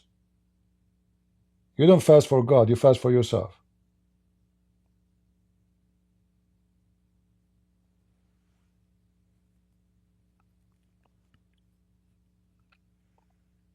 So now you are trying to make it, if you don't fast, you are not Christian no more. Fast is to practice discipline over your body, over your soul, over your desire. Fasting was not for just, it doesn't please God. What please God is your act, your behavior. So you fast, but you are a fornicator. Like the Muslims. They fast 30 days, Ramadan, which they eat more actually.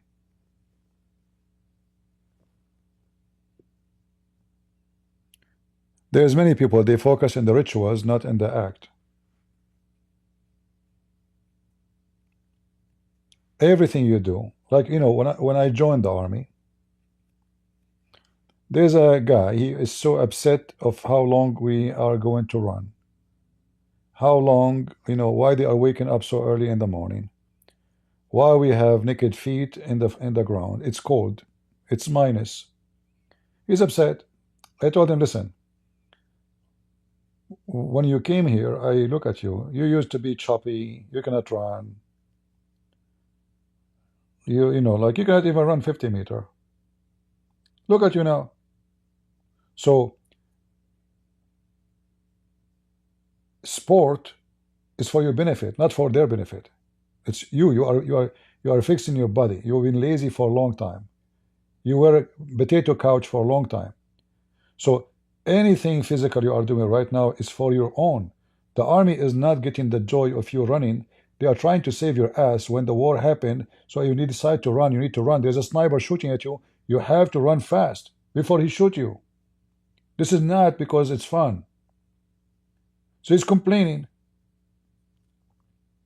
And this is the same as our practice as a Christians. Any practice as a training for our soul and our body is for my benefit, not for God. So if I fast to train myself how to control myself.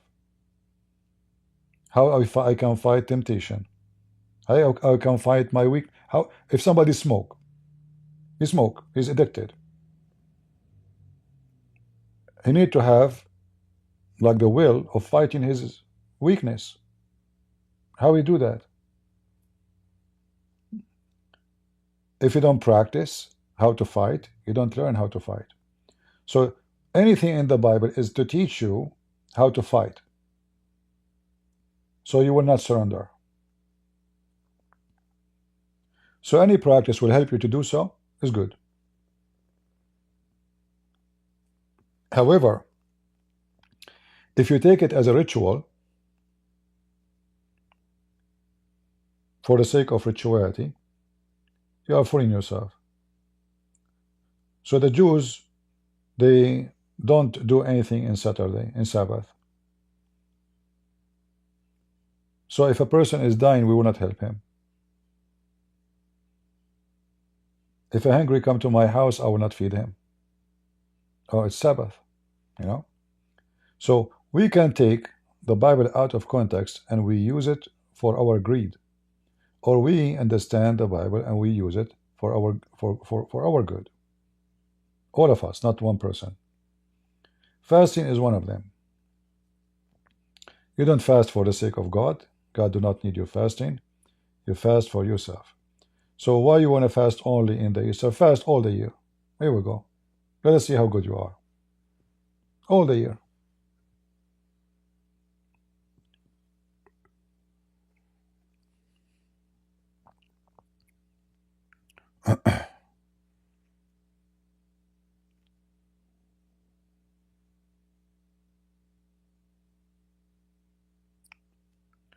All right.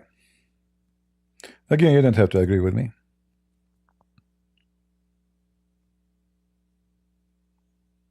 I mean, this guy, he kept talking, if you don't care for the date at all. I don't know. Either my English is stupid, or you are being stupid.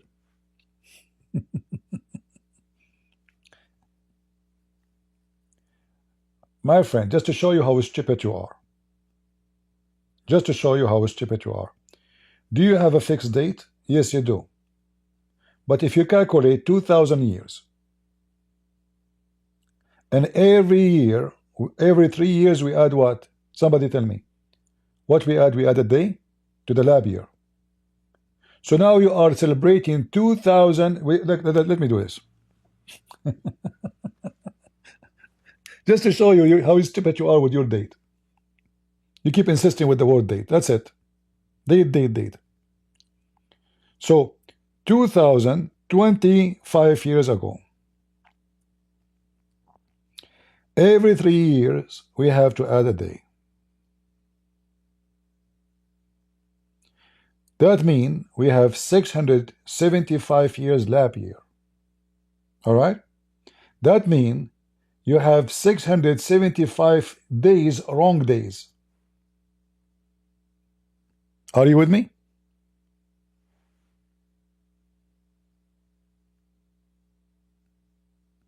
Guys, are you with me? You are celebrating based on the date. Aren't you the one insisting with the date? You had a mistake date 675 times.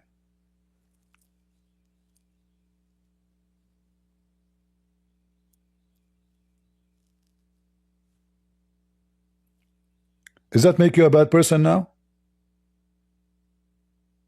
Don't be silly.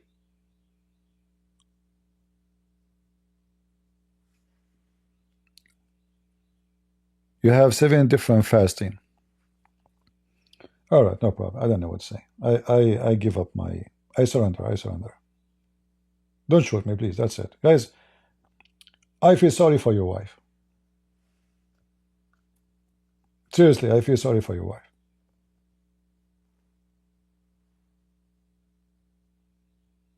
Talking to Zakir Naik is easier. What do you think, Zakir Naik?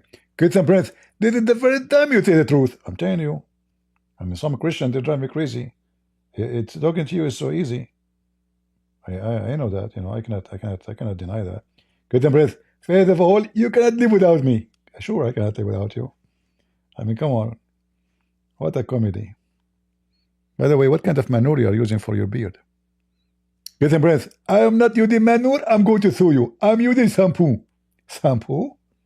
Seriously, are you using shampoo? You know, by the way, we Arab, when we go to the store, we don't look for shampoo. We say shampoo. Do you have shampoo? In Arabic, we don't have P. If you notice, when we say Pakistan, we say Pakistan. Pakistan. Some of you, they might be laughing because, like, why I'm saying Pakistan. But this is how it is in Arabic. We don't have P. We have Ba. Pakistan. Okay?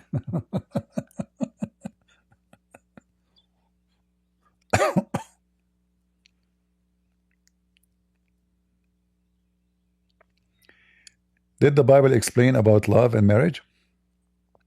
Yeah, there's many verses in the Bible speaking about love and marriage.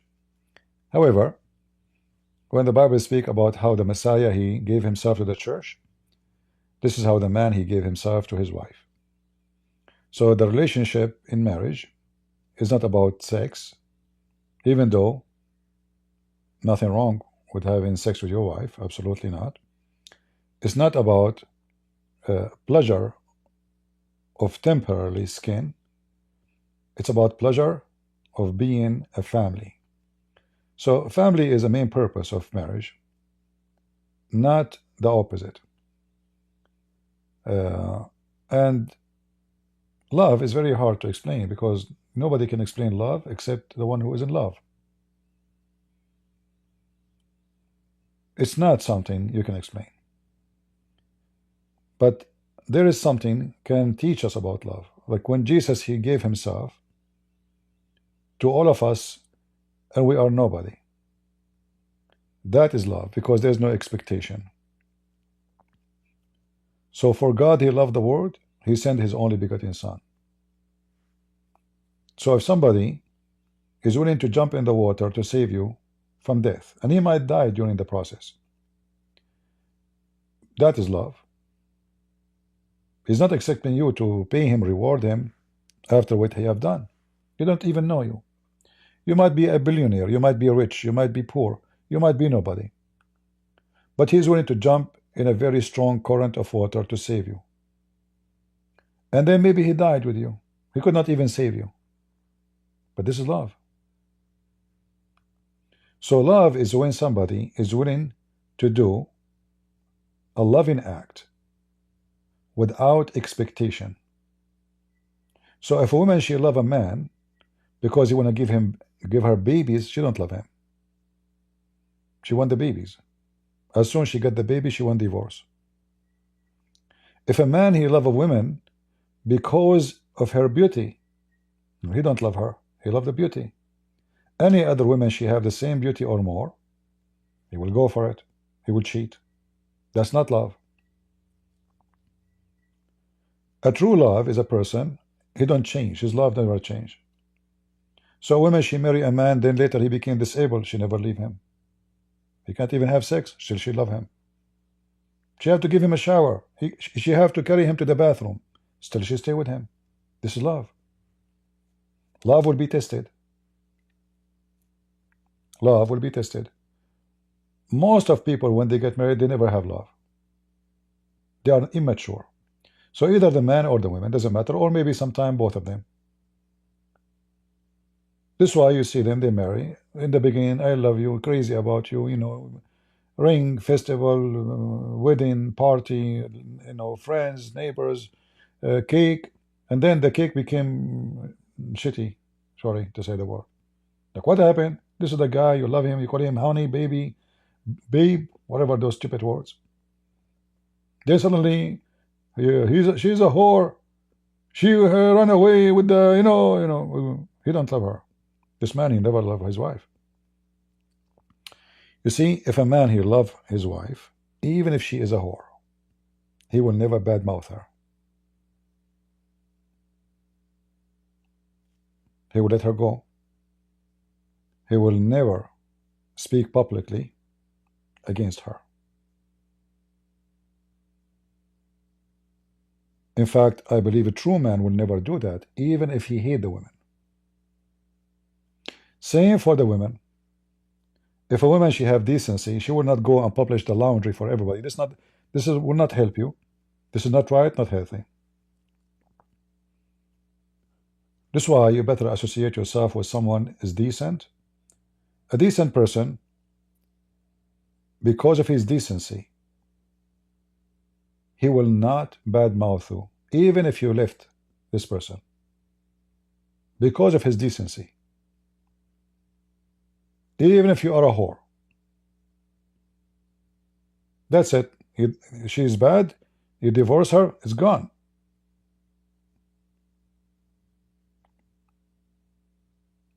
Going around like a monkey, she left me, she cheated on me, this is none of the business of anybody. God is watching, God is just.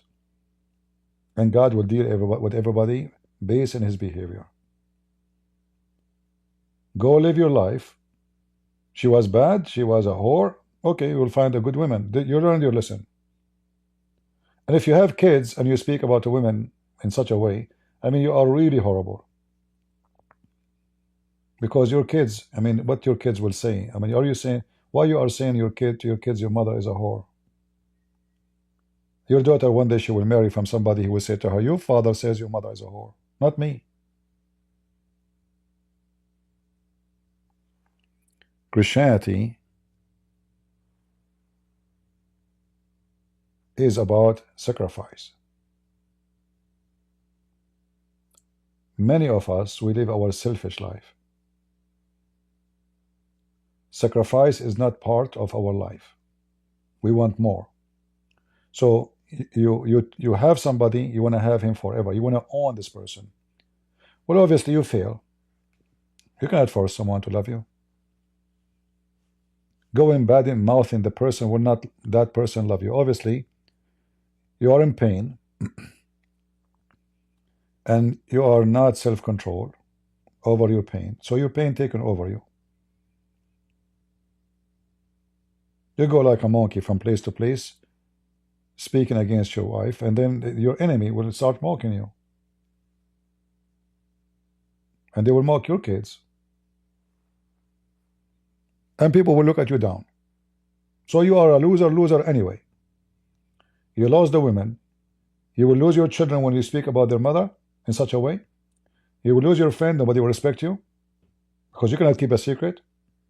You see, whatever happened inside the house should be between the woman and the husband, even if they got divorced.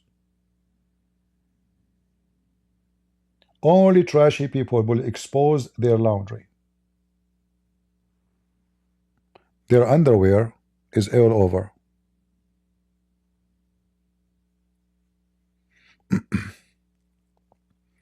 And again, you don't have to agree with me. Who cares?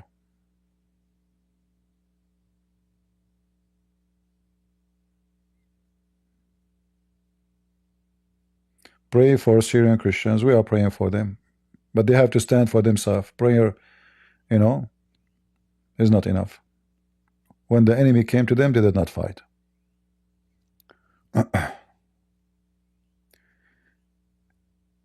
Can Muslim wear a Christian Dior?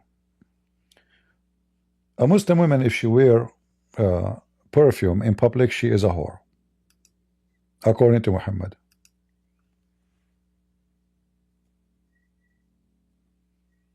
All right. And I never saw a Muslim woman in the street. She don't have tons of perfume. In fact, you know, I have allergy from a smell.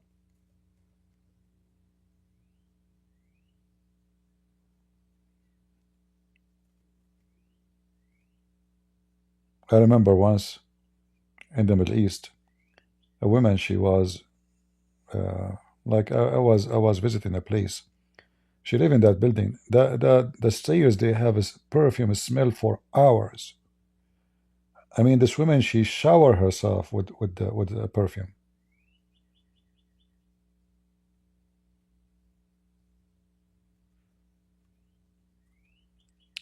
Even though Muhammad, he made it clear that the woman, she put a perfume in public, she is a whore. So the hadith says, أيما امرأة استعطرت.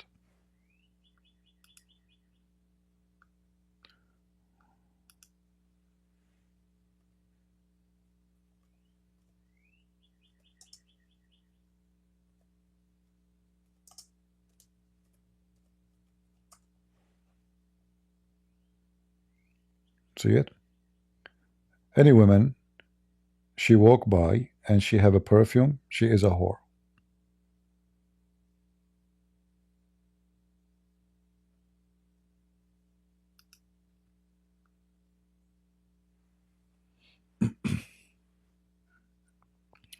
But if a man bought a perfume, he is not a whore.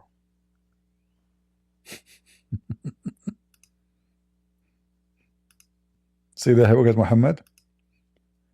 Because if the point is not to tempt men with your perfume, well, what about men? Men tempting who with their perfume? Why you have perfume? And Muhammad himself, He put perfume every day, especially after he got rich. Before, he used to take shower with dead dogs.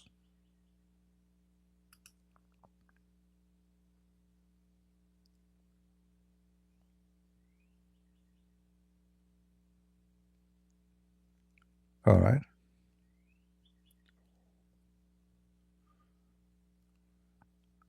We hear birds. Yeah. By the way, I am like Sulaiman. I can speak to birds too, like in the Quran.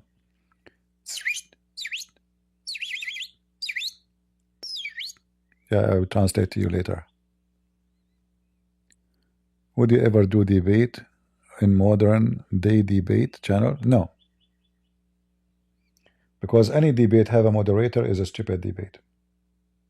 I can go to their channel, no problem, but no moderator. Well, then do you ask yourself why you want to go there anyway? What the point of this modern day debate? It's a stupid debate. Name for me one debate happening there is a real debate. 5 minutes for you, 5 minutes for me. It's just a stupid thing. Hilarious stupid. Can you find me one good debate there about Islam? Is convincing to you? Will never be. Because two guys, they go and prepare themselves for a debate, they know the topic. So everybody go and print tons of reference and he read them for us. How that in the world is a debate is somebody when he asks you a question you never prepare for.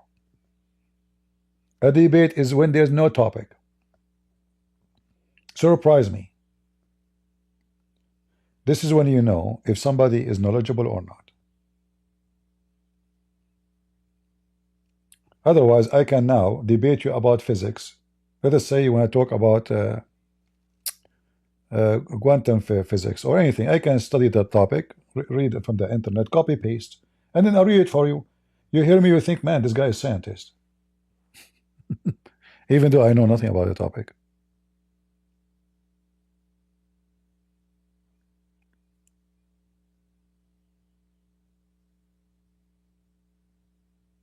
I don't know, but I never saw a debate about Islam there have a value.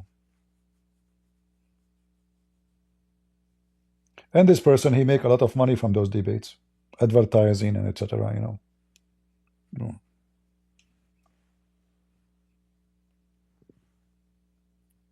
Why we have to go to there to debate? What's wrong? If there is something missing here,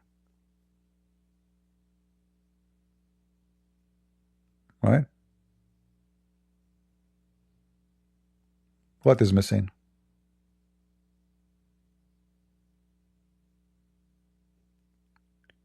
A real debate when somebody call you and you are not ready, which means you do not know what he will say. Any debate have a topic in advance is a false debate.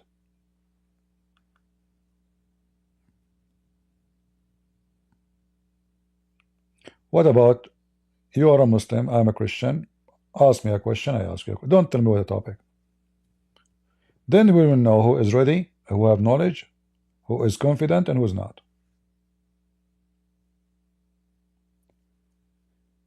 You see, for years nobody in YouTube dare to let people call him live to debate. Until now she didn't do it. Then they start copying me, some of them. They start copying me. But still they are not doing good. So a guy he called you right away, you hit him with a question before he asks you the question to avoid the embarrassment of him asking you a question you do not know the answer. Like sometimes you have to do that if you are already in a topic. Like you spoke to a Muslim before him, he refused to answer, so you give the same question for the second caller. Until now, what they do is a monologue. Two Christians, speaking about a stupid Muslim. The second they bring a Muslim to debate, they don't know how to answer and how to debate. When the guy is not there, they are heroes. He's stupid, you know, Islam, you know. Bring the guy.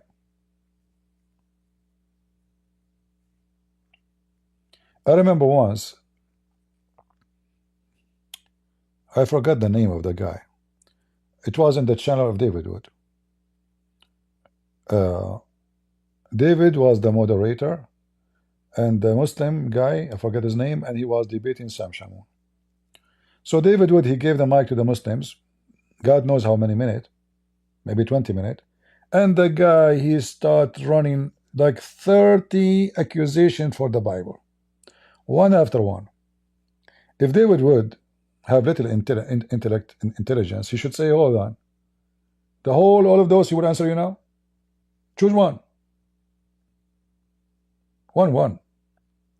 So now, if I give you the microphone, and you start reading from a web page, 30, 60, 70 accusation against the Bible, how in the world I'm going to answer you in the same time? So they lack with intelligence of how to debate, how to make it happen. And then if you watch the debate, he could not answer anything because simply it's too many, not because you do not know. I'm not defending Sam Shamoun, by the way. I'm saying this what happened. How he can answer the Abdul if you allow him to have the microphone for 20 minutes, making false accusation one after one. So you bring a Muslim, you say to him, you have a 20 minutes, he can say whatever he wants. Ask a question, one question. Make your statement. They give the microphone to this guy, and he starts saying this and that and that, and then you have it equal time to answer all those things. Mission impossible. No matter how good you are. Each one of them needed 20 minutes to respond to it.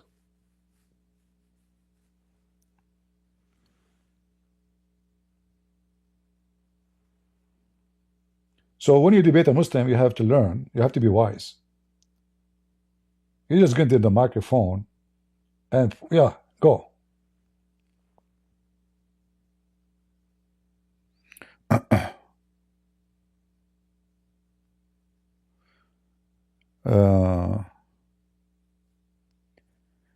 The Muslim, they always take advantage of Christians. You see, if a Muslim he come to a channel, there's one of two things. Either he is seeking publicity, which means he knew he is going to be spanked, but he is willing to sacrifice that for the sake of getting Muslim to his channel. Or he do not know you, and he's making a mistake, big mistake, like never again. Or he think he can play the game, whichever Muslim he play, avoid the answer and ask other question. And all of those things, they happen only if you have a moderator. If you watch me talking to Muslims, you will see I have to repeat the question 1,000 times. It might be very annoying to you. Like, I mean, come on, this guy keep repeating the same question because he refused to answer. I will not let him go. He's trying his best to let go. When a Muslim, he changed the topic in a speed of light, and you allow him to do that, this is how they escape. He will find himself in the corner. Suddenly he want to talk about Trinity. Like, you Christians believe in Trinity, this is pagan, why you kiss the cross? But we are talking about your prophet. So if you fail into their trap, change the topic, you just gave him escape. And this is what the Christians do in their channel, all their channels. Until now, they do not know how to debate, especially live debate.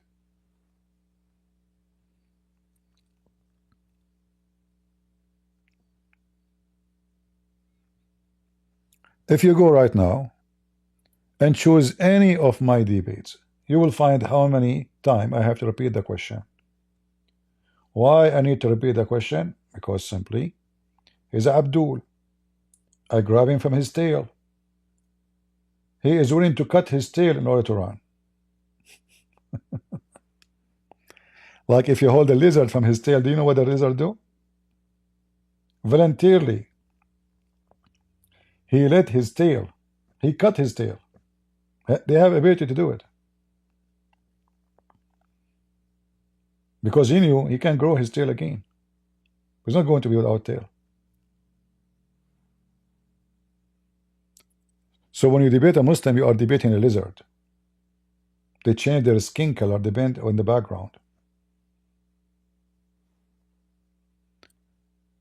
If you think you are debating someone who have decency, you are mistaken.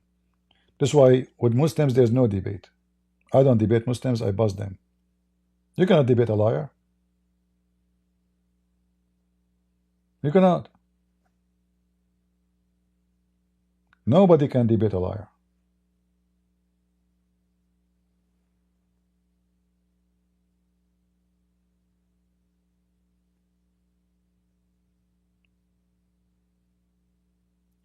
Yeah, but it's not the mistake of the Muslims, it's the mistake of those who are debating them. And this is why this channel, like modern day false debate, is a mockery. Muslims will love it there because there you cannot corner them. You cannot. You give me the microphone for 20 minutes, I will say everything except what you asked me for. Can you force me to answer? No. And then they call it modern day debate. You're right.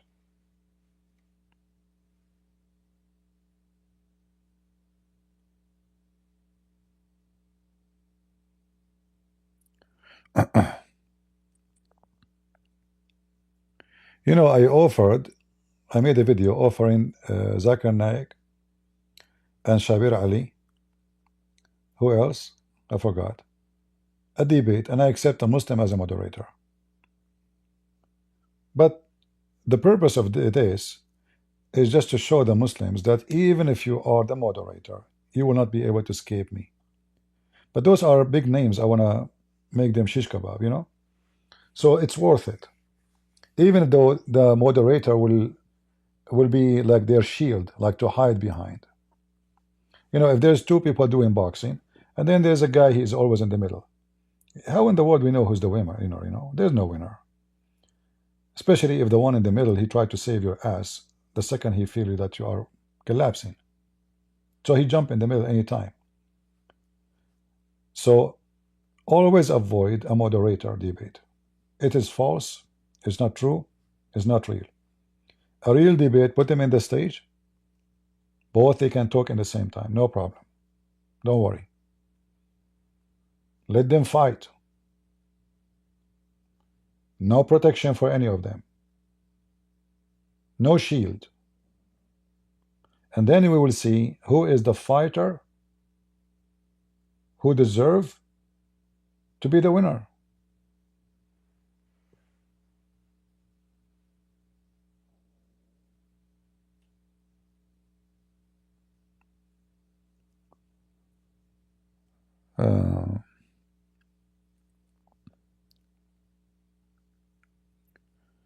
Like, you know, if you take any debate of Zakir Naik, you will see how funny and how silly. He debate people do not know much about Islam. Same as the, you know, Didat. Didat, when he debated one Arab guy, Arab Christian, the guy wiped the floor with him. They were scheduled for 2 debates. The second debate, Didat, he apologized. He did not come. People, they were waiting for them in the theater. The second debate, he refused to come because he knew that he is no match. He never ran away from a debate until he met with this guy, Anis Sharoush.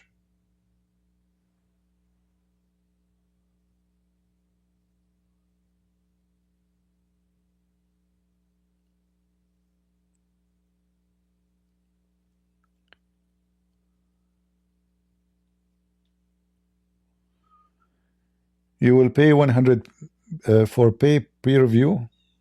Well, Zakir Naik will never debate me anyway. They knew, you know, they avoid. You see, the only one who can come to debate me is the one who is not known and the one who can say whatever he wants, which means it's not going to be career ending. If you are nobody, you can say whatever you want. No. But if you are a person who claims to have knowledge and you are a sheikh, etc., then anything you will say, you know, you will be taken accountable for it.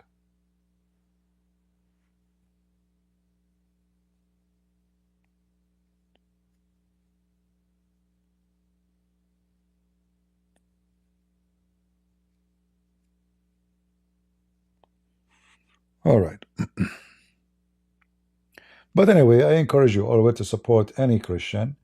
He do his best to expose Islam, even if they have a motive, which is money. What you can do? There is some people, they want to serve God. There is people want to serve their pocket. But if somebody is willing to to destroy the termite in your house, but he want to get paid, okay, if this is what is available, the target is the termite. That's why I encourage all. We support anyone who fight against Islam, even if he have his own motive, which is usually money. Money, money, money. Take the money, we will not see them.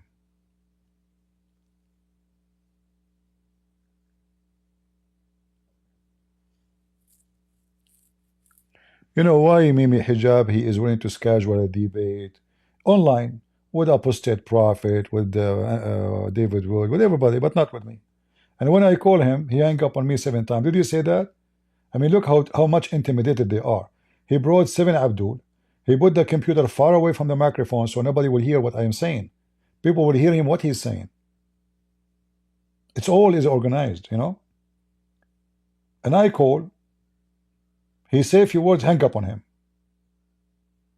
How come he don't dare to make a debate the same he did with everybody? He cannot. He's no match. He's very much intimidated. Same as Uthman. Not in the mood to go and get Abdul. Maybe tonight, maybe tomorrow. We will see.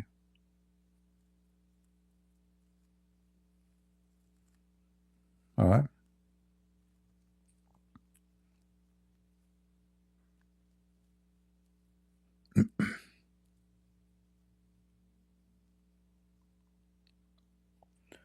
When a Muslim, he asks for a debate in advance and he chooses the topic, you need to ask yourself why he want to know the topic 3 months before the debate. Why? Is that because he's a scholar? Scholar, he have his answer ready. I do not know what people will say to me in the text now. I have no idea. Any question can come to me any second. How I will know?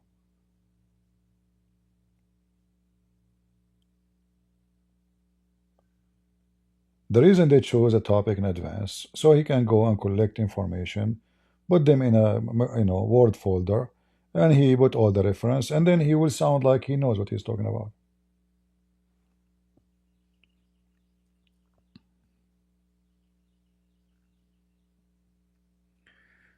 Do you think those debates are good way?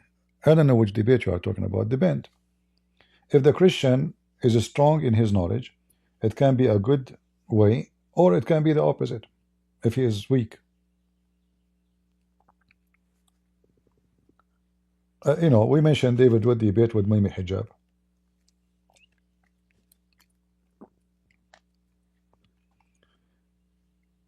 Everyone I saw, they were so disappointed of David Wood debate. So the Muslim, they were happy, okay? And Christians, they were upset. But you can imagine that somebody is weak in faith, and now he think that the Muslim, they were right. So your debate, you went to fight Islam. In fact, you support Islam. So you made the Abdul very famous. You made them look like they are smart. You are stupid. You made them look like they are the one who have the truth, and you are an idiot. And Christianity is not right. So instead of bringing victory, you did the opposite. Debate is not for everybody.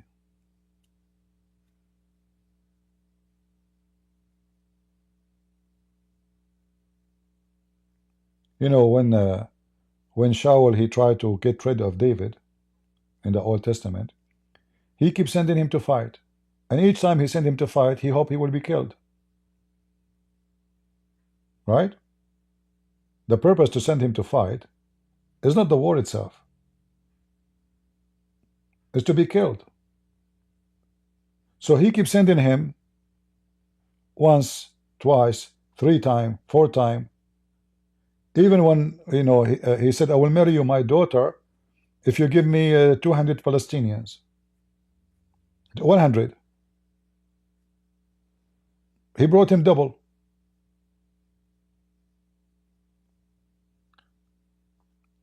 He thought he is going to destroy David, but David is getting more experience now in the war.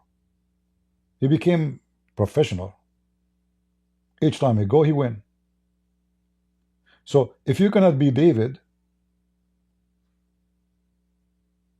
then don't go to war. Because the enemy will try always to take you down. This is the whole point. Either you are going there to bring victory, or you are there to make mockery of yourself and your belief.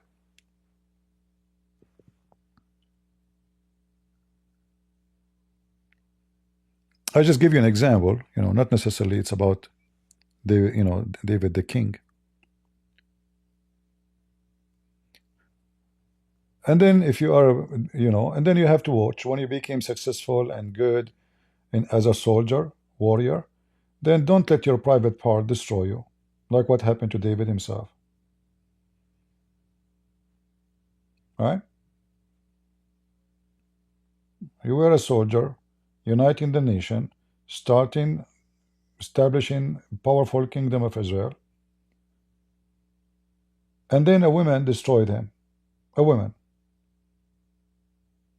It's not the fault of the women, by the way. It's him. I'm not saying that she has destroyed him because she's bad. It was him. So there's things always you have to maintain.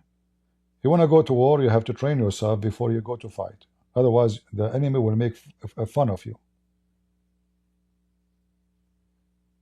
And when you go to war and became victorious, stay humble. And don't be greedy. And don't seek sex and money. And this is a disease which all people who claim to be doing good, they end with. You will find somebody, he's a minister, he is a Christian, he is preaching the gospel, whoops, you know, there's a scandal. Like Mimi Hijab, he's a Muslim doing what Prophet Muhammad did. He's a scumbag like his prophet. Knowledge alone is not enough. Faith alone is not enough. Knowledge of and faith and skills with decency, those things will make you bulletproof, will make you always victorious. When you go to fight your enemy, you know what your enemy, what weapon they have. You know what ammunition they have. You know their location. You don't go blindly just because I want to be famous. Otherwise, you will go in the middle, people will be watching you, and you will be the joke of everybody. You will be the clown. So don't go to war unless you are going to bring victory.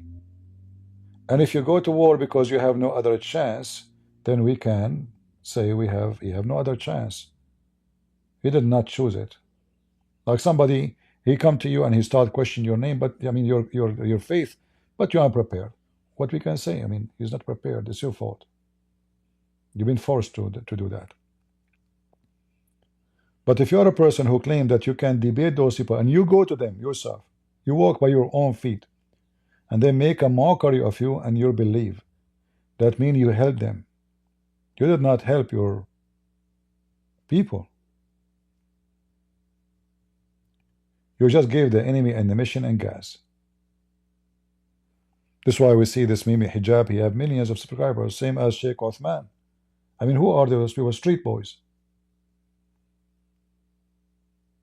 By the help of wrongdoing of some so-called Christians, those people, they flourish.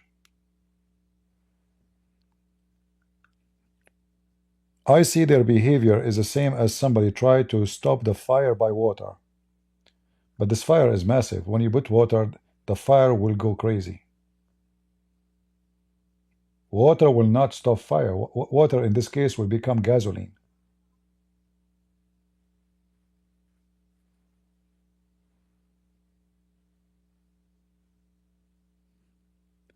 All right. I think we should have enough for today. And again, if you download my videos, feel free. I don't keep my videos, as you see. Nobody's watching anyway. If there's anybody watching, I don't think so. Most of people, they are coming for entertainment, and we are not entertaining them. Anything else?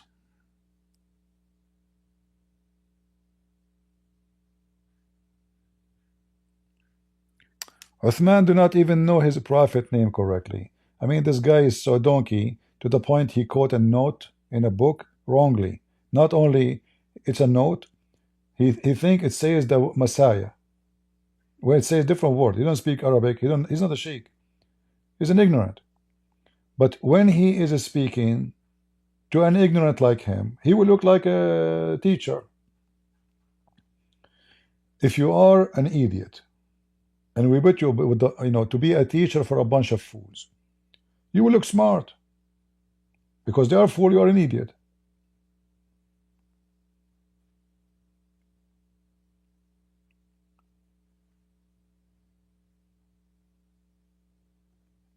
If I'm trying to teach a bunch of very educated people, the only way for me to be seen as educated if I am more educated than them.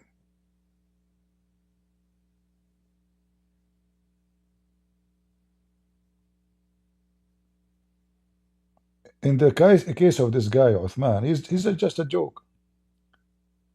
But he take advantage of those who are naive. They don't know how to debate. They don't have knowledge. So they promote him. Anyway, it's time for me to go. I'm losing my voice. As you know, I don't keep my videos, so if you want to download it for free. Otherwise, after a while, you might not find them. All the videos I deleted, they will find them in Rumble. I deleted only in YouTube because YouTube target me always. So any video you find is missing, you can go to Rumble. They have the same title. All right? My videos in Rumble is still the same. You will find them.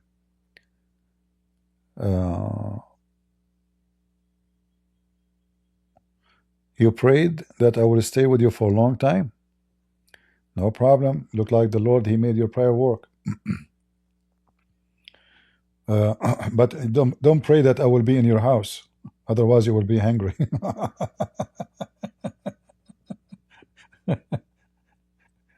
When I was in Asia, I went. This is in the Philippines.